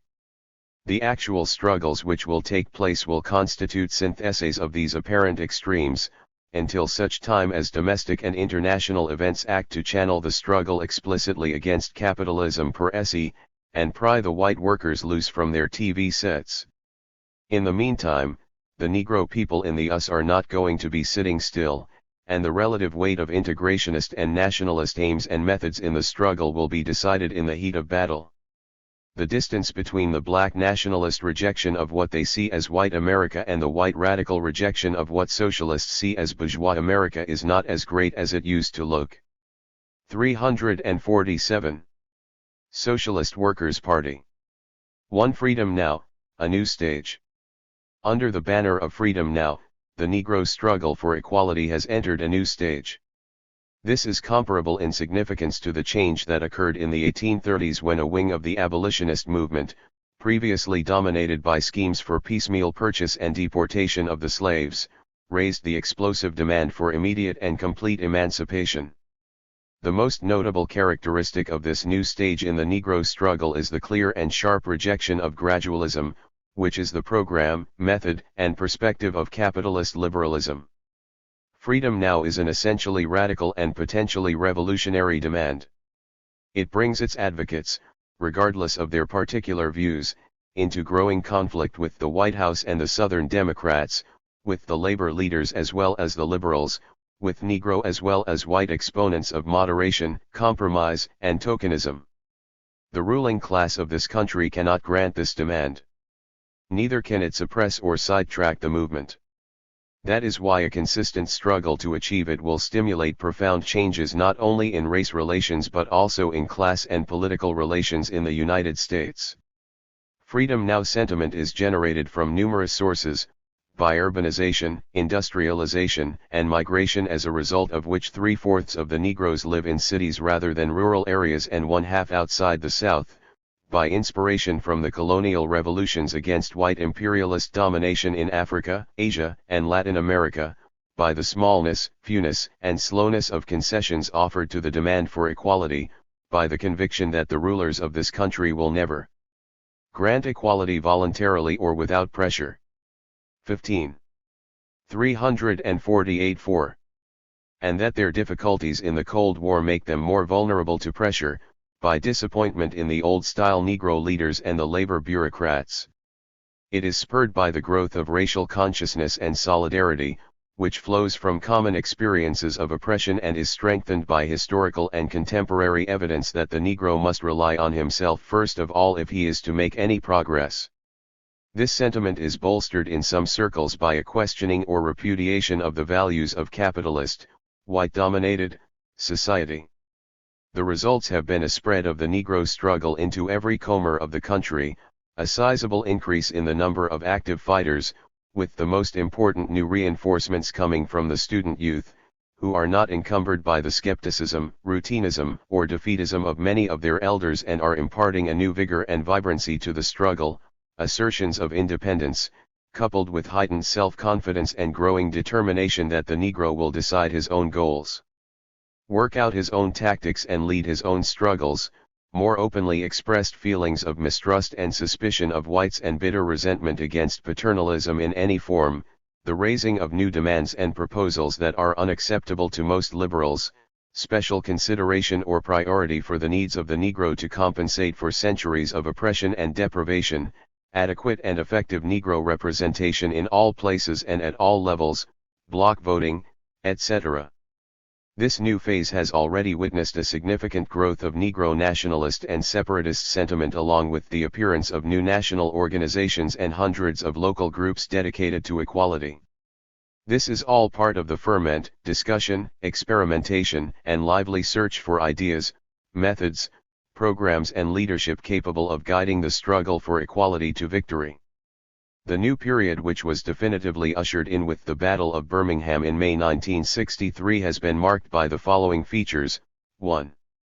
The struggle is acquiring an ever greater mass character. It actively involves hundreds of thousands, ranging from students and middle-class people to the most disinherited and dispossessed of the city ghettos. They have stepped onto the arena of action as a mass force of constantly growing dimensions and dynamism. 2. Mass action in various forms has now recrossed the Mason-Dixon line. The opening punch was delivered in the fight for jobs at the school construction site in Philadelphia, which spread to New York and other places. The dam burst with the turnout of 250,000 Negroes in the June Freedom March in Detroit, the biggest protest demonstration of its kind in this century. From the start, the demands in the North are on a higher 349 socio-economic level than those in the South, striking deeply into the established class structure. 3. The impact of these events has shocked the Kennedy administration, provoked a political crisis in the country, and compelled federal, state and local governments to take steps not even remotely contemplated before the upsurge of the Negro Revolt. The Kennedy administration does not intend to grant equality. It is anxious to contain and, if possible, buy off the leadership by offering the minimum of concessions to keep the mass movement from moving too fast and far ahead. 4.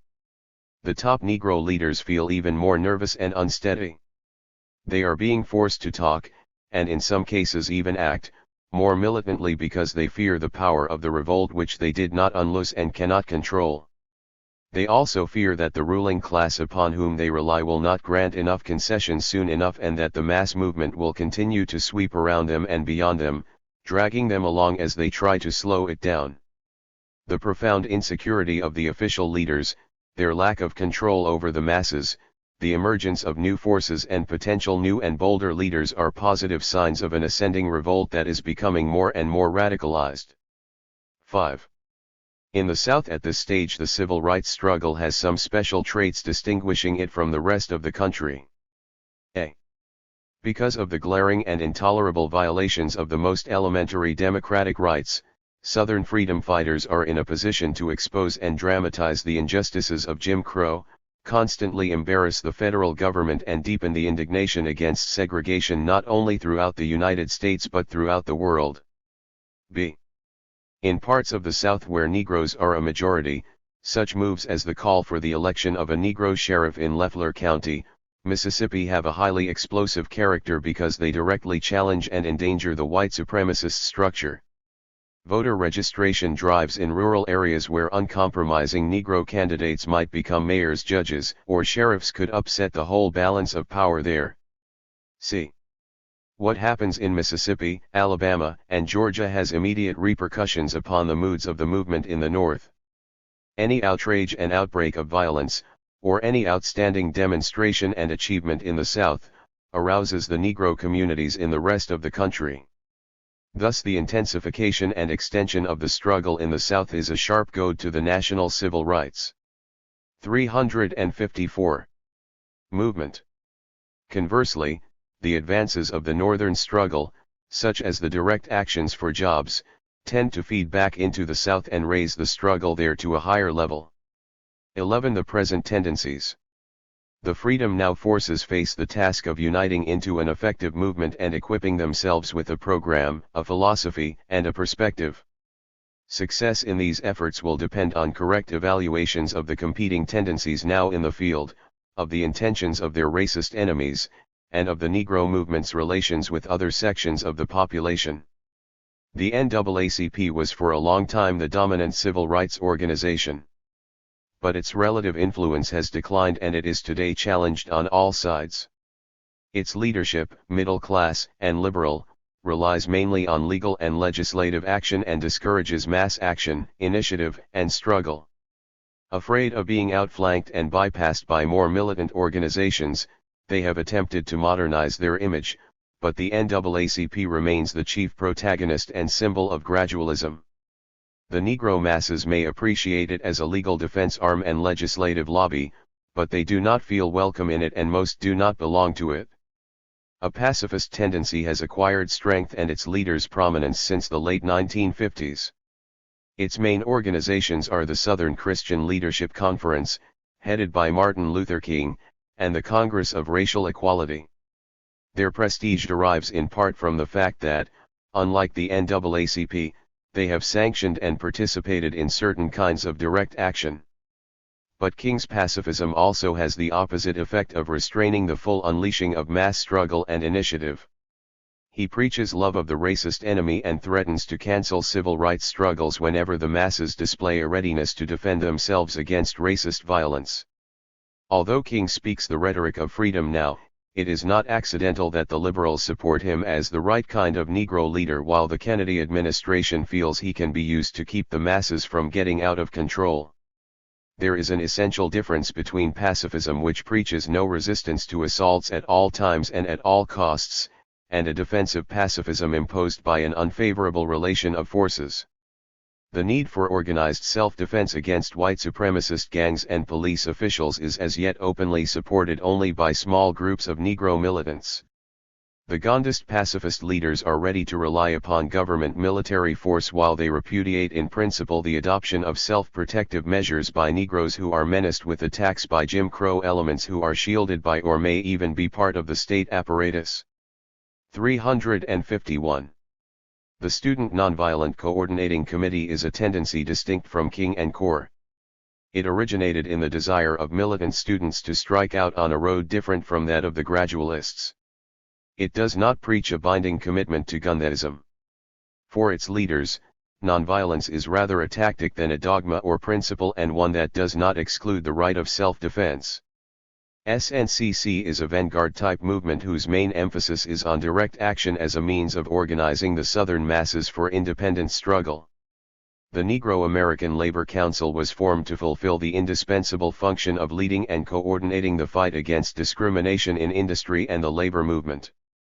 Because of their numbers and strategic position as a link between the labor movement and the Negro community, Negro unionists can play a crucial role in enlisting union support for the independent struggles of the Negro people and Negro support for the unions. But outside of a few cities, the NALC has so far failed to recruit many Negro workers into its ranks. Partly this failure is due to the tight bureaucratic grip on the organization by the A. Philip Randolph leadership. The NALC is weakened by the fact that most of its leaders owe their union posts to appointment by the union bureaucracy and are afraid to jeopardize these by undertaking bold actions unacceptable to the Meanies and Ruthers. The Muslims, headed by Elijah Muhammad, are the most dynamic tendency in the northern Negro community today. Previously a small, uninfluential religious sect, they have acquired a considerable predominantly working-class membership in the northern cities, a more substantial following, and the respect of millions of Negroes who are stirred by their forthright denunciation of racial oppression and their determination to free themselves from white domination. Nationalist and separatist, they reject not only gradualism and tokenism, but also the right of their oppressors to control and exploit Negroes. They boldly declare the capacity and right of the Negro people to govern themselves. Important weaknesses include their failure to understand the economic causes of racism and their lack of a program of action enabling them to participate in and influence partial, immediate, and transitional struggles of the Negro masses. In the last year, the Muslims have begun to overcome their isolation by greater flexibility in their approach toward other Negro organizations. An important and promising step forward was their recent declaration in favor of political action in the form of election campaigns to elect black candidates. The most radical tendencies with a social or political orientation have been inspired by the example of the Monroe, N.C., movement headed by Robert F. Williams. Monroe has made valuable contributions to the theory and practice of self-defense. However, the movement has been weakened by the persecution, frame-up, and exile of its leader. 352-4. Significant parts in promoting the struggle against liberalism and gradualism are being played by newly formed regional and local groups in all parts of the country. It is from among these groups and currents that the Negro leadership of an effective struggle for equality will be gathered and united. But it is necessary to add that at the present stage none of these tendencies, including the biggest, can claim the affiliation of more than a small percentage of the Negro people. The Freedom Now movement is forming, reforming, learning, developing, preparing, defining and refining. However, the great mass of the Negroes, concentrated in the big ghettos of the North and South, have yet to be heard from. 111 Negro nationalism today. General definitions of nationalism are inadequate for understanding and explaining Negro nationalism in the United States today.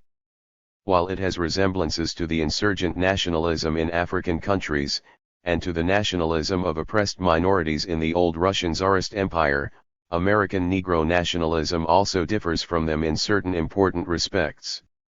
Moreover, Negro nationalism is still in an early stage of its development and will surely undergo changes in the future. A definitive analysis will have to wait until Negro nationalism becomes a mass movement and acquires firmer and more fixed features than it now displays. Nevertheless, it is already possible to draw a number of conclusions for guidance. Capitalism segregates the Negroes, confines them in ghettos, builds walls around them and binds them together in common resentment against racial discrimination, proscription, deprivation, and abuse. This is the soil in which Negro nationalism is rooted and grows. It is an outgrowth of these conditions, a reaction against them, a way of resisting and fighting them. In the past, the hope that these conditions could be eliminated tended to weaken Negro nationalist sentiment and suspend its activity. However, the belief that these conditions will exist in this country forever, or for another lifetime, serves to nourish, strengthen, and activate Negro nationalism. The intensification of separatist moods among Negroes in the northern cities expresses a rejection of American class society from top to bottom and a strong desire to break free from the evils of that society. It is their verdict that the present American way of life has nothing worthwhile to offer Negroes. In the absence of a revolutionary labor movement or powerful socialist vanguard, the radicalism of the northern ghetto masses flows through channels of race. 353. Consciousness, repudiating a society as the white man's world. The urge to tear loose and separate from the social fabric of us capitalism is not far removed from the urge, under different forms, to abolish that system in revolutionary struggle. The 1948 Convention resolution of the Socialist Workers' Party noted the appearance and growth of an embryo Negro nation within the nation. It is still an embryo today, but bigger and more mature. Racial national sentiments have been fed and stimulated by the mockery of tokenism at home and the successes of colonial revolution abroad. The Negro is keenly aware that as a second-class citizen he is both a citizen and not a citizen. He sees plausibility in the concept of internal or domestic colonialism, which correctly stresses the many similarities between the capitalist treatment of the Negro people in this country and the imperialist treatment of colonial peoples. But the American Negro people are in a situation with some unique aspects. They are an oppressed minority without a clearly defined geographical, language or cultural basis for differentiation from their oppressors. Negro nationalism is at this point a broad medium for self-identification, a method of differentiating a racially oppressed minority from its oppressors and of uniting it ideologically and organizationally to free itself from oppression. Negro nationalism plays a function for the Negro people here in many ways like that which class consciousness plays for the working class. James Baldwin's attempt at a definition of nationalism is a useful one to build on. This author said it means that a certain group of people, living in a certain place, has decided to take its political destinies into its own hands. Applied to the United States, as it was meant to be, this means that large numbers of Negroes have decided, and more are in the process of deciding, that they cannot leave their future in the hands of the white oppressors but must unite with other Negroes and decide for themselves what they want in and from the United States. This consciousness is the basic feature of Negro nationalism today. It is expressed in various ways, most commonly in the stimulation of racial pride, declarations of independence, the desire for Negro leadership and control of the civil rights struggle, mistrust of whites, and it is present to varying degrees in most Negro tendencies, both integrationist and separationist.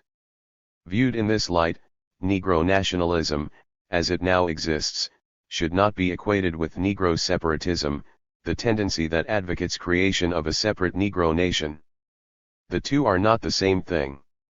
All separatists are nationalists, but not all nationalists are separatists. Nationalism expresses the desire of Negroes to decide their destiny, including, among other things, their attitude toward the question of a separate nation. Nationalists want the right to decide. 354-4. Their destiny, and to create an independent movement and other conditions that will make it possible for them to decide their destiny. But so far they have not made a choice in favor of a separate nation. For many Negroes, nationalism is considered and may prove to be a way of uniting the mass of the Negro people and forcing the rulers of this country to grant them equality inside the United States. They leave open the question of separatism for a future stage, neither rejecting nor endorsing it now. The first big task of the Negro struggle is the mobilization and unification of the Negro masses in an independent movement to fight for their equality, an indispensable condition for an eventual revolutionary alliance of the working class and the Negro people. Negro nationalism is progressive because it contributes to the creation of such an independent Negro movement. It will remain progressive so long as it fulfills that function, whether the struggle be fought along integrationist or separatist lines. Revolutionary socialists welcome the growth of such Negro nationalism and give its participants wholehearted collaboration in the fight against our common enemies. For us, Negro nationalism and revolutionary socialism are not only compatible but complementary forces, that should be welded closer together in thought and action. The common sympathy and support for the colonial revolution and hostility to imperialist domination is an important bond between the two movements. Revolutionary socialists must be ready to learn from militant Negro tendencies and to absorb everything progressive in their spirit and ideas. At the same time, it must never be forgotten that we have things to contribute as well as learn.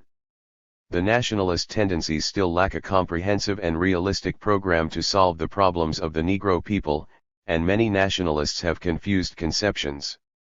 Revolutionary socialists must be simultaneously firm and patient in demonstrating that Marxism, properly understood and applied, is valid and relevant for the Negro struggle, firm because of our confidence in the correctness of the socialist program, patient because we know that the logic of the Negro struggle inevitably leads it into socialist channels.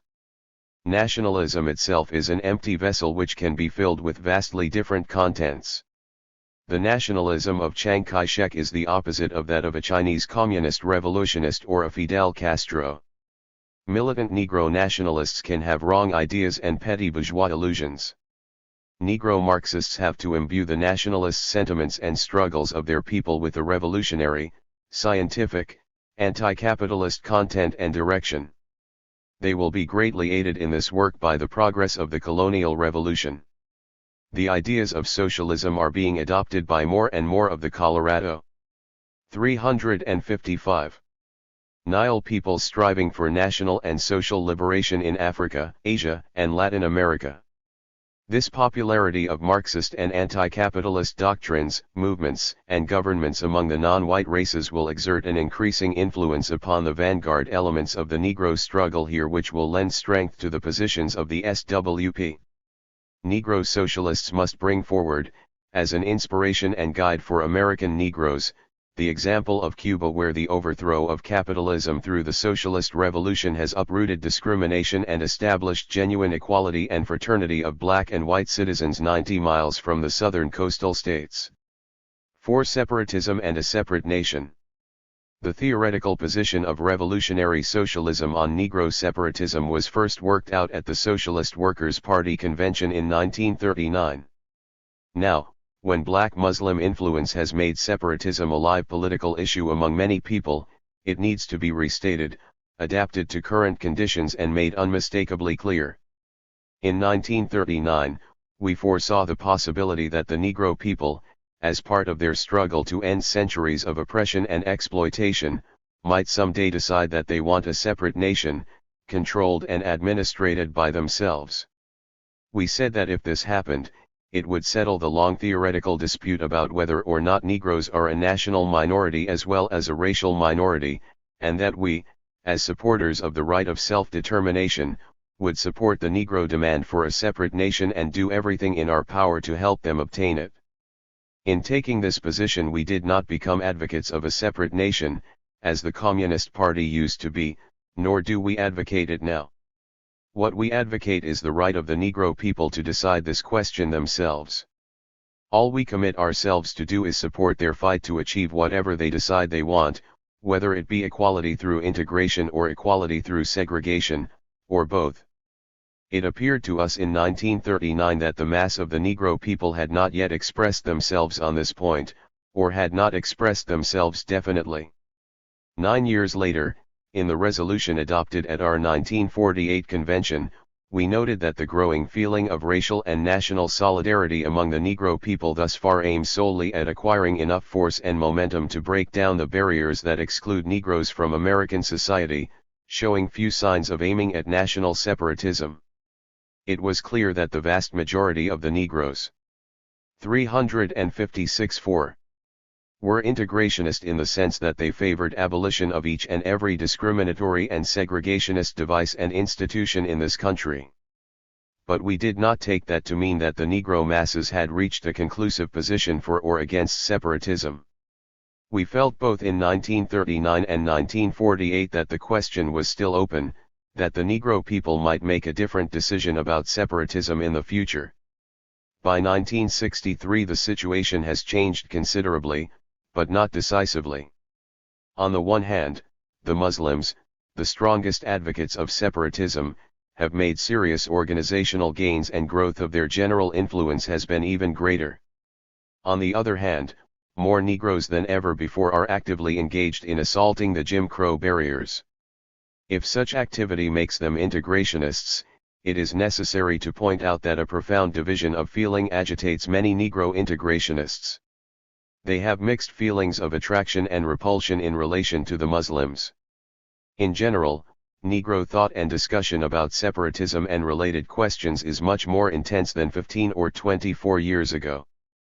But the mass of the Negro people have not yet taken any settled stand on these questions, and we must still await their definitive decision. Until the Negro masses decide, the SWP neither advocates nor opposes a separate nation. We defend the right of the Negro people to make such a decision. This means we defend the rights of separatists to meet, speak, write, and circulate their views and be free from government or vigilante assaults and frame-ups. It means refuting the slander that the Muslims and other separatists are counterparts of the white citizens' councils and the Ku Klux Klan. It means counteracting the widespread but mistaken notion that separation, freely chosen by Negroes, is equivalent to segregation imposed by white supremacists. Our attitude towards separatists, including the Muslims, is a friendly one. We recognize that the mere existence of the Muslims has had healthy effects, pushing rival Negro tendencies to the left and thereby imparting an impetus to even purely integrationist battles. We note with interest that, far from being a hardened sect, the Muslims have shown capacity during the last year to change in a direction that better serves the interests of all Negroes. However, they have still to develop a program of action for the struggles now taking place. Where we differ with them, we differ in a friendly way, and we seek collaboration with them on mutually acceptable projects. We make it plain that we are not opposed to separation, if that should be the will of the Negro masses. Instead of attacking separatism as utopian, we seek to point out the revolutionary implication of the mass struggle for it and urge its advocates to develop radical methods, tactics, and programs as the only way to achieve it. 357. If the Negro people should decide they want to separate, we would openly come out in favor of granting them separation. At the same time we would continue to fight before, during and after any separation which might take place, to abolish all racial inequalities and the cause of such inequalities in the United States. In that sense, we are and will remain integrationists, whatever else happens. We are convinced that the revolutionary struggle for socialism and the establishment of a socialist government will eliminate the basic causes of racial antagonism, and create the conditions for equality and integration of all in a new type of living together. V. The capitalist orientation. The future of the Negro struggle depends first of all on what Negroes do about it. It depends on what their allies do, or do not do, about it. And it also depends on what their enemies do about it. The ruling rich are the foremost enemy of the Negro people. The capitalist class introduced the system of racial oppression in this country, first in the form of slavery. They continued it under other forms after slavery was abolished, and they maintain it today. The rich initiated and have continued racial oppression because it was and is a convenience in the exploitation of labor, a source of super profit, and a method for dividing the labor force and disrupting its efforts to unite against its exploiters. That the responsibility for racial oppression rests on the capitalist class is not at all contradicted by the fact that other sections of the population, including the working class, are infected to one degree or another with race prejudices and poisons. If this were not so, Jim Crow could never have existed. But the capitalist system injected these prejudices into the white workers and reinforced them by granting the white workers concessions and privileges at the expense of the Negroes. The chief responsibility belongs on the capitalists, not on the workers who go along with racial discrimination and who are themselves victims as well as beneficiaries of racism. It is necessary to ceaselessly combat racist prejudices and practices of the workers too. Yet we must keep in mind that it is not the workers but the capitalists who have the political and economic power in this country and who control the propaganda, information, education, police apparatuses. It is an incontrovertible fact that the capitalists have used their power to perpetuate rather than abolish racial oppression. Gradualists, even when forced to admit these historical facts, answer that things are different now or soon will be. They claim that steady and substantial progress has been made in recent years, that the gains already made indicate 358.4. That this progress will continue indefinitely until it results in the total eradication of the color line, and that this process will be accelerated by the government because of its propaganda needs in the Cold War. The evidence does not support these claims. Progress is actually slow, small, and uneven. Moreover, in some areas there is retrogression rather than progress. Average Negro family income in 1962 was 54% of average white family income, whereas 10 years before it had been 57%. While the incomes of both groups rose during this decade, that of the whites rose more, and so the income gap has been growing greater, not smaller. The rate of unemployment among Negroes has been around twice that among whites since the end of World War I, which is a greater disproportion than existed during the Depression of the 1930s. During recessions the gap grows bigger, reaching a rate 2.5 and 3 times that of whites. Negro children still receive an average of 3.5 years less schooling than white children. The proportion of dilapidated housing occupied by Negroes is more than 5 times as big as that occupied by whites. On an average, Negroes still die 7 years sooner than whites. Discrimination from the cradle to the grave costs the Negro this much of his lifespan. There is still not a state in the country where a Negro may not be subjected at any time to humiliation, abuse, or worse.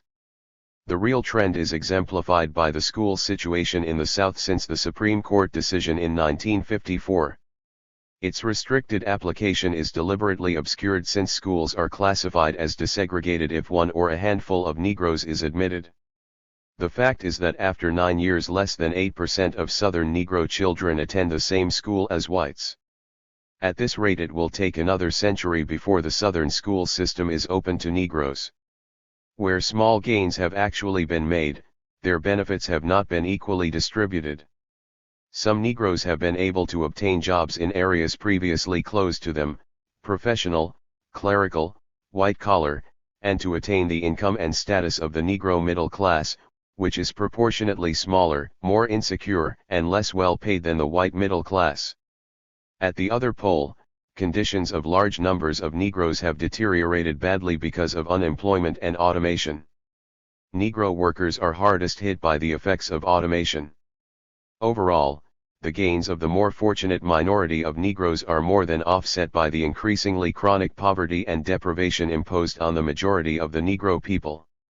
Studying the present trends in the light of the past, revolutionary socialists conclude that racial oppression can be abolished in the United States only if the present capitalist profit system is eliminated and replaced by a system based on production for use. Critics of this position reply that history has provided 359 examples of capitalist countries relatively free of racism. Therefore, they conclude, racism is not an indispensable component of all capitalist societies, and so American capitalism can be rid of this feature without necessarily abolishing capitalism itself. Such thinking is misleading because it is based solely on generalities. The SWR conclusion is based on a concrete analysis of the nature and contradictions of the specific capitalist structure in the United States.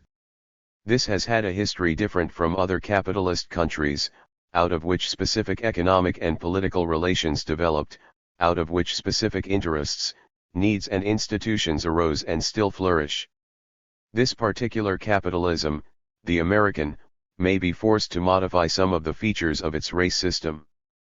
But the ruling class will never willingly abolish it because it has too much of a stake in its maintenance, because it knows that attempts to uproot it in the South would inevitably give birth to a regional political revolution that would tend to become transformed into a social revolution. American capitalism is not just tarred with racism. Its very roots are inextricably intertwined with racial oppression, and it knows that pulling up the latter would endanger the former. To be sure, Jim Crow genuinely embarrasses the American ruling class in its foreign relations and diplomatic maneuvers. But it would rather go on being embarrassed than to risk the consequences of any serious effort to get rid of the cause of the embarrassment. There is no evidence in anything happening now that the capitalists or their government intend to eradicate racial oppression in our time. Even their spokesmen who deplore the situation do not believe it will be eliminated in this century. Their real perspective is not to abolish racism, but modify it, reform it, remove some of its secondary features, repeal the laws that make segregation mandatory, and to do this little at a pace so slow it will extend over several generations in a way acceptable to the Southern white supremacists. At the very most, the capitalist goal is to establish throughout the country relations between the races like those that now exist in the North, where formal segregation is not sanctioned or is even prohibited by law, but where the rankest segregation and inequality exist in practice. They hope that this gradual process of reform will enable them to claim abroad that American democracy is improving race relations at home, that it will avert explosions in the South that could spread to the North, and that it will contain Negro discontent and rebelliousness at home. They are also prepared to grant additional posts and concessions to a thin layer of the Negro middle class in the hope of using them to restrain the Negro people as a whole. Where they cannot buy off opponents, they will use harassment, intimidation, and persecution to suppress and break up Negro groups. 364. Which refuse to submit to the capitalist power structure. The best American capitalism holds out for the mass of the Negro people is not the prospect of equality in this generation or the next, but the promise that jovial inequality may be removed sometime in the remote future. 6. The labor movement and the Negro struggle. Historically, it has been shown that the more radical and democratic the leadership of organized labor is, the more it seeks to wipe out racial barriers and integrate Negro workers in the unions, to solidarize itself with the Negro people as an oppressed minority and to promote a fighting labor-Negro alliance against their common enemies. The opposite is also true. When conservative or liberal-sounding bureaucrats dominate the labor movement, their main concern is the preservation and expansion of their own privileges and powers. They do everything they can to avoid fighting the capitalists about anything. They subordinate and betray the interests of the union rank and file, the unorganized workers and all other oppressed groups, and they are indifferent or hostile to the Negro struggle for equality. The role of the labor movement is one of the crucial differences between the 1930s and the 1960s, and it bears directly on the present moods and activities in the Negro community. The youth of today find it hard to appreciate how profoundly the rise of the CIO affected race relations. It brought about the 20th century's first major progressive shakeup and reversal in these relations. Until then, discrimination and segregation had been growing worse and harsher in every area, including the old AFL unions, which had always turned their backs on the Negroes. Then, with the coming of the CIO, for the first time in many decades, the Negro worker saw a powerful hand held out to him and an invitation extended to enter the House of Labor, or at least one floor. Despite previous painful and discouraging experiences with whites, the Negro workers rallied magnificently to the new industrial unions and played a key role in smashing the open shop in basic industry. No other group was more loyal or devoted. This was not because the CIO, even in its best days, fulfilled all its obligations to Negroes. But, unlike every other major force, it welcomed the Negro. This held out the promise that the growing unfavorable trend of race relations in the country could be reversed. Although the Negroes never won complete equality in the unions, through their own efforts and with the aid of the CIO they did gain a strong foothold in the unions and industry, from which they could 361. Exert leverage for further gains. Before the stagnation of the labor movement set in during the late 1940s, the Negroes had reached their present imposing numbers inside organized labor, 1.5 million. Equally important, the C-10, by its very existence, served as a shield behind which the Negro community as a whole was able to consolidate its forces, develop new and more independent demands, and lay the ground for the struggles of today and tomorrow. Much has changed in the last quarter century. With the aid of the government and the employers, the labor bureaucrats have housebroken most of the unions and decimated or destroyed radical influence in them. Militant oppositional groups, which were usually the Negroes' closest ally inside the unions, are now absent or impotent. The labor movement has been on the defensive for years. The capitalist-minded bureaucrats are guided by class collaboration, not class struggle.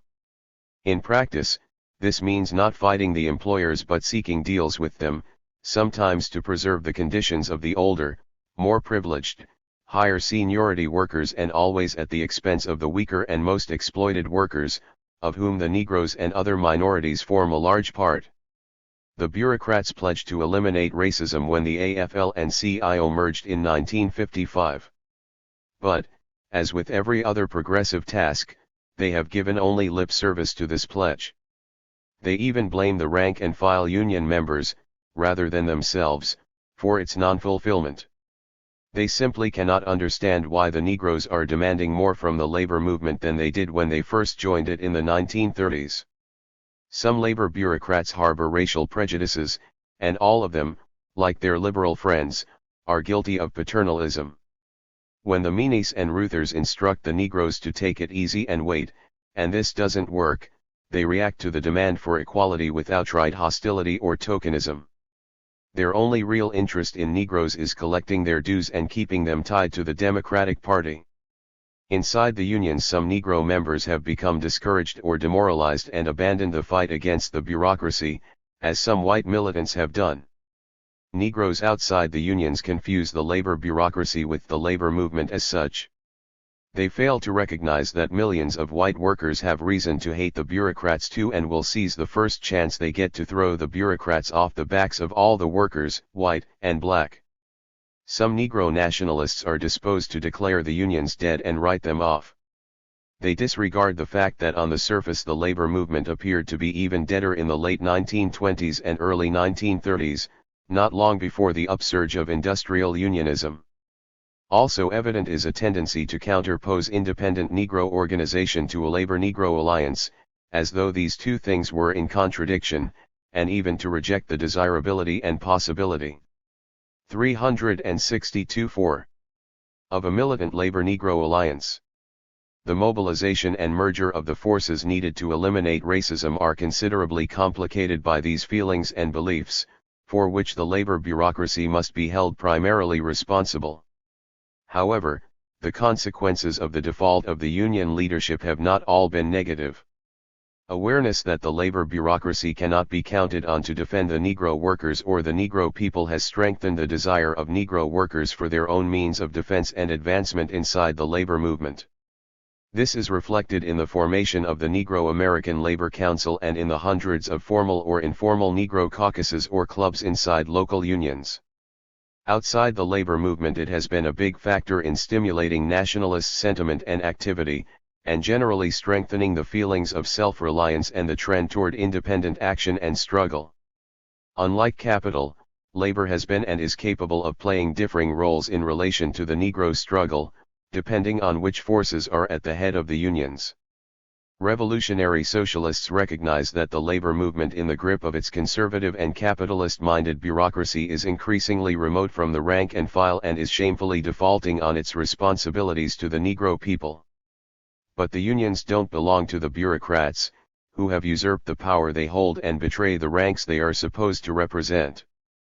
As happened after the 1920s, we anticipate that the union movement will be transformed and radicalized again, and at a higher level than in the 1930s, by the effects on the working class of the crises and contradictions of capitalism and the failure of non-radical methods to solve the problems of automation, unemployment, speed-up, inflation, insecurity, and the war danger. The coming radicalization of the labor movement will be accompanied by and accomplished through the creation of a left wing in the unions. This cannot be some vaguely progressive formation interested mainly in winning union offices, but a group that will be distinguished by class struggle policies, an independent labor party orientation, and active support for the Negro struggle inside and outside the unions. Militant Negroes will contribute to this big change both by forming their own groups in the unions and helping to build and be part of a left wing, or closely connected with it. To abstain from either of these tasks would be to ensure the continued dominance of the labor bureaucracy, at the expense of the living conditions and rights of 1.5 million Negro union members, 6.5 million other Negro workers who want to be union members, and the Negro people as a whole. 363. An independent political action. The Negro struggle is above all a political struggle, that is, its solution requires political action. The coming Labor-Negro alliance will operate in many areas and through many forms, but above all it will be a political alliance. And yet it is precisely in the field of politics that up to now practically all tendencies in the Negro movement are weakest and least independent, both in theory and practice. Some tendencies ignore politics, but politics do not ignore them. The effect of political abstention is to leave the monopoly of political power in the hands of capitalist parties and demagogic politicians who use that power against the Negro people. Others recognize the importance of politics and participate in politics, but only in the two major parties that are opposed to Negro equality. Among politically active Negroes are some whose main interest is in electing Negroes to office. But these are repeatedly frustrated because the Negro Democrats or Republicans whom they help elect usually turn out to be captives and apologists for the corrupt capitalist political machines rather than consistent spokesmen for the Negro people. Most current tendencies reflect, to one degree or another, the desire of the Negro masses to determine their own destiny, to have their own organizations, their own leaders, their own strategy, tactics, and programs. But few of these tendencies have expressed a similarly independent spirit in the vital field of politics by breaking with the parties of their oppressors and organizing to challenge their political monopoly. Yet such a break and such a challenge are implicit in everything that has happened up to now.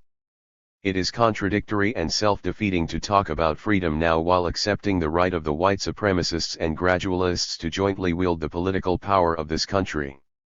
The idea of a Negro party, a civil rights party or an equal rights party, is not a new one. Representative Adam Clayton Powell has talked about it on and off during recent years. Liberator, the Liberation Committee for Africa magazine, wrote about the need for an Afro-American political party during the 1962 election campaign. More recently, Elijah Muhammad, leader of the Muslims, has advocated that Negroes run and elect their own candidates to public office because there will be no real freedom for the so-called Negro in America until he elects his own political leaders and his own candidates. William Worthy has spoken along similar lines. The basis for such a party already exists. Millions of Negroes are concentrated in the big cities of the country, North and South. United in a party of their own, they are so situated geographically that they could sweep the elections in dozens of congressional districts. They could send a bigger block of Negroes to 364-4.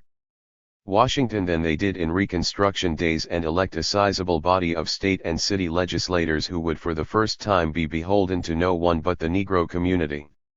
Both nationally and locally they could hold the legislative balance of power and be in a position to compel bigger concessions from the dominant parties.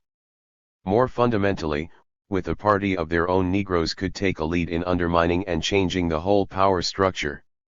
The immense implications of such an independent Negro course in politics illustrate graphically the truth of the revolutionary socialist analysis that the independent Negro struggle tends to stimulate, spur, and shake up the major forces in the country. The creation of a Negro party running its own candidates would rock the whole political structure to its foundations. It would throw the Democratic Party into a crisis. Without the majority of Negro votes which it now gets, it could never again hope to hold national power. The only place it could go would be down. Organized labor would be faced with an excruciating dilemma too. Its coalition with the Democrats is justified on the ground that the Democrats can win. But when it becomes plain that they cannot win, the unions would be forced to reconsider their whole political policy. Advocates of a labor break with the old parties would get a bigger and better hearing from the ranks. Thus the creation of a Negro party would benefit not only the Negro but his present and potential allies. The Socialist Workers' Party contends that racism, like unemployment, exploitation, and war, can be abolished in this country only by independent political action aimed at taking control of the government out of the hands of the capitalists and their parties. As a step in this direction, we have long advocated that the unions break from the Democratic Party and form an independent labor party that would seek to politically unite workers, farmers, and Negroes and elect their representatives to office. In addition, and for the same reason, we have also endorsed and supported representatives of the Negro community whenever they have run for office independently of and in opposition to the old parties, even when they were not socialists. Extending this policy in the light of current developments, we publicly express our readiness to support and collaborate with any Negro party or Freedom Now party that runs candidates of its own in opposition to the capitalist parties and seeks to elect representatives whose primary allegiance will be to the Negro community. Our support of such a party in no way conflicts with our own independent socialist political campaigning or with our continued advocacy of a labor party. On the contrary, we believe that a Negro party, a socialist party, and a labor party would find much in common from the very beginning, would work together for common ends, and would tend in the course of common activity to establish close organizational ties or even merge. 365. Into a single or federated party. Revolutionary socialists don't care whether capitalism and racism are abolished by a single party or by a combination of parties, just so long as they are abolished. V111 Strategy of the Negro Struggle. In previous convention resolutions, the SWP predicted that the Negro movement would precede and outpace the labor and anti-capitalist movements. This prediction was based on the fact that while the Negro community is predominantly proletarian, the Negro people are more than just another more heavily exploited section of the working class, and the Negro movement is more than just a part of the general working class movement. As an oppressed minority, the history of the Negroes is different, their position in society is special, their consciousness is influenced by racial, national, and international as well as class factors, and they have developed their own standards, their own methods of action and their own forms of struggle. Although they are a minority numerically, they are a compact minority, knitted together by capitalist segregation in the ghetto and by a common sense of resentment against injustice, and they often play a role disproportionate to their numbers, a vanguard role.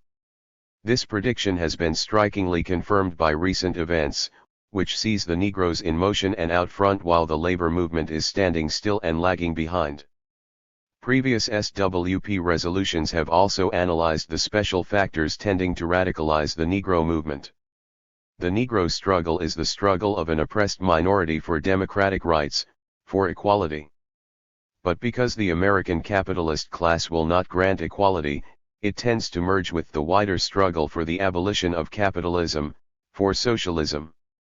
Under the banner of democratic rights, the Negroes learned to reject the myths about American democratic capitalism, and through their own experiences in fighting for democracy they reached deeply radical conclusions, frequently ahead of other sections of the potentially anti-capitalist forces.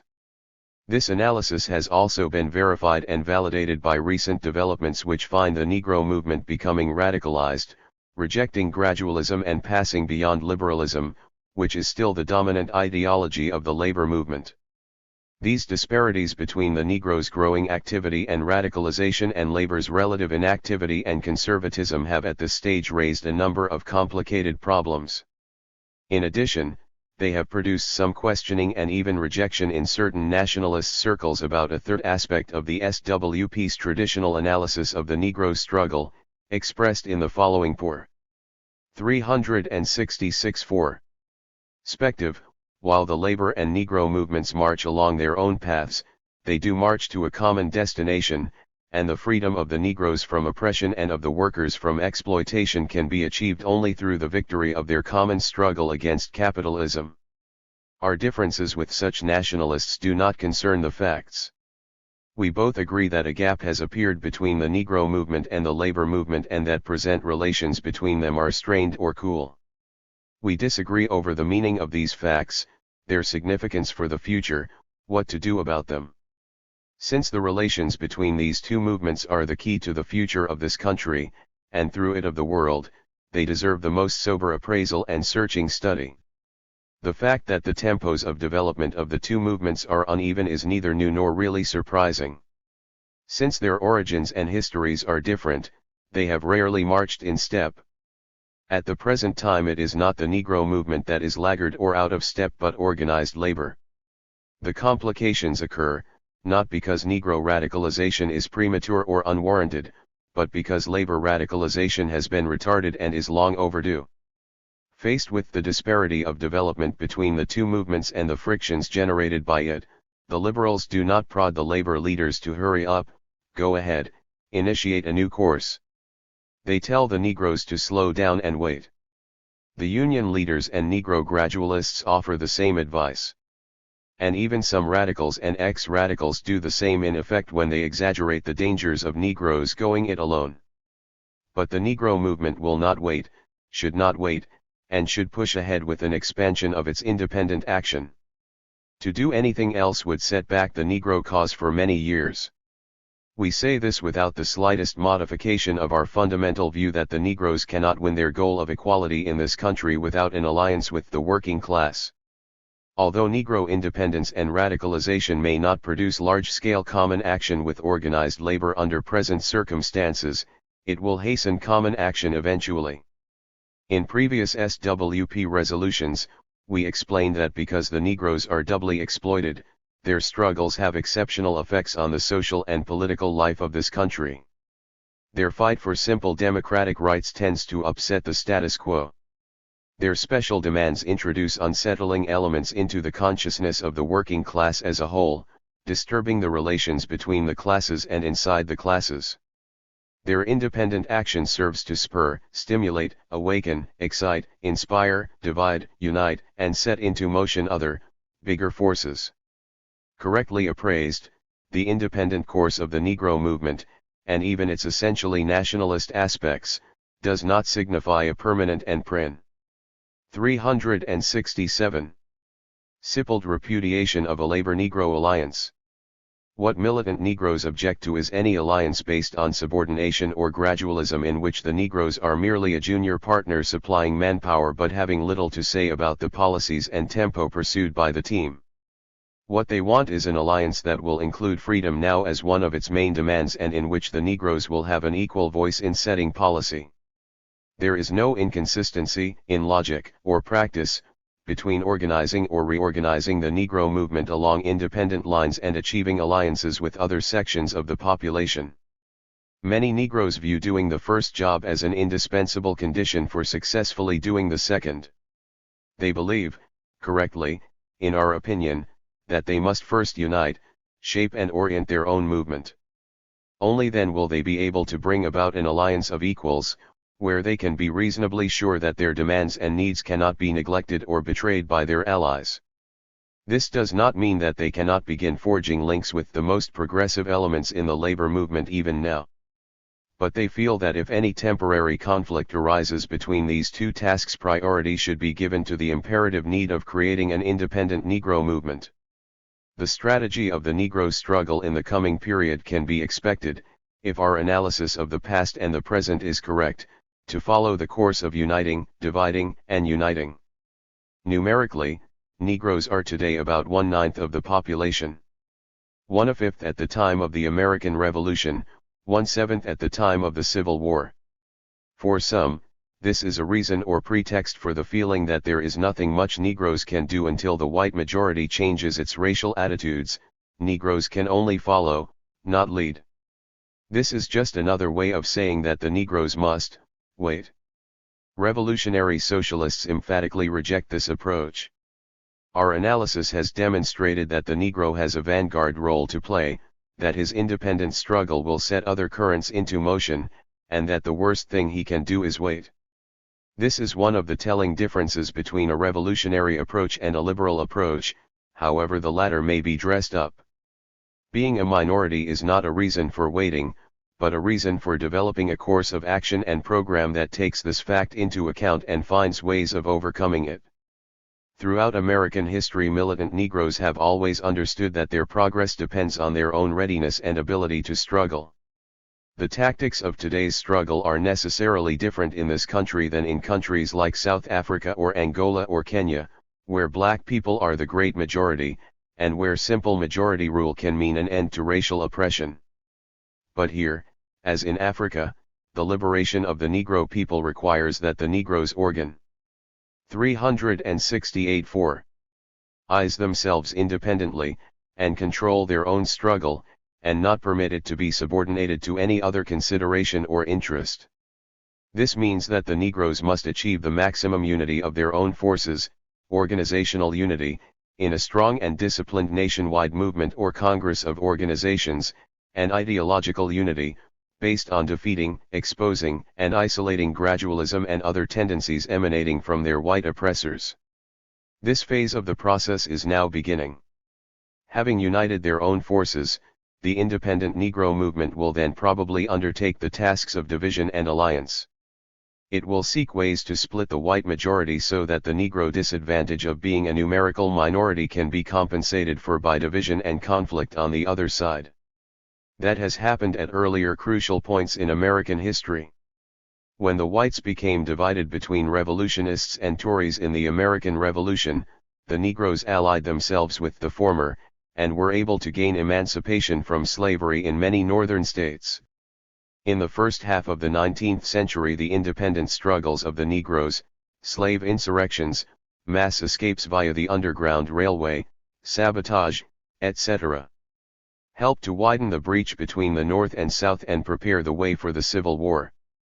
In the Civil War itself, the Negroes threw their weight on the northern side, pressured the North into accepting an emancipation policy, and provided the military balance of power. In the 1930s, when a division among the whites occurred along classic class lines, the Negroes drove in the wedge by giving overwhelming support to the CIO, helping to batter down the open shop and effect their own entry into the labor movement. In each of these cases, the process of social division was accompanied by or led to a process of social and political alliance in action. That is how we see the future too. United, the Negro people through their independent struggle will help to divide the white population, between those who most benefit from racism and those whose interests are really damaged by racism. In the process of this struggle, the Negroes will both seek and find alliances. The major one will be with an insurgent working class, and especially with its most anti-capitalist forces.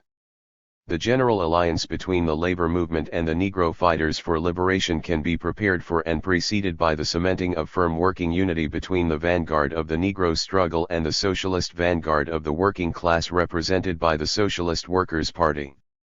This is the primary task of the SWP in the present period of the Freedom Now movement. 369. 1x The role and tasks of the Socialist Workers' Party. The role of the Socialist Workers' Party is to assemble and programmatically equip the forces that will lead the coming American Revolution to abolish capitalism and racism. This function is indispensable because American capitalism is so powerful and racism is so deeply rooted in it.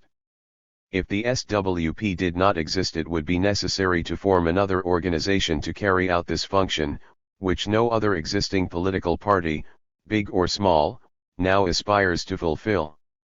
The SWP operates in an arena wider than the Negro struggle, narrowly considered. For militant Negroes concerned first and foremost with the Negro struggle, this may at first appear as a disadvantage or liability. It is neither. The SWP agrees that the first task of Negroes is to organize themselves independently. But the Negro movement does not and cannot exist in isolation from other forces and conflicts at home and abroad. The broader perspective and concern of the SWP with the totality of social struggle is an invaluable asset. Its revolutionary activity in the labor and other mass movements provides a means of enlisting allies and neutralizing potential enemies of the Negro movement in both its present formative and its future stages, and of connecting the class struggle with the Negro struggle in such a way as to strengthen both. The SWP seeks to equip both revolutionary whites and Negroes with the best set of scientific tools yet devised to change society, Marxism. Drawn from and fusing the lessons of American and world experiences, Marxism is constantly enriched, refined, and rendered more effective by the experience of new struggles. It illuminates the causes of racism and points to the method for eradicating them. The SWP has long sought to Americanize Marxism, that is, to apply it to American conditions and use American conditions to modernize and expand Marxism itself. In order to accomplish this, it must now also work to Afro-Americanize Marxism, that is, apply it to the specific conditions of the Negro people and use the experience of their struggle to further concretize and enrich Marxism. The SWP believes and acts on the belief that the working class cannot achieve its aims without the Negro people achieving theirs. The American Revolution for a socialist democracy cannot succeed unless it is based on an equal and mutually acceptable partnership between the working class and the Negro people.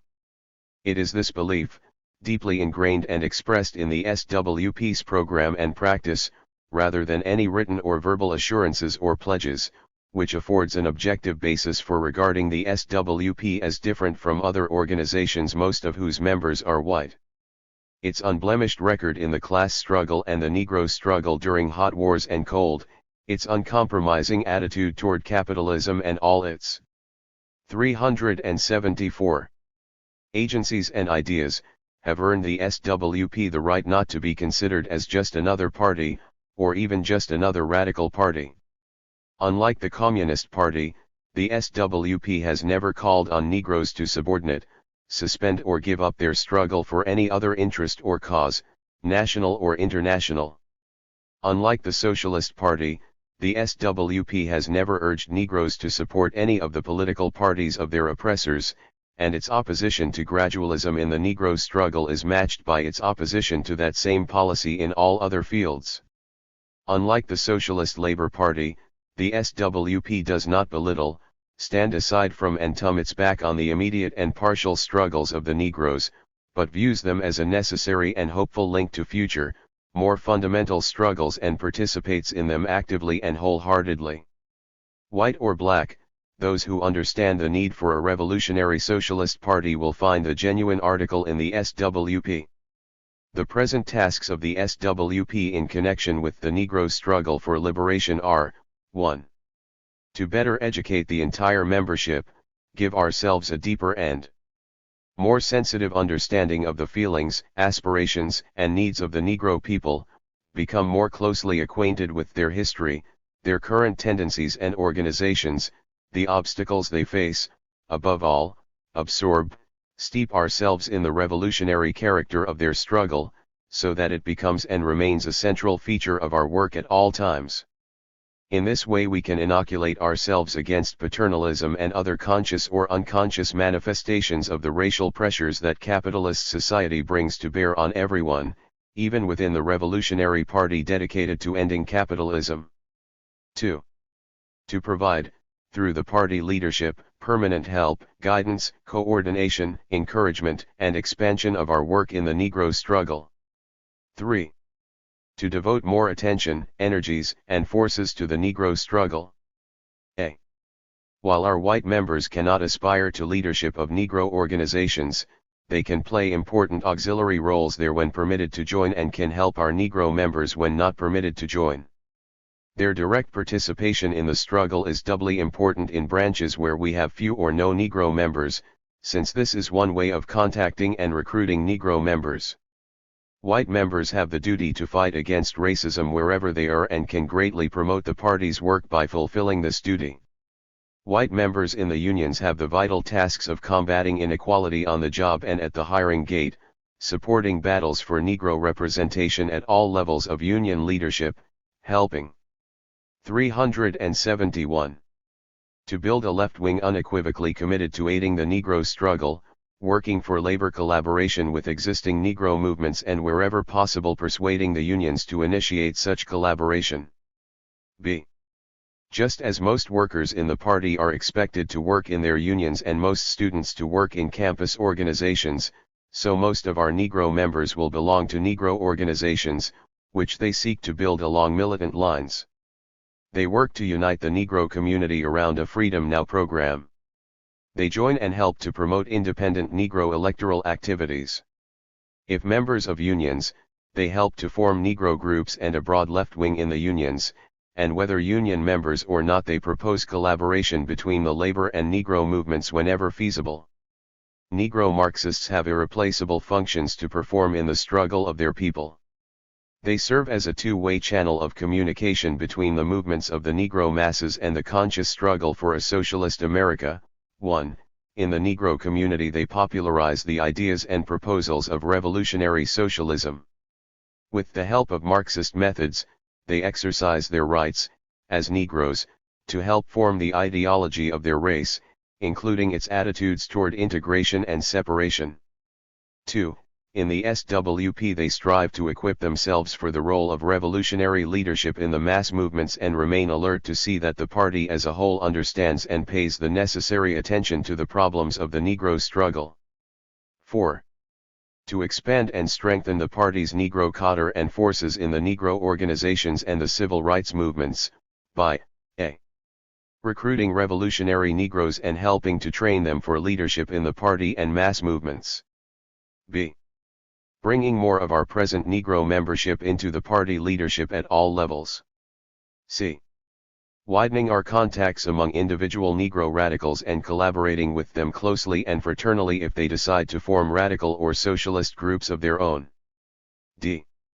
Recruiting revolutionary whites, especially youth, like the Freedom Riders who are already engaged in courageous struggles for civil rights. 5. To develop, in collaboration with other Negro militants, a series of demands and proposals which will connect the needs of the struggle at its present stage with its ultimate aims. The proposals for a 30-hour week.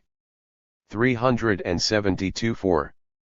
At 40 hours pay and a Freedom Now party should figure prominently in such a program today.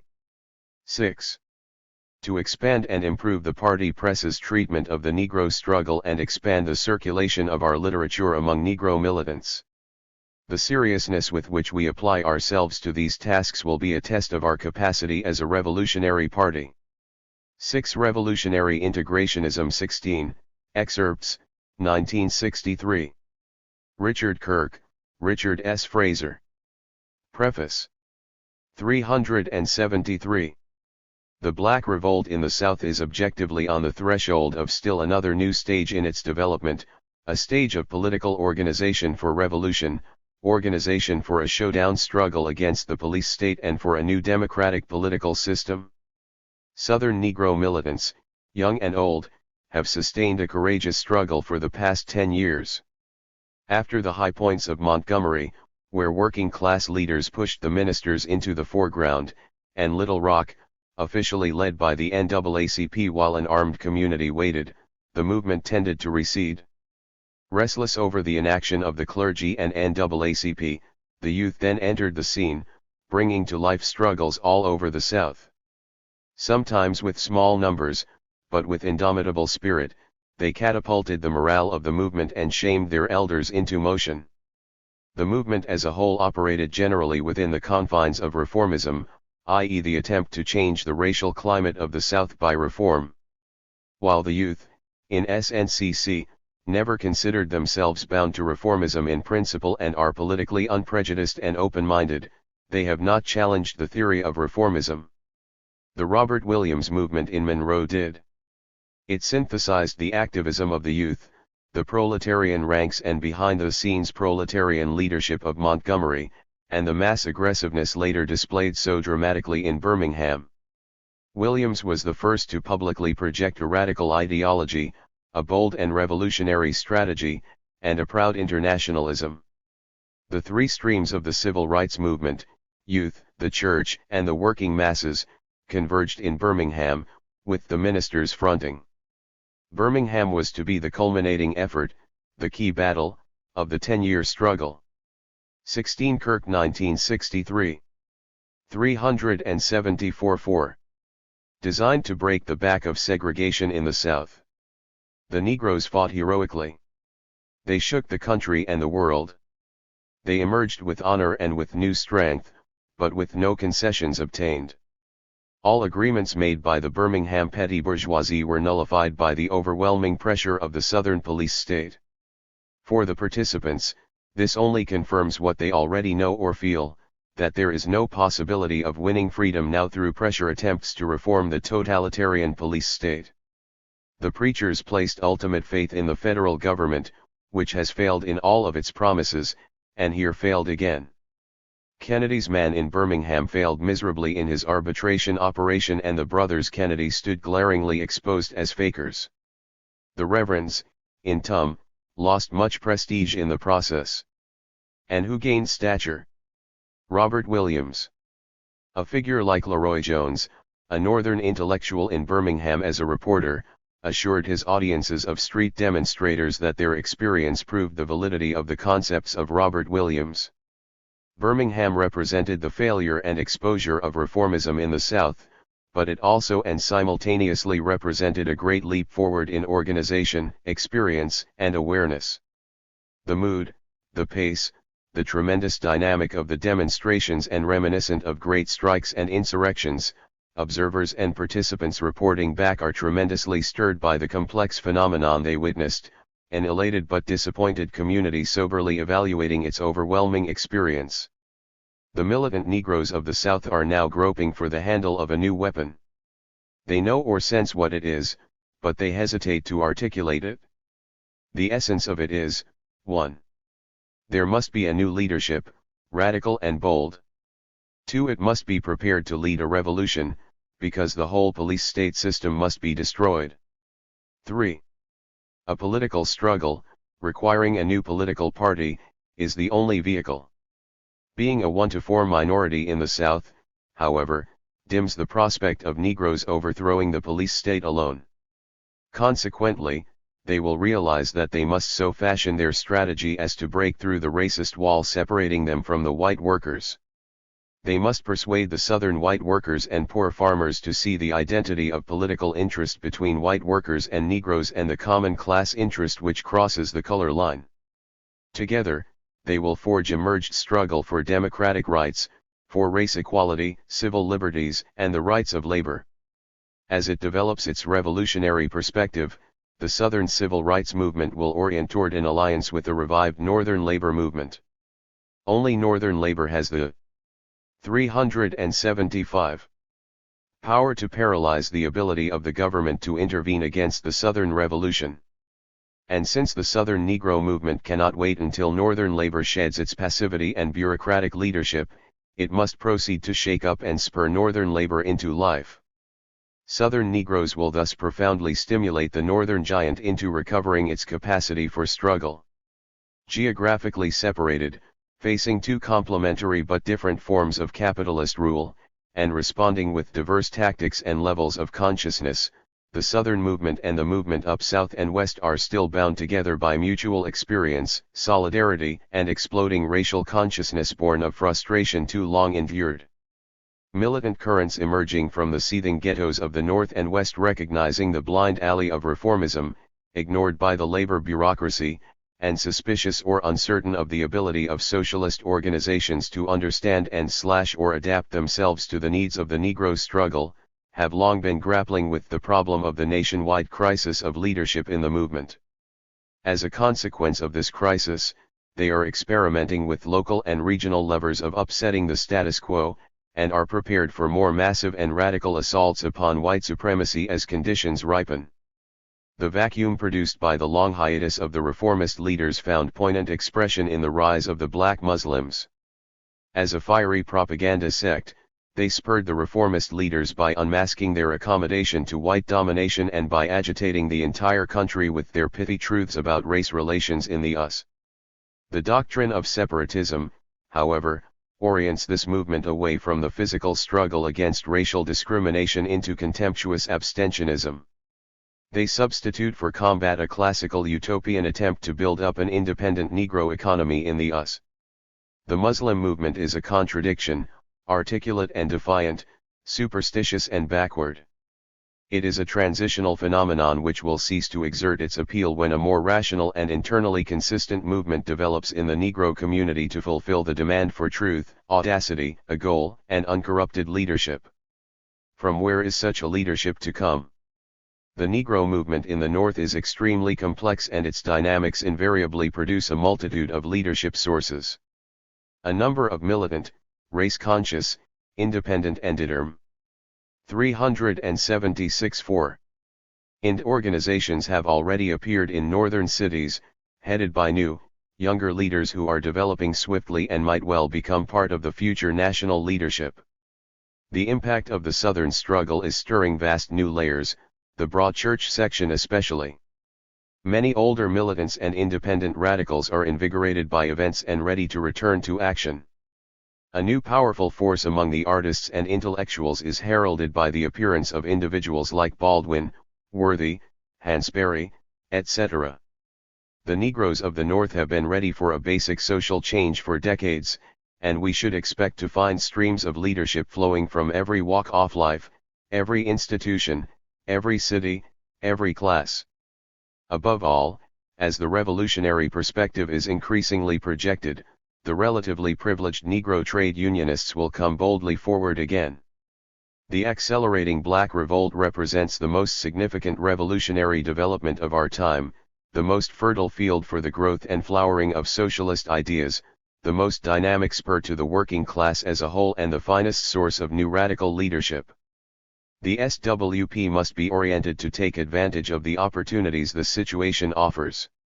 Given solid ideological footing and a deliberate sensitivity and flexibility, the party can enhance its image and make giant strides in and with the Negro movement. Part 1, The Coming Southern Revolution. A dialectical interdependence links the Southern Labor Party, Southern Unionism, and the left wing in Northern unions. In a police state, simple mass action, picket line, mass meeting, boycott, etc., is not enough to win any democratic rights, including union recognition.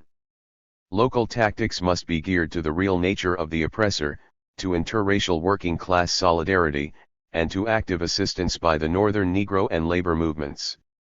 This is the historical difference between union organizing in the 30s and union organizing in the 60s.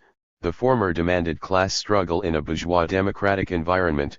Today what is needed is political struggle against the iron heel of a brutal totalitarian state apparatus, the southern wing of US capitalism. 377. The very backwardness of the Dixie sector grips the more advanced northern labor movement by the throat, choking and stifling it. To survive, the North must break this stranglehold. Defense of the Southern movement is the opening wedge in this struggle for self-preservation. Part N, the North, the prolonged crisis of leadership and the quest for program. The reformist leadership. Whereas the Southern movement is characterized by mass activism and the beginnings of ideological probing, the Northern sector is only just becoming, by reflex, a mass movement, despite its rare advanced level of political consciousness. The South is proceeding swiftly and classically from action to thought, the more complex North has been studying programs and parties for 30 years, and its passivity syndrome was the outcome of this frustrating search. Uncertainty, accommodation, cynicism, or blind rage are not programs for action, they cannot mobilize. Only a call and a tactic, strike, boycott, sit in, can do that. The main call up north by Negro leaders before the Till case and Montgomery was the NAACP's deadening take it to court refrain. Reformism's decrepitude, only just unveiled down south, has been an acknowledged fact in the North so long that it's generally accepted as a joke, like bad bus service. Working-class Negroes in the North, living amidst poverty and injustice, are generally conscious of the need for fundamental social change and have been for decades. Their economic position and their rejection by white society have rendered them immune to the American myth of a progressive, stable, and benevolent capitalism supplying plenty for all. In the truth of their lives they find the truth about American society. This radical awareness, while indirect toward a specific means of social change, has expressed itself in an overwhelming response to every opportunity to demonstrate in breadth against the status quo, through the old Communist Party, the CIO, the March on Washington movement, the wartime struggles, the SWP, the racial wars in Harlem and Detroit, the Progressive Party, the Harlem reception of Castro, the pro-Lumumba demonstration, etc. Consciousness has kept pace with reality. But in the absence of a leadership adequate to the task, decades of disappointment and disgust resulted. Where matured objective conditions and mass consciousness exist without a leadership prepared to advance the struggle to higher levels, all elements of a crisis. 378-4 of leadership are present. The entire movement, denied the logic of its own dynamic, tends to degenerate. What is the source of this protracted crisis? The struggle against racial discrimination has centered around the demand for integration. The official leaders of the integration movement have come from the middle-class professionals. The inability of this leadership to express the needs of the masses and to develop an effective strategy is lodged in the contradictory position of the middle class in general, compounded by the peculiarities imposed by the race system. The ghetto petty bourgeoisie, the self-employed and the professionals, feed on the masses and often despise and fear them. At the same time, they are brutally rejected by white society and identified with their inferiors. On the one hand, they enjoy a racial monopoly of certain businesses and occupations, thereby profiting from segregation. On the other hand, the flagrant gap between their living standard and their social status outside the ghetto is a source of daily humiliation and resentment against racism. A conflict therefore exists between their class and racial interests.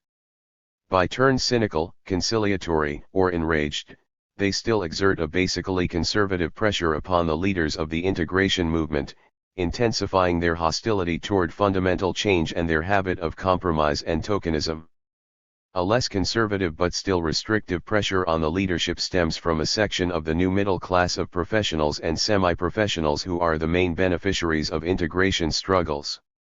With good jobs in the white world, government, education, public institutions, and the white-collar sector of industry, this group sees individual assimilation as the goal. Theirs is the desire to achieve acceptance in American life by conforming to the ideals, values, and patterns of behavior of white Americans, E. Franklin Frazier. But the desire can rarely be realized. Revolving in a restricted circle of fellow Negro professionals and white liberals, they, too, are ambivalent. In limbo between two worlds, and unsure of their identity, they have no mass influence. The leadership of the integration movement comes mainly from these two sectors and reflects their political schizophrenia. Pushed hard today by the ranks and by national pressures into tough talk and sometimes frenetic activism, they still more or less zealously guard their pro-capitalist respectability and conformism. The failure of the middle-class leadership to inspire and advance the movement is caused by reformism. The old-style leaders can provide no solution to the elementary demands of the Southern struggle, and they lock up the Northern movement in capitalist politics. There is no class-race conflict in the Negro worker. The struggles for civil 379. Rights and working class solidarity are complementary and equal parts of the drive of the entire working class for emancipation. Worker leaders, however, have been rendered cautious by events.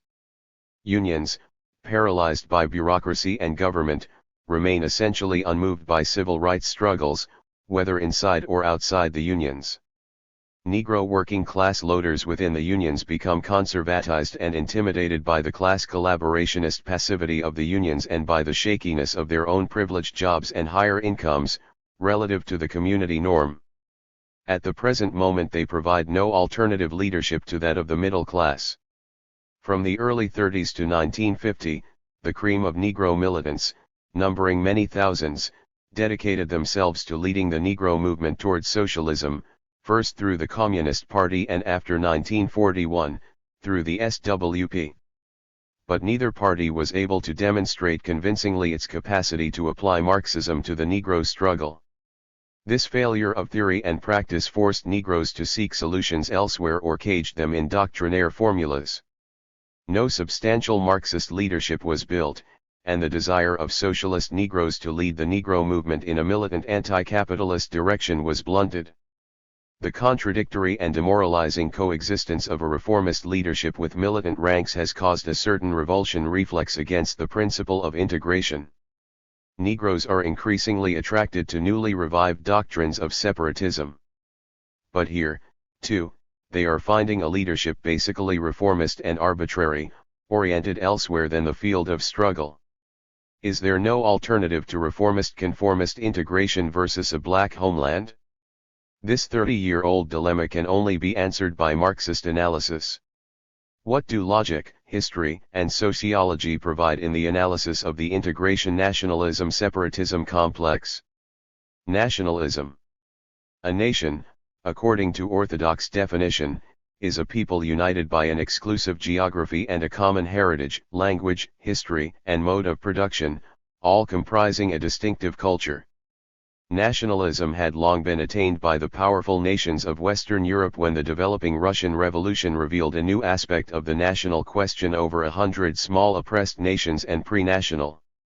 384.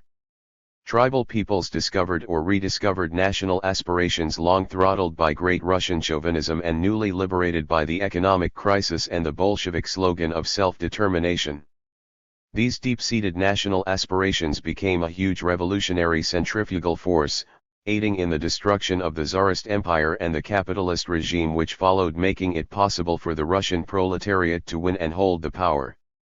Long before the revolution itself, Lenin oriented the Bolsheviks toward these backward, even primitive, agrarian peoples with an analysis of the whole problem of the national question and the role of self-determination. This analysis became a new body of Marxist theory, guiding socialists in the task of trying to awaken latent nationalist drives for the struggle against capitalism. Us Negroes obviously do not fit into the classical definition of a nation. But it is contended that they nevertheless are a potential nation, that they may become a nation if and when they achieve a national consciousness. And what constitutes a national consciousness? Apparently, a certain group of people, living in a certain place, has decided to take its political destinies into its own hands. So at that point where Negroes fight in their own way for their own goals and with their own leaders, they apparently become transformed. They metamorphose from a race into a nation, the Negro question turns into the national question, and the fate of the Negro suddenly becomes determined not by his own history in America but by the laws of national development deduced from the plight of small backward nations under the Tsarist Empire, who collectively constituted the majority of the population of the empire. That Negroes are a potential nation is an unproved assumption. That Negroes constitute a nation or an incipient nation or an emerging nation or even a nation within a nation requires concrete analysis, rarely supplied. For instance, 1. If Negroes are not a classic nation, what particular aspects of nationalism in their condition make for the possible emergence of a national consciousness? Oppression is no answer. 2. Granting, for argument's sake, that some concrete nationalist factors do apply, producing similarities, Why is the right of self-determination the correct slogan? Might it just as logically not be correct given the differences? What is decisive here? 3. How can a classic nationally oppressed group directing its own destiny be equated to any oppressed group fighting for freedom? May a national 381 consciousness someday be achieved by child laborers, women, atheists, migratory workers, aged pensioners, and sharecroppers? 4. The Bolsheviks directed European nationalism into serving the revolution. Precisely how and why is Negro separatism progressive and anti-capitalist? 5. Why does the relatively advanced and exploding Negro struggle need the type of slogan designed to raise the consciousness of a very backward agrarian European or Eurasian tribal people? 6. If a dormant nationalism will awaken under conditions of self-awareness and crisis, how explain the rejection of separatism by Negroes over a 300-year period of revolutions, revolts, wars, upheavals, etc.? Answers to questions like the above are almost invariably based on abstractions from international experience, and not on the powerful realities and extraordinary history of the Negro in the US.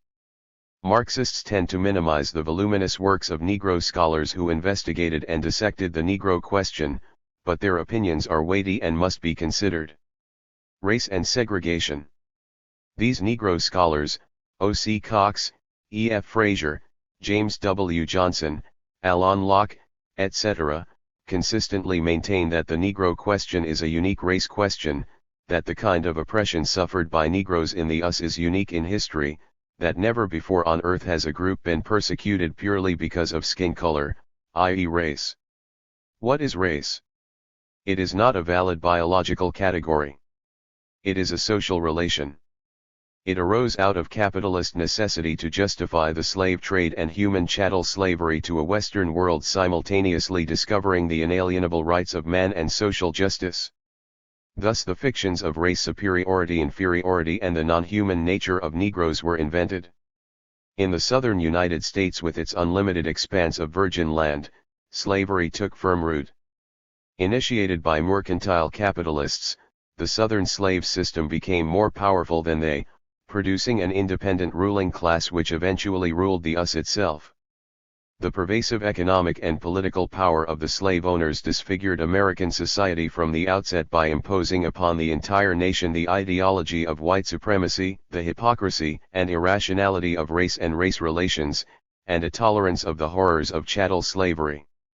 After the Civil War and Reconstruction had destroyed the old slave-owning class, Northern capital, from both economic and political motives, betrayed its 382-4 promises and created a revised, capitalist form of race relations, based upon many of the traditions and social relations of slavery. Segregation took the place of the chattel as the main prop.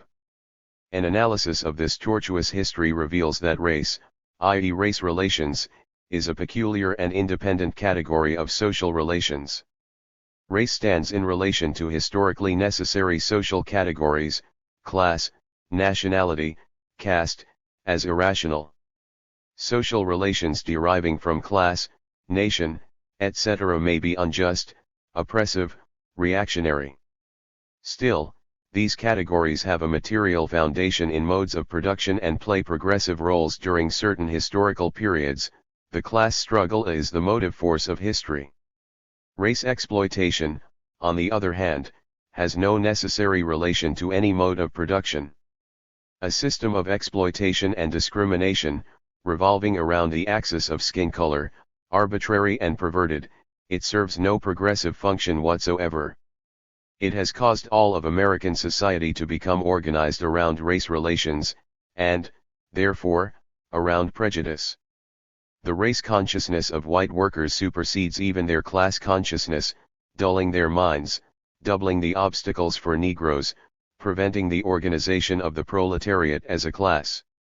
Because of the utter irrationality of race as a reason for social partition, segregation is absolutely required for the perpetuation of racial exploitation, and because of this interdependence of segregation and discrimination, the Negro movement for nearly 2 centuries has directed its main line of struggle against segregation, against that barrier which prevents Americans from becoming a whole people, from becoming themselves. Can't we, nevertheless, call the Negro question a national question because of some similarities? Not without denying its unique character. The Negro question is not merely different than the national question, but diametrically opposed to it. 1. Segregation is no factor whatsoever of national oppression. On the contrary, forced assimilation is the rule and mode of oppression. 2. In oppressed nations, the bourgeoisie tends toward assimilation with the oppressor. Among Negroes, the bourgeoisie, the small but rich capitalist class, is the only consistently pro-segregation class. 3. Separatist movements among oppressed nations are almost universally progressive and liberating in philosophy and ideology, attacking concretely the institutions and practices of the national oppressor. Negro separatist movements have all accommodated to the form of oppression. 383. Segregation. They accept and cater to the irrational concept of race as a scientifically legitimate biological category that justified social division. Some separatist movements have been militant, but within the framework of retrogressive concepts. Other separatist movements objectively capitulated to white supremacy on almost every score. 4. The historic drive of oppressed nations is towards separatism, the historic drive of the Negroes is against separatism and segregation. 5. For an oppressed nation to become integrated is a reactionary concession to the status quo, a defeat. Integration for Negroes is revolutionary, because American capitalism incorporates segregation in its fundamental structure and cannot survive without it. 6. Potential and pre-nations, once aroused, have no difficulty in perceiving a qualitative difference of identity in themselves and their oppressor. Negroes are Americans in nationality according to all basic criteria, and recognize only the unfair white-imposed color line as the difference between them and whites. Among the oldest non-native inhabitants of this country, the Negro has contributed a huge share to its wealth, progress, and world preeminence. He has played heroic and sometimes decisive roles in all of the historically important events. His life is inextricably involved with whites. Precisely because this is his homeland, prejudice and discrimination are infuriating. He has no other home. His Afro-Americanism doesn't indicate a previous nationality, for a continent is not a nation, and his culture and customs are not those of any African nations. Indeed, he knows not where in Africa his ancestors lived, and often feels strange with Africans, and vice versa. His affinity for Africa is racial and internationalist. Africans themselves are Pan-Africans first and nationals second. In defiance of the laws of European national development, the African Revolution pushed national sovereignty into the background of its independence struggles almost from the beginning. In Kenya, for example, the Kikuyu gave their first military defensive organizations not national but continental designations, such as the African Fighting Forces and Defense Council of the Whole of Africa, Kenya branch. Africa for Africans is the central rallying slogan of the revolutions there. The strictly national aspirations of the peoples of Black Africa, scores of nations and incipient nations, most of which had few or no relations with each other historically, has long been superseded by consciousness, deriving from the added burden of racial oppression under colonialism. What is commonly called African nationalism is more accurately described as African internationalism. 384. 4. On every score, the Negro question stands by itself as a unique phenomenon among exploited minorities, demanding independent analysis based on the key factors of race and segregation. To lump it together with its opposite, with European nationalism, obscures its character and its goals. The predominance of Garveyism in the Negro community proved transitory, rent by internal contradictions and crises. It evaporated as soon as realistic instead of romantic avenues of resistance to racial discrimination opened up. This occurred in 1925 when the organization of the Brotherhood of Sleeping Car Porters was achieved, merging Negro socialist leadership with the proletarian struggle. In alliance with the NAACP, these new working-class leaders undertook a campaign for jobs in Harlem, popularizing labor unionism and paving the way for later Negro entrance into the mainstream of working-class struggle, the CIO. There have been minor separatist movements such as that for a 49th state, in the early 30s. This was an attempt by the Negro bourgeoisie to turn the movement away from integration opportunities offered by interracial trade unionism. It never received popular support, nor have others until recently. The only two separatist movements since 1800, colonization and Garveyism, which attracted a mass support were transitional vehicles to higher stages of struggle which repudiated separatism. They both served a function in the Negro movement, but never represented an important historical objective of Negroes. Rather, they were a mode of existence after demoralization or the closing of mass avenues of struggle. In both cases when doors of struggle opened, separatism, always born of demoralization, disappeared. The Black Muslims are the latest major separatist movement, resulting somewhat from the isolation of the Negroes from the labor movement, but more specifically from the closing of the doors of struggle by the bankrupt Northern reformist leaders. The Muslims' anti-conformist and anti-reformist posture strikes a responsive chord among the most exploited sections of the unrepresented Negro workers. Their ruthless unmasking of race reality in the US through blistering blitzkrieg attacks on whites and on the discredited Negro gradualists and opportunists reflects and deepens the wisdom of their audiences on this score. Through their businesses and schools, the Muslims train men for jobs and women for domestic virtue. They rehabilitate former habitués of police court and prison and offset degeneration among the demoralized and backward. They project, like Garvey, an economic program for black business, both 385. Cooperative and private, within the ghetto, heightening race consciousness and community solidarity through this program. Even at worst, such proposals do bring more money into the Negro community through jobs and surplus value, and the community needs both.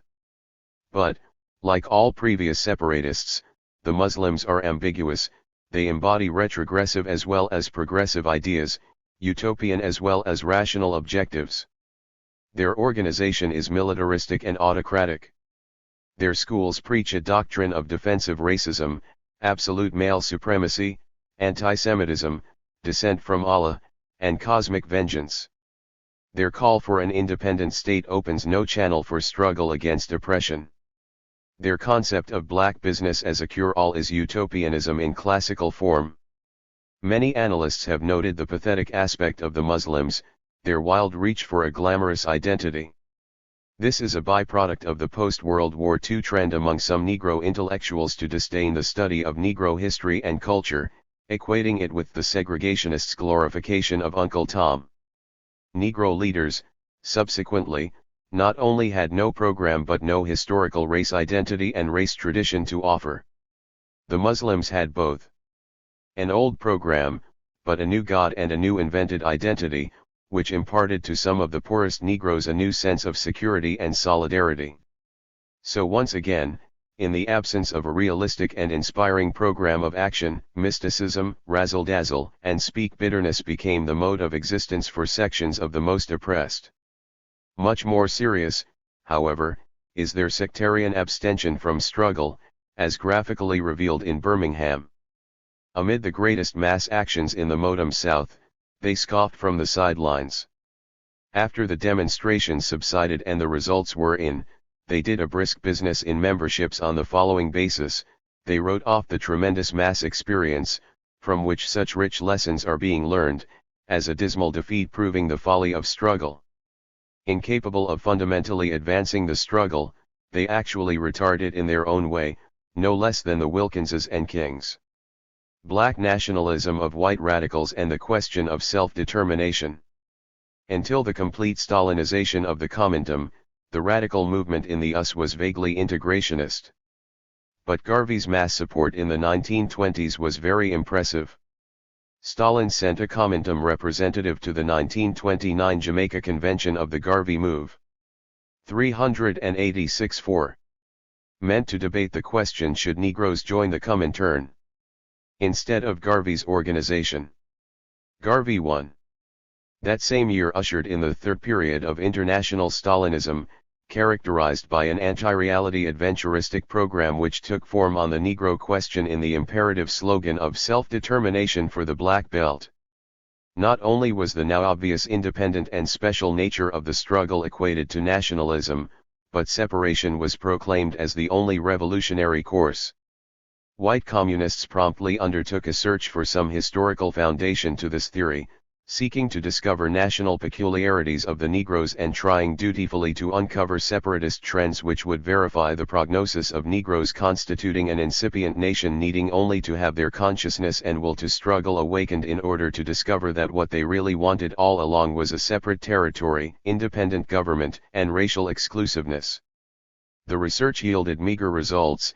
Its continuity was, moreover, regularly disrupted by the twists of Kremlin policy which alternately injected self-determination during leftish periods and withdrew it during ultra-rightist swings.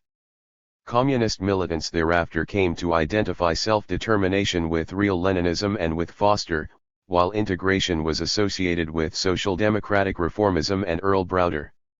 The Trotskyist leadership, apparently with the exception of at least Oehler, took the position that not a national but a racial question was involved and that the struggle for civil rights, not racial autonomy, was the militant anti-capitalist direction of motion. From the meager documentary material available, it would appear that while they didn't have a fully worked out position, they had basically correct political instincts on this question, and these were brought before Trotsky in 1933. Trotsky, suspicious of a political organization in a biracial country composed exclusively of the dominant race, defended the basic nationalist line of the CP, 1933 Conversations. He stated that while his knowledge of the US Negro question was too inadequate for a decisive opinion, he felt in the American attitude a similarity to that of Rosa Luxemburg and the reformist Social Democrats on the issue of the Eastern European nationalities. The only thing he urgently proposed, however, was an immediate and thorough discussion of the question in the Communist League of America, but apparently no such discussion was held. American Trotskyism on the Negro question grew over into its opposite, from integration to nationalism. This process was crystallized in the 1939 resolution, committing the SWP to nationalism and the right of self-determination. 387. So from 1929 on, as the modem integration movement gained steam, no radical parties could see or understand the revolutionary implications of integration. The specter of nationalism and its corollary principle of self-determination hovered constantly over the Negro question, with confusing results. Part 111, The SWP and the Negro Struggle. While the above is somewhat oversimplified, it provides a starting point. What are the various tendencies in the party on the Negro question? There are at least 6 more or less distinct areas of opinion, not all clearly defined, and some overlapping. Nevertheless, they reflect most of the attitudes in the civil rights movement and on the left. 1. Black nationalism for white radicals. This broad tendency, discussed previously, holds, a. that integration ultimately is reformist and social democratic, and the demand for a separate state is the only revolutionary demand, or, b. that either road may validly be chosen when the decision is made, or even, c. that the Negro question is a national question, but integration will be chosen. Ironically, hardly had the ink dried on the 1939 nationalist resolution when there occurred an influx of militant integrationist Negroes into the party. Under the combined pressure of these workers and the integrationist movement of the 40s, comrades adhering to nationalism generally restrained their views, never advancing them publicly and rarely privately. Consequently, until 1948, scores of new comrades in the party never dreamed that self-determination was the official line and never even heard of it. Negroes sensed something strange and ambiguous and assumed it was prejudice. Tortuously expressing itself in policy, tactics, and social relations over the years, it played its part in the alienation of almost an entire generation of Negro revolutionaries. 2. the Negro question as an appendage of trade unionism. This is not so much a theory of the Negro question as an unbalanced emphasis on trade unionism, an over-identification of unions with the working class and a myopia about non-unionistic facets of the class struggle. Not a formal doctrine, it is a prejudice in favor of trade unionism, giving rise to the feeling that the Negro struggle, though independent organizationally, is tactically dependent upon the labor movement for virtually every move or advance, something like the Russian proletariat and peasantry relation. In this connection, Daniel Guerin may be pardoned for dissociating himself, Negroes on the March, from SWP maritime policy. On the West Coast, the 388-4 white deck and engine departments were equated to the proletariat, while the largely Negro stewards department was considered dependent, and destined to follow the decisive proletariat. This is an atypical example but illustrates the extremes to which this ideology may lead. Then unions are dormant, however, and the Negro movement is obviously in motion. Negro dependence is promptly shifted from unions to the colonial revolution or some other more decisive category.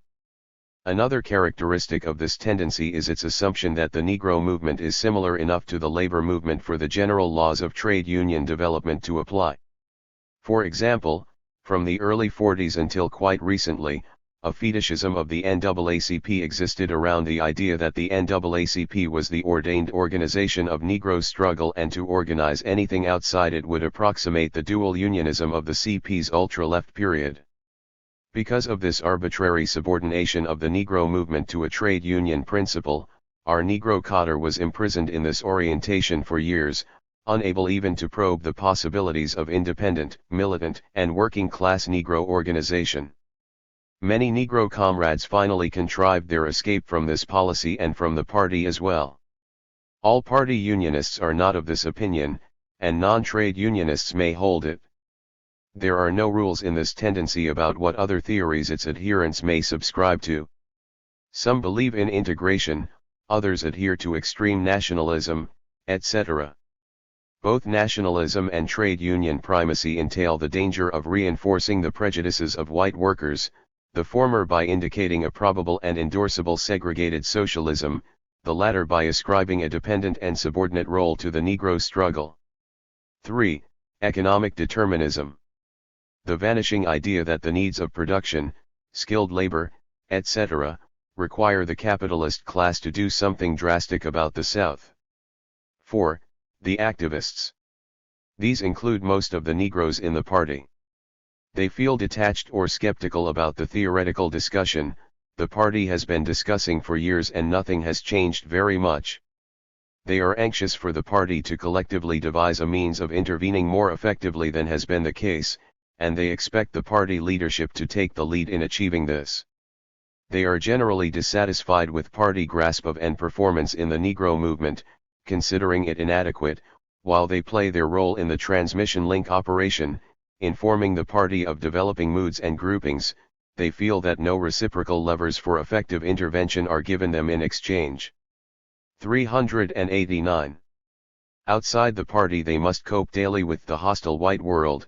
Inside the party, many resent having to criticize, complain, or push, believing that awareness of the need for a better orientation and climate should be the entire party's responsibility and concern. Some deduce that no meaningful interrelation of party and Negro movement is currently objectively possible, and more fuel is added to the flame of separatism. 5. The official compromise resolutions. Here, the differences among all recognized tendencies are usually softened and then unified. The party is offered some integration, a great deal of nationalism, just enough separatism, much trade unionism, plenty of self-determination, a pledge of increased activism, a great deal of theoretical neutralism, and an overall injunction to wait and see. Inasmuch as this type of resolution, speech, and article determines and expresses party theory over the years, it may be said that in terms of a guide to action, we have no fundamental theory at all. 6. Revolutionary integration. The viewpoint expressed in this resolution, i.e. the Negro question, is a unique racial, not national, question, with a movement marked by integration, not self-determination, as its logical and historical motive force and goal, thereby producing a struggle that is necessarily transitional to socialism and a revolutionary vanguard for the entire working class. When the SWP recognizes the Negro struggle as the core of US politics and labor, it will understand both the proletariat and the Negro a little better. 390. 7. Malcolm X, The Man and His Ideas. 11, excerpts, 1965. George Brightman. 4. Editor's note, the speech was delivered at the Friday Night Forum in Detroit on March 5, 1965. It is still painful to speak of the death of Malcolm X. It is probably too soon to appraise him adequately. It will take time before we can do him justice, before we can see him in his full stature. It is painful because with him gone, we momentarily feel smaller, weaker, more vulnerable. Our sense of loss was for his family, for the movement he was building, for the Negro people, for the revolutionary cause as a whole. There is something in us that cries out against the fact that he was cut down in his prime, still a young man, before he had made his full contributions to the struggle, before he had accomplished everything he was capable of accomplishing for human emancipation. I was still a young man 25 years ago when another great revolutionary was assassinated, Leon Trotsky. Perhaps I did not fully realize his leadership, advice, and political wisdom would be missed, and probably I was under the influence of the belief common among young people that to show certain kinds of strong emotion is a sign of weakness.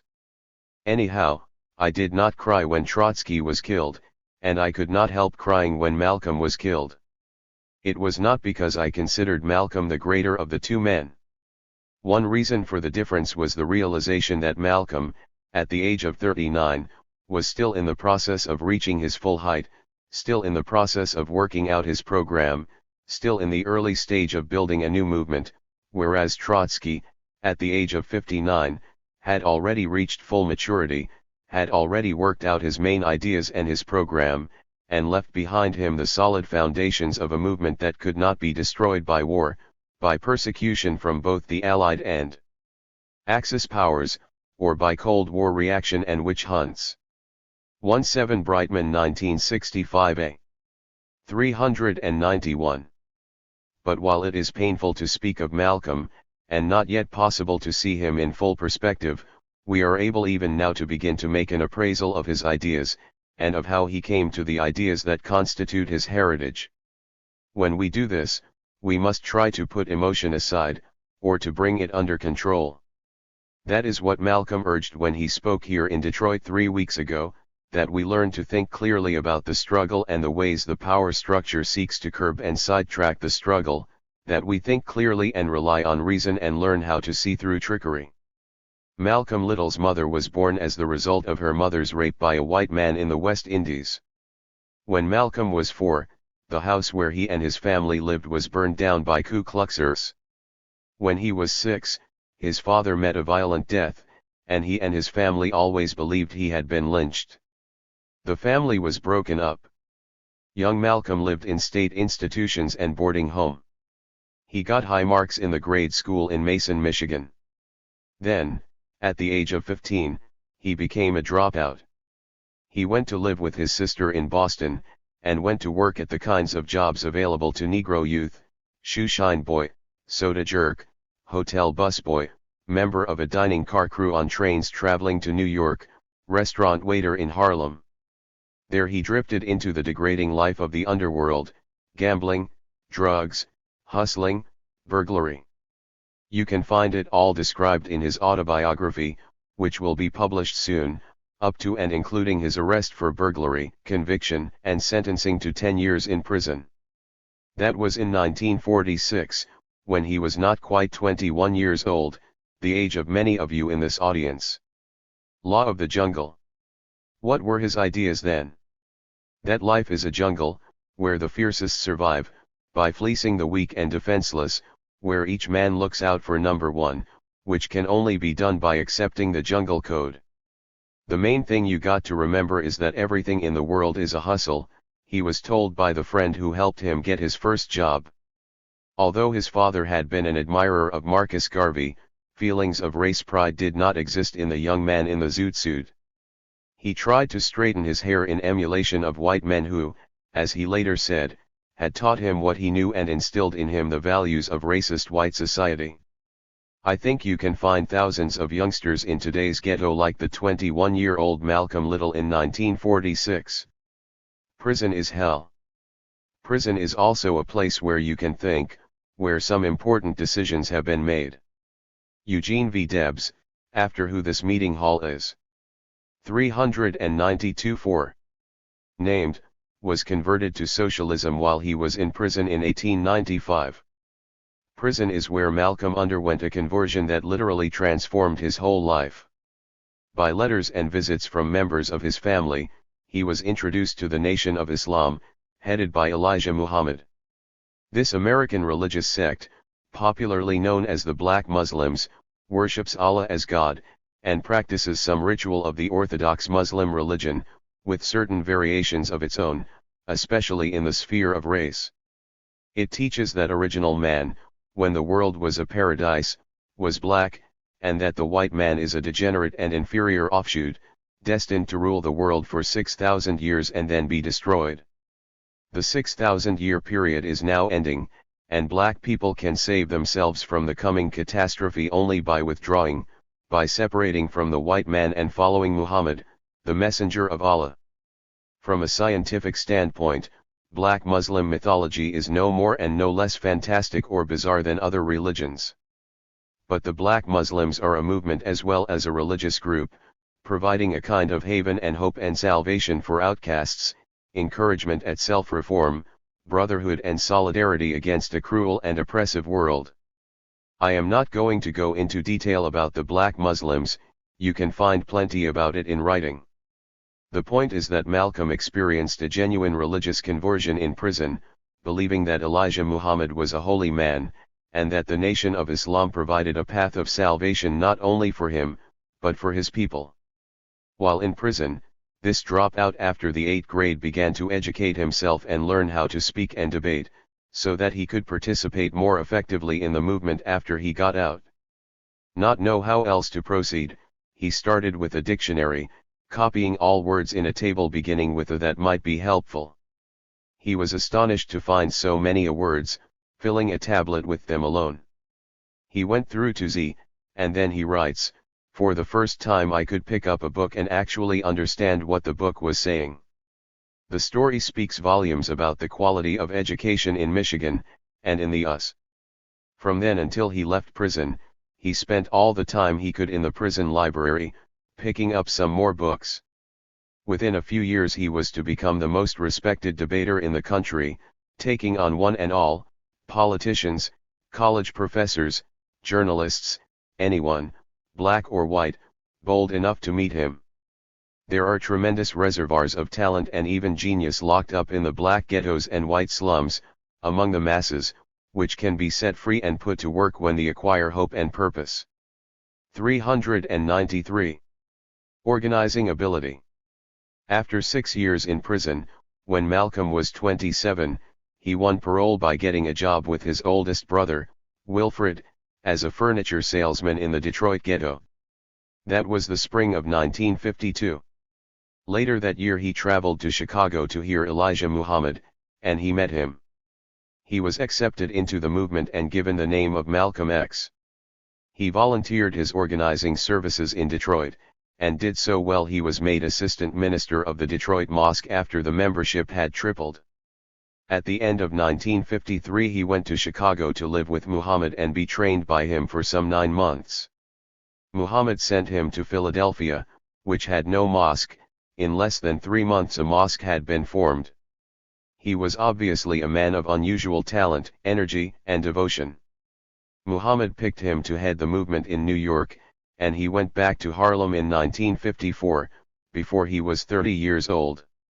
In a few short years, his work helped to transform the black Muslims from a virtually unnoticed to a nationally very well-known organization, and he himself had become one of the country's most noted figures, one of the most desired speakers on the nation's campuses, and the object of admiration by the nation's most militant youth.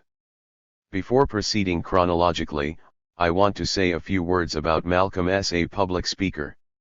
I am not an expert in this field, and hope somebody who is will make a study of it.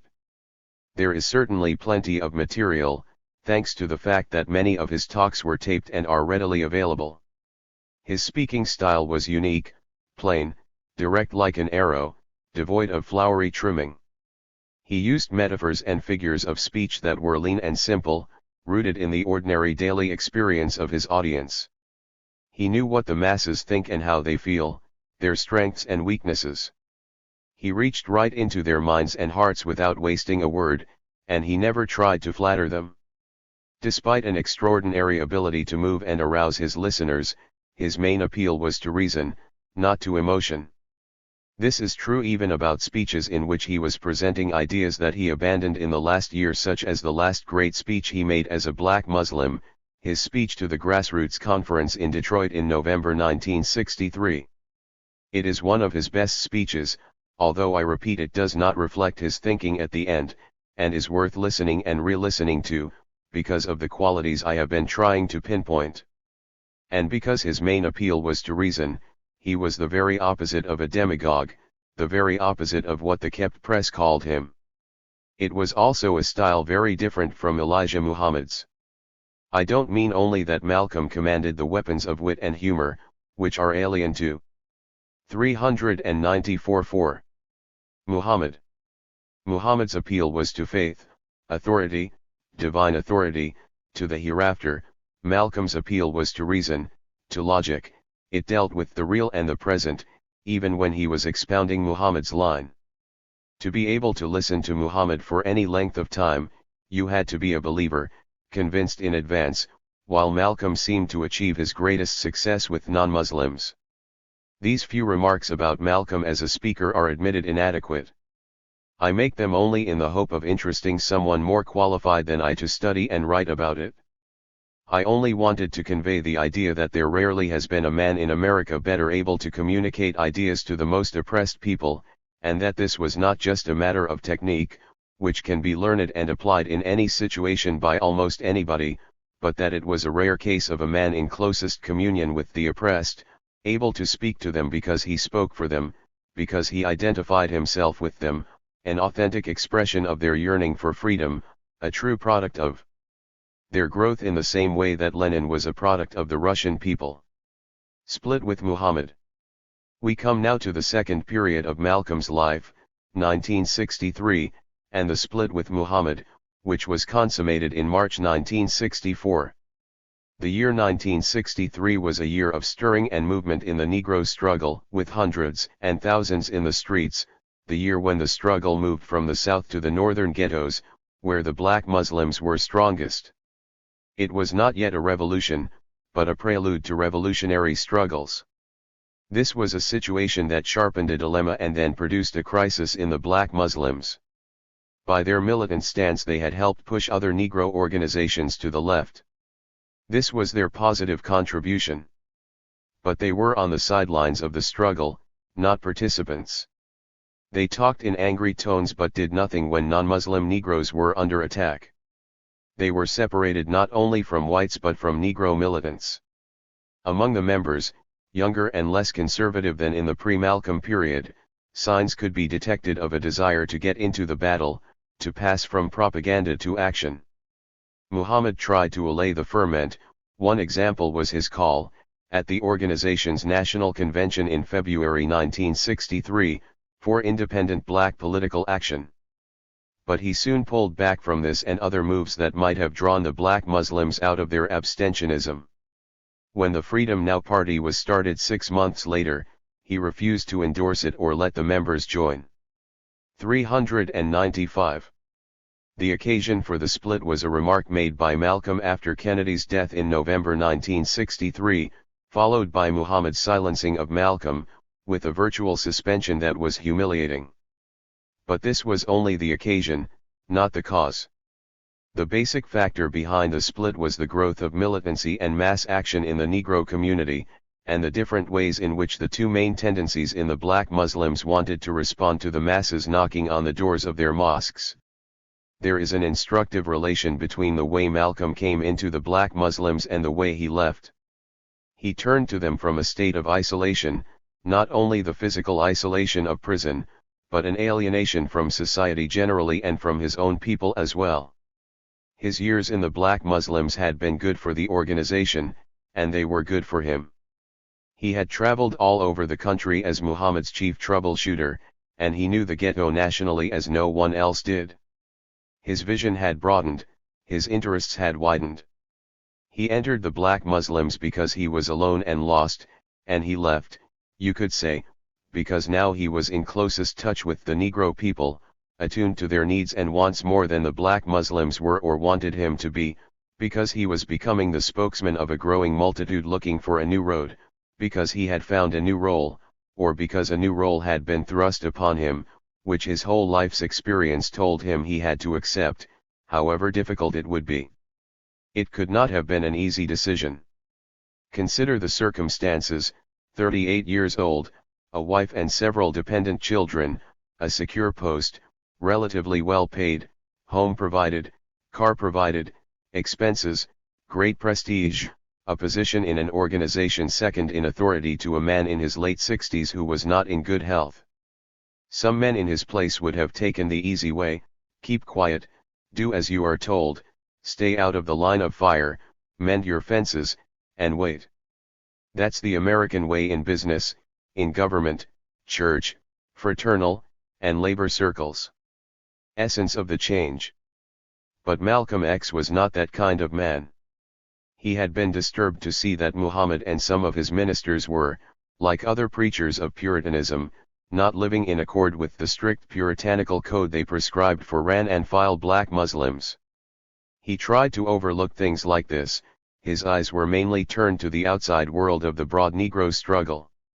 He was not the only minister who knew that new, bolder, and more active policies were needed if the black Muslims were to fulfill their real responsibilities to the 396 Negro people.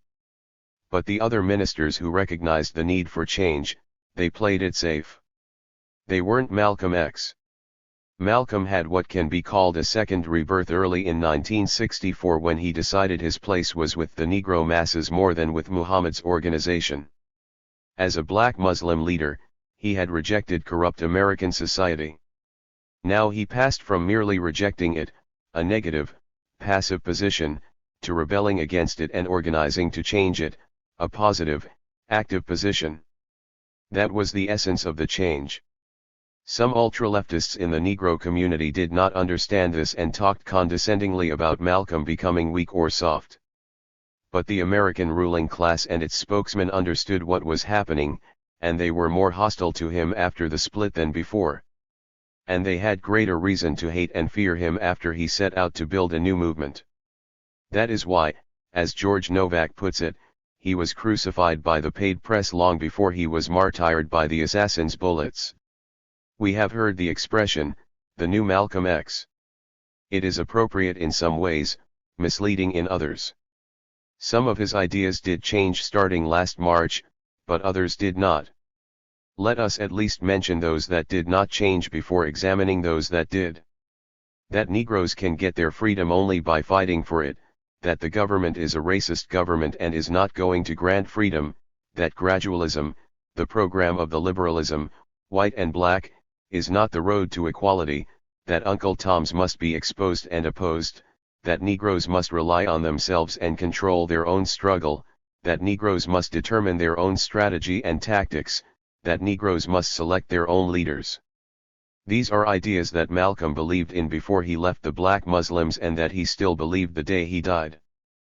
Political perspectives. In approaching the immensely difficult and exhausting job of building a new movement, in opposition to new as well as old enemies, a task which radicals should best be able to understand and sympathize with, Malcolm showed from the start that he did not want merely a replica of the black Muslim structure plus some modifications in policy. He wanted a different kind of organization, with a different kind of relation between leaders and ranks. 397. The black Muslims built everything around a mystique of leadership and faith in and submission to a divine, all-wise chief. That Malcolm wanted something radically different could be seen from the statement at his first press conference after the split. He denied that he was expert in any particular field. He called for help in the form of ideas and suggestions from all quarters, especially students, white or black. He not only accepted advice, but sought it. He not only invited criticism, but welcomed it. I am aware of one such case personally. I never met Malcolm or saw him in person, but I wrote many articles about him, most of them supporting and defending him. It was typical of him, I think, that the only one of these articles about which he sent me a message of appreciation was one that was most critical of some implications in a speech he made. When he read something useful or pertinent to the problems of his organization, he would go out of his way to get copies for his fellow leaders so that they could read and think about it and develop informed and collective attitudes. On the day he was killed, he was scheduled to present for discussion his ideas on the program of the Organization of Afro-American Unity. It is planned that he was trying to develop a far more democratic organization and a far more collective leadership than the black Muslims ever dreamed of. Malcolm believed in black unity after as well as before the split. But as a black Muslim, when he meant and had to mean was black unity under the leadership and control of Muhammad, and with unquestioning acceptance of his religious dogmas and discipline. The kind of black unity Malcolm sought after the split was the unity of all Negroes, whatever their religions, whatever their philosophies, so long as they were ready to fight for freedom. In the area of political action, Malcolm was also far ahead of the black Muslims. That didn't take much doing, since they abstained from politics. He favored Negroes organizing politically and running and electing their own candidate, and driving out of office black stooges of the major parties. He participated in a Harlem conference on independent political action before his death. But his position on politics was largely general. He said he found some good in that the Freedom Now party was doing, and while he was in Africa last summer, he briefly gave consideration to an offer that he run on the Michigan FNP ticket for the US Senate. He decided instead to remain in Africa longer. However, he never affiliated with the FNP, for reasons not discussed publicly. Maybe he thought the FNP was premature or launched without sufficient groundwork on too narrow a basis. While his thinking on politics was still in a process of development, and uncompleted, there was nothing general or tentative about his attitude to the 398 capitalist parties and the two-party system. To him they were both enemies of the Negro people, currently as well as historically, and neither merited an iota of support from Negroes. In terms of the political spectrum, he stood on the radical side, although he had not reached strong conclusions about how to organize independent black political power. At his first press conference last March, Malcolm had this to say on the question of alliances: whites can help us but they can't join us. There can be no black-white unity until there is first some black unity. There can be no workers' solidarity until there is first some racial solidarity. We cannot think of uniting with others until we have first united among ourselves. This, as I pointed out at the time, is not the statement of man claiming that black and white working class solidarity is unnecessary, or that it is impossible. On the contrary, it is the statement of man explaining one of the conditions through which workers' solidarity may be achieved on a broad and durable basis. And if I may quote myself for one more sentence, I noted, revolutionary socialists will certainly agree with Malcolm that a meaningful and mutually beneficial labor-Negro alliance will not be forged until the Negro people are organized independently and strongly enough, numerically and ideologically, to assure that their interests cannot be subordinated or sold out by the other partner or partners in any alliance. When he spoke at a militant labor forum in New York last May, he said, "In my recent travels into the African countries and others, it was impressed upon me the importance of having a working unity among all peoples, black as well as white. But the only way this is going to be brought about is the Negroes have to be in unity first." So far as I have been able to learn, that remained Malcolm's position to the end. He was not opposed to alliances with other forces, including labor, provided they were the right kinds of alliances and provided the Negro part of the alliance was independently organized, so that it could guard against betrayal by being able to pull out of any alliance that went bad. Socialism and Black nationalism. Next, let us consider briefly Malcolm's attitudes to capitalism and socialism. In an interview with the Young Socialist, he stated, "It is impossible for capitalism to survive, primarily because the system of capitalism needs some blood to suck. Capitalism used to be like an eagle, but now it's more like a vulture and can only suck the blood of the helpless. As the nations of the work free themselves, then capitalism has less and less victims, less to suck, and it becomes weaker." 399. And weaker. It's only a matter of time, in my opinion, before it will collapse completely. Marxism might question whether capitalism will collapse, or have to be collapsed, but who can question that in his last months Malcolm was taking an unequivocally anti-capitalist position. Malcolm did not learn about socialism by reading Marx, but he managed to learn about it anyway. He learned about it from the colonial revolution, especially its pro-socialist contingent. He had discussions with Castro and Che Guevara and Algerian socialists and socialists in Ghana, Guinea, Zanzibar, and elsewhere, including the United States. When he was asked last May at the Militant Labor Forum what kind of political system he wanted, he said, "I don't know. But I'm flexible."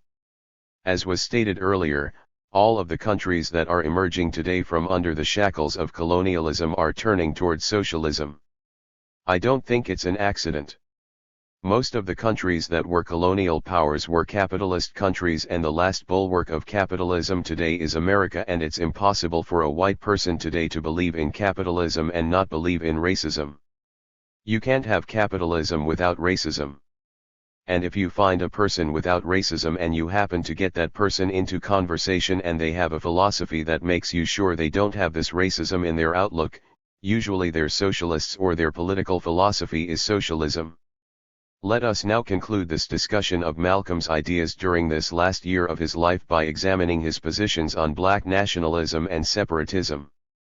This is important because some political opponents of Malcolm are already circulating distorted stories about him, alleging that he was on the verge of quitting his movement, going over to his opponents, etc. Black nationalism and separatism are not the same thing, though unfortunately they are often confused. Separatism is a tendency favoring the withdrawal of Negroes into a separate black nation, either in America or in Africa. Black nationalism is a tendency for Negroes to unite as a group, as a people, in organizations that are Negro-led and Negro-controlled, and sometimes all black, in order to fight for their freedom. Black nationalism, as it now exists, does not imply any position on the question of a separate nation in the future, for or against. So you can be a black nationalist without being a separatist, although all separatists are black nationalists. When Malcolm X was a black Muslim, he was of course a separatist. At his first press conference after leaving the black Muslims last March, he said he was out to build a black nationalist movement, and the major stress was on black. 404. Nationalism. But he also had a few words to say about separatism. He said he still thought separation was the best solution, previously he would have said the only solution. But, he continued, separation back to Africa is still a long-range program, and while it is yet to materialize, 22 million of our people who are still here in America need better food, clothing, housing, education, and jobs right now, his emphasis. At the time I took this to be a declaration of his intention to build a black nationalist movement that would attempt to unite the Negro people in a fight for immediate needs, while at the same time continuing to hold up separation as a nation as an ultimate objective, and to make propaganda for it accordingly. But I was obviously wrong, because after that statement last March I cannot find any place where Malcolm advocated a separate nation. And on May 21st, a few hours after returning from his first trip to Africa, when he was asked at a press conference if he thought Negroes should return to Africa, he said he thought they should stay and fight in the United States for what is rightfully theirs. What about his position on black nationalism? Everyone called him a nationalist, friend and foe, and there was no question about it until a few weeks ago. Then he was asked, in the Young Socialist interview, how do you define black nationalism, with which you have been identified? He began by saying, I used to define black nationalism as the idea that the black man should control the economy of his community, the politics of his community, and so forth. That is, he used to define it in the traditional way, as I tried to do a few minutes ago. The second paragraph of Malcolm's reply relates a discussion he had with a white Algerian revolutionary he met in Ghana last May, who sought to convince Malcolm that his self-designation as a black nationalist tended to alienate people who were true revolutionaries dedicated to overturning the system of exploitation that exists on this earth by any means necessary. His third and final paragraph was, so, I had to do a lot of thinking and reappraising of my definition of black nationalism. Can we sum up the solution to the problems confronting our people as black nationalism? And if you notice, I haven't been using the expression for several months. But I still would be hard-pressed to give a specific definition of the overall philosophy which I think is necessary for the liberation of the black people in this country.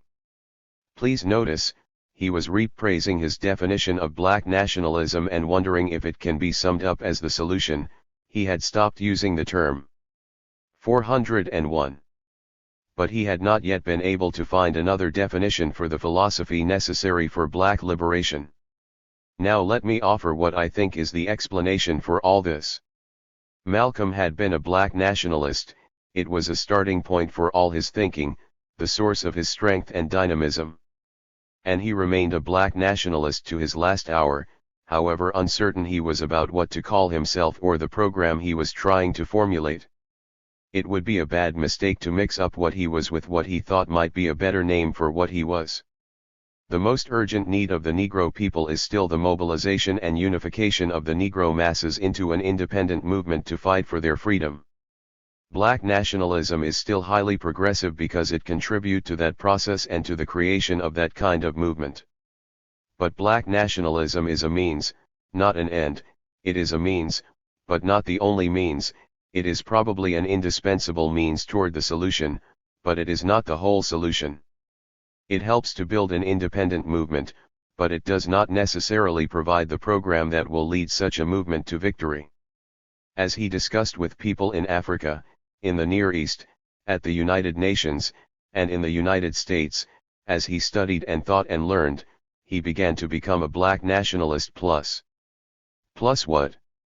I have already given you many quotations from his speeches and interviews showing that as he studied the economy, the nature of the political and social system of American capitalism, as he developed greater and keener understanding of how the system functions and how the ruling class rules and how racism is a component and instrument of that rule, he came more and more to the conclusion that not only must the Negro control his own community, but radical changes have to be made in society as a whole if the Negroes are to achieve their freedom.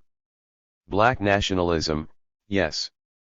But the solution cannot be summed up as only black nationalism. Needed is black nationalism plus the transformation of the entire society.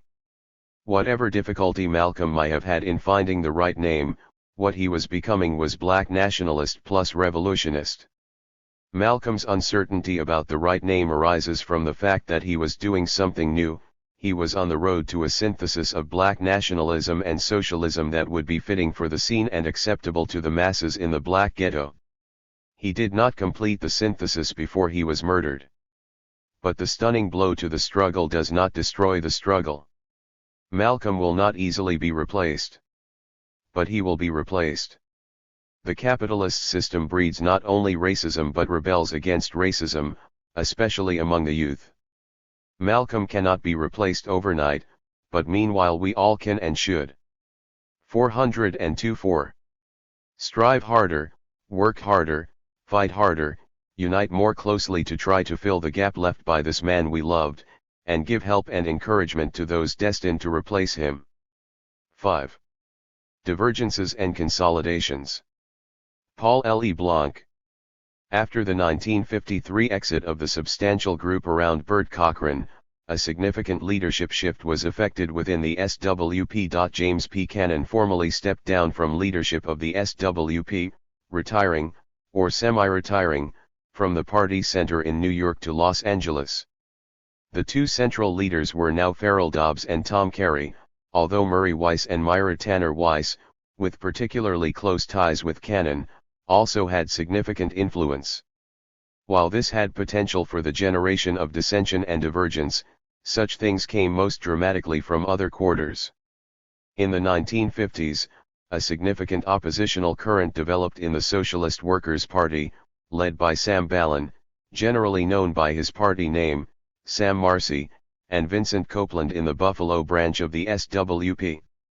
They saw the world divided into two camps, bourgeois and proletarian, that were engaged in a global class war.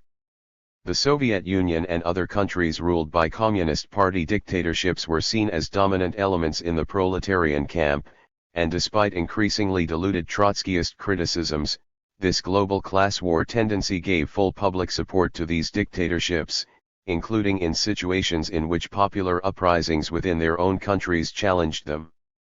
This included support for the 1956 military invasion of Hungary by the Soviet Union, which brutally repressed the popular revolution against the dictatorship there. This tendency remained in the SWP as disciplined and loyal members, while ideologically constituting in effect a party within a party, Marcy later reminisced. Excerpts from Marcy's The Global Class War of 1953 and from Copeland's 1956-57 document China, Hungary, and the Marxist Method give a sense of their perspectives. Marcy and his co-thinkers finally left in 1959 to establish the Workers' World Party. We based our conceptions on those developed by Marx, Engels, and Lenin, Marcy emphasized in 1996, adding that Trotsky contributed much to explaining the era that followed Lenin's death, but that all of the organized Trotskyist tendencies had become violently anti-Soviet and anti-socialist, as shown by their hostility to the USSR as it existed, to the socialist countries of Eastern Europe, and above all to the People's Republic of China. 1. In the early 1960s a very different oppositional group crystallized around Tim Walforth and James Robertson, attracting support among a substantial segment of the recently recruited young activists who had been helping to build the Young Socialist Alliance of which they were key leaders. Claiming to represent Trotskyist orthodoxy, they opposed what they saw as uncritical supportiveness by the SWP majority for the Cuban Revolution, rejected the SWP's support to black nationalism, preferring the revolutionary integration position of Richard Fraser, and flatly opposed the rapprochement with the Pabloid sector of the Fourth International led by Ernest Mondale, whose party name was Germain. A sharp division soon ruptured this opposition. Robertson and others around him viewed the SWP as no longer revolutionary, but instead as centrist, veering toward opportunist reformism. They sought to bide their time, recruiting to and building up their faction before the inevitable split. Walforth and those around him chose to follow the leadership of the British group, the Socialist Labour League, later renamed the Workers' Revolutionary Party, headed by Gary Healy. The SWP had been formally aligned with this group, and with a French group headed by Pierre Lambert, from 1953 until 1963. Walforth's current was instructed to remain in the SWP and seek to win a majority, rejecting any appearance of the disloyalty. This divergence is reflected in the documents The Centrism of the SWP and Call for the Reorganization of the Minority Tendency. The Robertson group was soon expelled from the SWP for disloyalty, and the Walforth group was also rapidly forced out, resulting, respectively, in the Spartacist League and the Workers' League, which many years later took the name Socialist Equality Party. A key issue in this divergence was the SWP majority response to the Cuban Revolution, which they argued was a revolutionary overturn of both imperialist domination and capitalist property relations, in the interest of the great majority of the Cuban people, a living embodiment of Trotsky's theory of permanent revolution, democratic revolution spilling over into socialist revolution. The fact that this was led by revolutionaries who were not Trotskyists was a theoretical political deal-breaker for the young oppositionists, who insisted that genuine Trotskyism does not allow for such a development, and that the SWP majority was capitulating to the Pabloism that it had opposed in the 1950s factional dispute in the Fourth International. Other dissident and semi-dissident currents, including some who shared the majority position on the Cuban Revolution, were also pushed to the side, as the Kerry-Dobbs leadership sought to enforce greater unity and stability. Most prominent among the marginalized were those associated Murray and Myra Tanner Weiss, who had, in fact, not sought to organize an ideologically distinct opposition. Another current was developing a distinctive set of political positions, led by Richard Kirk and Clara Kay, Richard and Clara Fraser, influential leaders of the Seattle branch. Advancing the perspective of revolutionary integrationism, and placing special emphasis on feminism, their tendency was marked by a positive attitude toward Maoism, and by calls for a creative rather than a routine approach to politics. The Frasers, who would soon split away to form the Freedom Socialist Party, offered a critique of an alternative to the SWP leadership in the document Radical Laborism versus Bolshevik Leadership. 3 Dobbs, with support from George Novak and the full backing of Kerry, produced a document codifying their own approach, which became the official position of the SWP, the organizational character of the Socialist Workers' Party. 406.5. 1. The Global Class War and Destiny of American Labor. 4, Excerpts, 1953. Sam Marcy, Sam Ballin. Is there an independent destiny for the American working class? I propose to discuss in this article what I believe to be the basic and underlying issues in the current discussion. The first one is there an independent destiny toward the American proletariat? The second one is, what is the historical fate of Stalinism in the new epoch of global class war, and how does this affect the task of the American vanguard, the SWP? Let us consider the first issue. Is it possible for the American proletariat to carve out for itself an independent destiny, an independent road towards socialism separate and apart from Europe and Asia? Is it possible to strike out on an entirely new path, which will lead to the broad highway of the American Revolution? After all, is it not true that the American working class is still virgin soil and really has no allegiance to any political party in the sense that the Europeans, or the Asians, or the Latin Americans have? Is it not possible to start from a new beginning, brush aside the Stalinists as well as the debris of the various socialist sects and begin anew, dig deeper and deeper into the trade unions and conduct the struggles there in the spirit of the independent class politics of Lenin? If we divorce ourselves from the fate of Europe and Asia, will we not get the ear of the workers more readily? If the workers hate Stalinism and Russia, be it for good or for bad reasons, of what concern is it to us if they will follow us on our path to socialism? In Europe and Asia there is a complex, or contradictory combination, of revolution and reaction. Such is the situation in Russia, Eastern Europe, and China. Is it not far better to disregard the whole complexity? Why take the onus of Europe's curses on own back? Why carry a burden which is not necessary, and certainly not acceptable, to the American workers today and perhaps not? 4 Marcy 1953. 407. Even adaptable to the American scene? Will we gain more by linking up our fate with the revolutions of the East and of Europe, or by withdrawing from them? Does what is described as the revolutionary complex in Europe and Asia hinder or help us?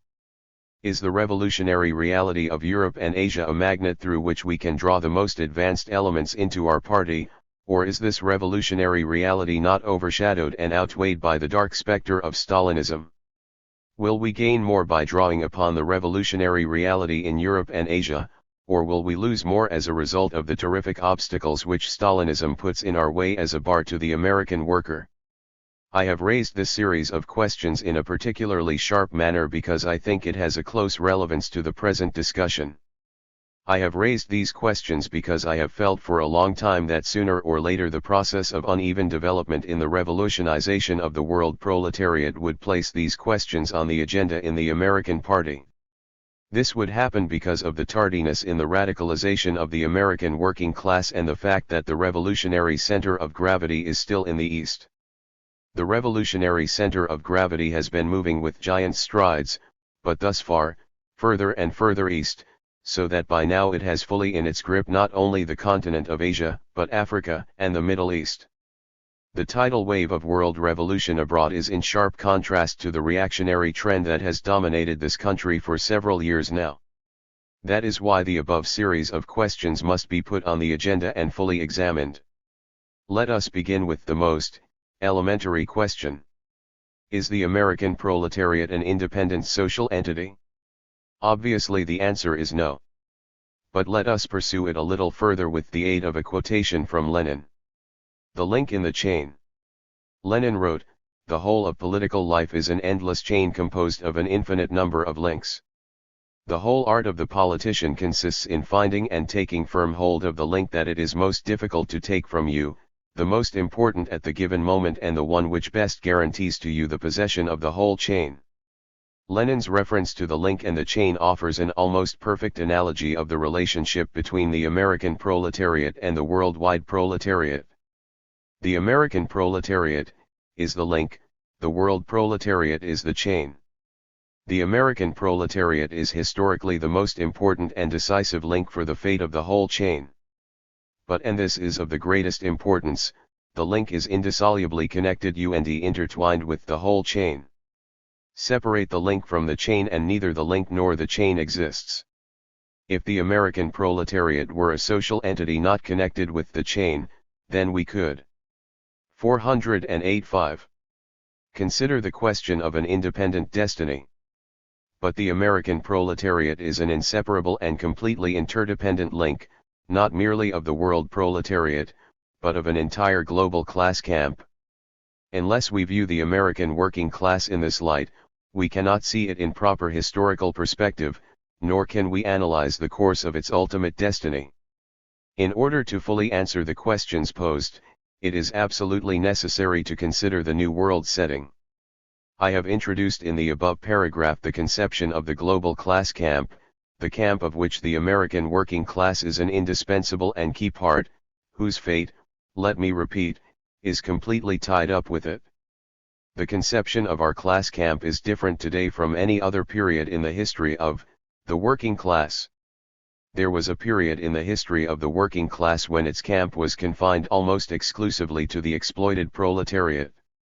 That was in the period prior to the October Revolution, when it had relatively few allies among the oppressed masses in the colonies and dependent countries, when the latter slept the sleep of centuries. Of course they were always allies in a social sense but not politically articulate.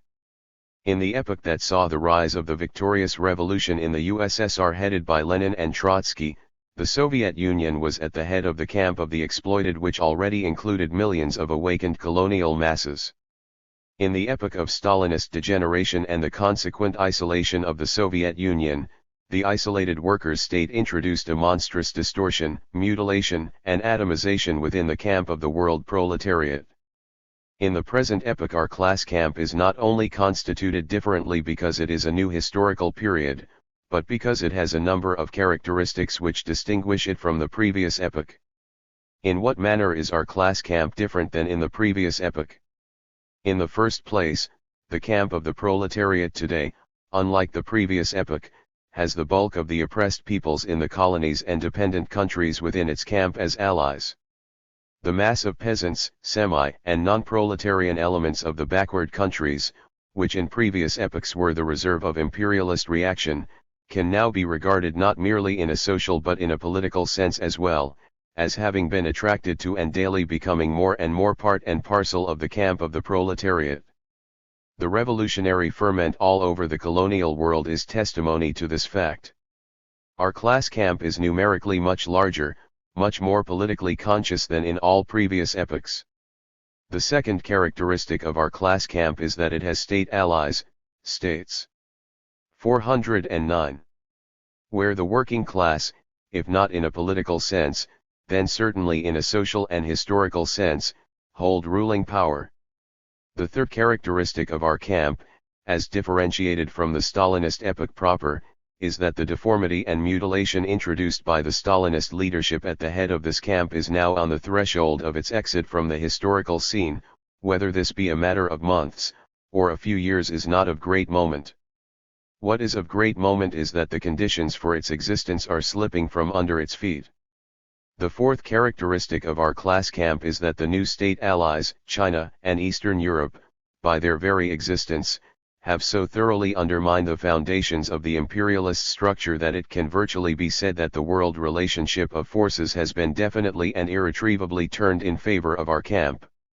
However, this turn in the relationship of forces does not automatically decide the fate of our camp, but merely sets the stage for the inevitable struggle. Our camp, the camp of the exploited, is still characterized by the same deficiencies which have characterized the exploited, the oppressed, and subjugated classes in all previous historical epochs. It lacks, first and foremost, at its head, a leadership willing, capable, and ready to ensure victory in the unfolding conflict with imperialism.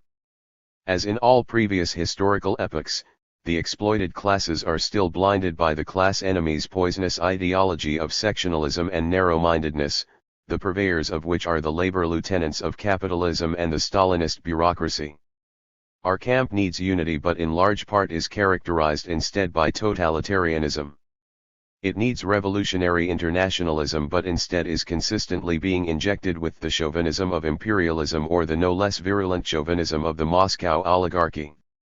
The entire class camp, with all its shortcomings, with all its dire failings, with all the terrible handicaps of treacherous leadership, is nevertheless moving onward, not consistently, not uniformly, not everywhere with the same tempestuous revolutionary sweep, but it is moving steadily and invading the fortresses of imperialism. Our class camp, it becomes plainer every day, constitutes an invincible and wholly viable social formation. The struggle that it is conducting is many-sided. It fights its battles not only economically and politically but, as is now evident, with military means. The global class war. Actually, there has been a global war on ever since Korea. The bourgeoisie has long been aware of this, and its most authoritative representatives are applying the conception of the global war with every new tum of the situation. Let 410.5 us examine this war before we resume our main point, the relationship of the American proletariat to the entire class camp. On May 4, 1953, the New York Times, in an editorial on the crisis in Indochina, wrote, "Thus what might seem at first glance to be a small jungle war in the hinterland of a little and obscure state in the interior of Southeast Asia comes into perspective as part of a great global conflict that is both physical and ideological. It cannot be divorced from other developments in that conflict. It must be seen, therefore, in this light." Thus we see from this authoritative organ of the bug bourgeoisie that they regard the war from an exclusively global viewpoint, and the bourgeoisie has so regarded it for quite a long time. Of course, the bourgeoisie does not in so many words characterize the global struggle as a global class war. Why should it? The bourgeoisie must always mask the class character of its predatory war in the interests of duping the masses. I believe I was the first one to show that the global war was in reality a global class war. I did this in a memorandum submitted as material for a pre-convention discussion entitled Memorandum on the Unfolding War on October 29, 1950. In this memorandum I stated, "The fact that the opening phase of the war in Korea may manifest itself, or rather conceal itself, even if only initially and temporarily, as a war between nations, should not in the slightest degree obscure its clear-cut class character. It is not a war between the nations but a war between the classes. In this war the geographical boundaries are social boundaries, the battle formations are class formations, and the world line of demarcation is the line rigidly drawn by the socialist interests of the world proletariat.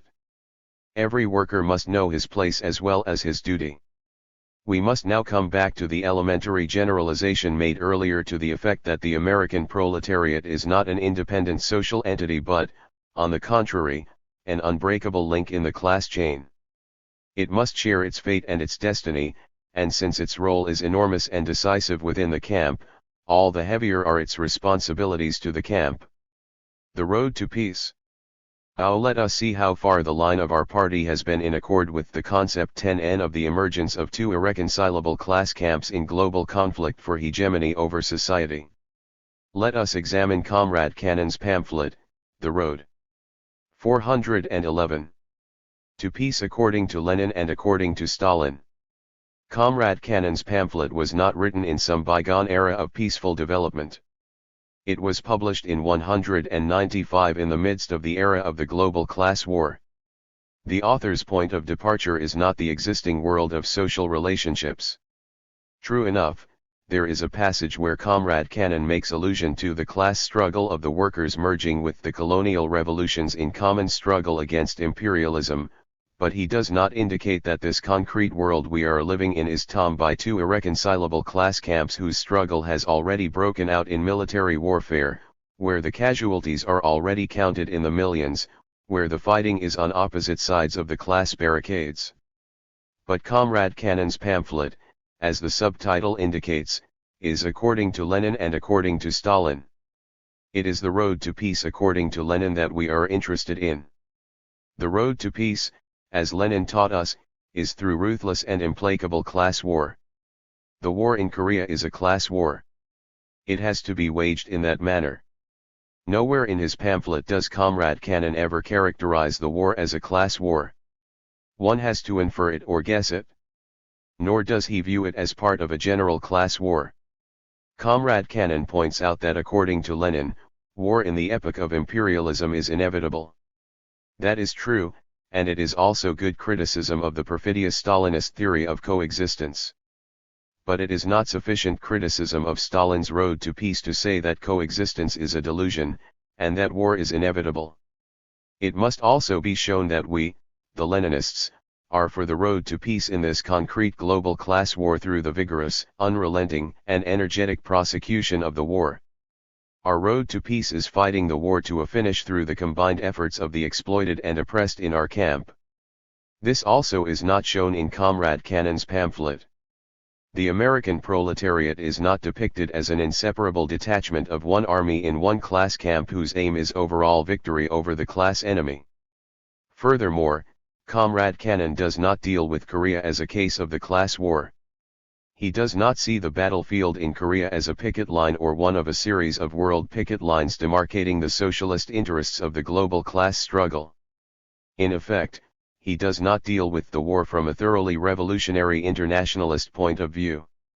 The defense of the USSR. It has been traditional in our movement to include a section on the unconditional defense of the USSR in any document or popular pamphlet which deals with war. Comrade Cannon's pamphlet, dealing precisely with this question, the question of war, in order to continue this tradition, should contain such 412.5. A section. But all that we can find in Comrade Cannon's pamphlet is a bare reference to the heritage of October. No one except a party member could possibly infer from this isolated phrase that our movement is for the unconditional defense of the USSR. Such a section, on the defense or the USSR, is all the more necessary, particularly because Comrade Cannon goes into such detail in his descriptions of the monstrous crimes of Stalinism. Where one deals in such meticulous detail with the degeneration of the Soviet state and Stalinism, it is all the more important to make crystal clear our defensist position on the USSR. I am not for splashing all over the pages of the militant blaring headlines of unconditional defense of the USSR. But every worker who is thinking at all about politics sooner or later approaches us with this question: where do you stand on Russia? The Soviet Union is a contradictory phenomenon. It is a revolutionary social system with a counter-revolutionary leadership. Comrade Cannon expounds on the concentration camps, frame UPS, etc. What he says is true.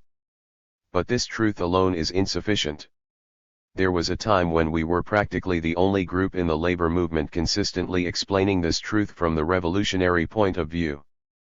But today the bourgeoisie has seized upon this aspect of the Soviet state and broadcast it to the four corners of the earth. Today this is practically all the American worker hears. It is drummed into his ears day in and day out by the tremendous capitalist apparatus of radio, television, the press, and the pulpit. he identifies the reactionary aspect of the Soviet Union with the entire social system just as the capitalist class wants him to do.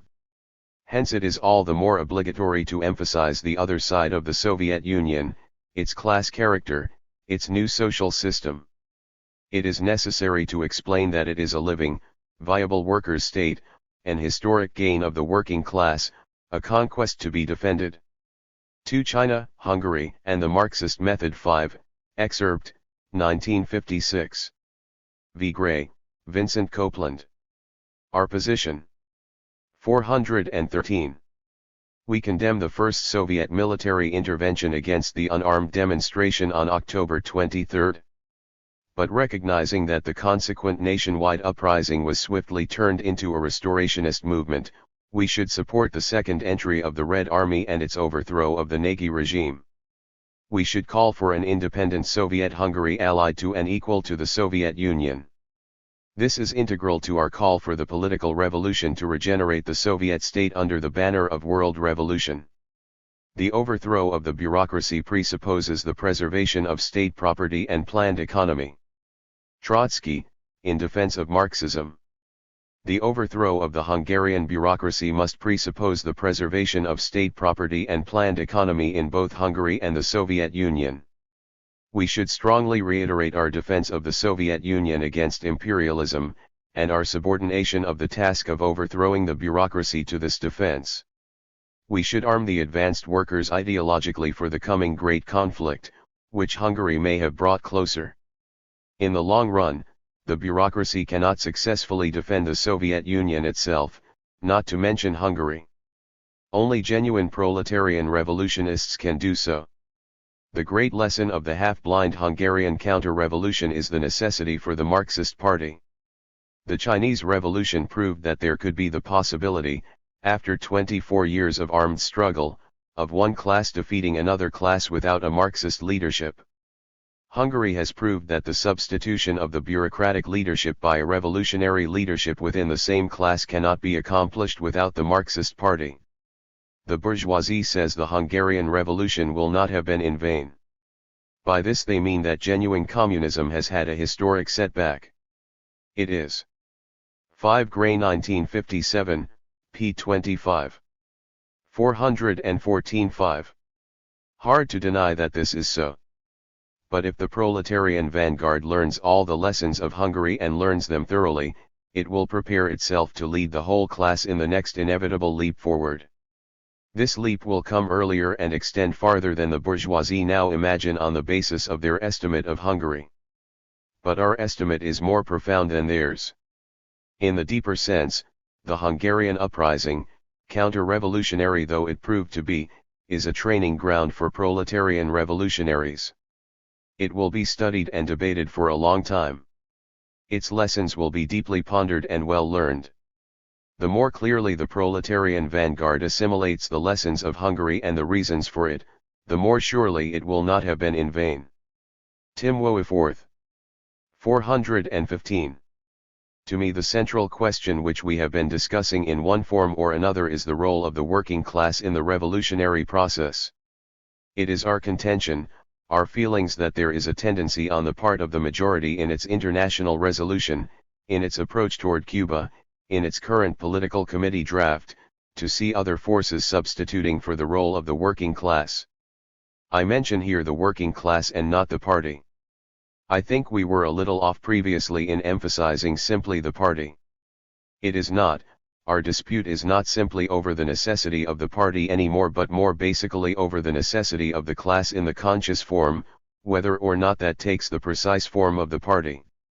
That to me is the difference. This flows from an empiricist outlook on the part of the majority which I went into and which will have to be gone into much more thoroughly and much more competently than it has been done here in a literary discussion. Secondly, on the question of Cuba. Now I can't go into a detailed analysis of the current Cuban development but I want to say a few things because I think they're very important. I've been reading the material I get, the speeches of Fidel Castro, etc., and I've been watching the developments in relation to Escalante and other current developments in Cuba. My own opinion and attitude, I feel that Castro will go down as one of the most remarkable figures in history. I feel that he is an extremely sincere revolutionist.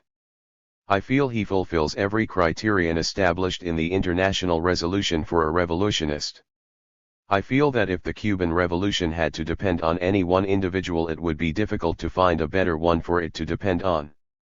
The whole crisis of Cuba today, the crisis of its future, not so much of its present, though it is already beginning to show up, is whether or not the individual, the greatest individual, can replace the working class.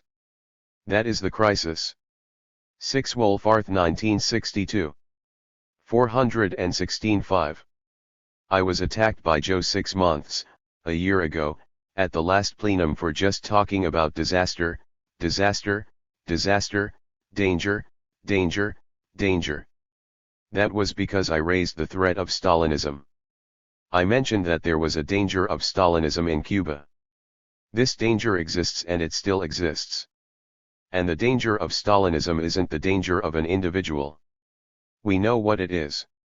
It is the danger of the isolation of the revolution, of the lack of working class control over the governmental apparatus. It is that element of consciousness of the necessity of working class control which Fidel does not yet have, and at least our approach should be to point that out and carry out a campaign to do that. So that's my analysis of Cuba. It may be wrong. It may be crazy, but that is my analysis. Now you say, have events vindicated your analysis? I would say that events have fundamentally not really vindicated any analysis yet, because the thing is still in process. If the governmental apparatus, without the creation of real workers' control as a result of the struggle of the working class itself, should this apparatus prove capable of leading Cuba onto a new course of an undeformed workers' revolution, then we will have to re-evaluate our whole analysis, re-evaluate our whole concept of working class rule. We will go back and re-evaluate Debs' ideas that only the working class can rule for the working class, that only the workers can rule in their own name. We will have to re-evaluate that and recognize that a benevolent bureaucracy that is pro-working class can substitute as the rulers of an undeformed workers' state. That I do not see. But, if that happens, we will change our position. We will have to. But in the meantime, your position is not vindicated. Our position is not vindicated. We both have different analyses of an unfolding event. Similarly, no position was vindicated in Yugoslavia for several years, 2 or 3 years. We can go into the Yugoslav question. It's related. I want to make it very clear what my position is on Yugoslavia in 1948 and 1950. That is that Yugoslavia was a deformed workers' state at the time that it broke from Stalin. The only possible way you can understand Yugoslav developments is to recognize this. And the Yugoslav bureaucracy could not reform itself. Why? Because we do not look upon leaders of a bureaucracy simply as individuals. They represent the interests of a social caste which must be overthrown by revolution, precisely because social castes as castes do not reform themselves, just like classes do not reform themselves. This is Trotsky's position. Does it apply to Yugoslavia? I say it does. Therefore we could say emphatically that it was impossible for Yugoslavia to have become an undeformed workers' state, to evolve that way, except through the intervention in a revolutionary capacity of the masses. The perspective of the International at that time was all wrong because it did not orient toward the independent intervention of the masses in Yugoslavia.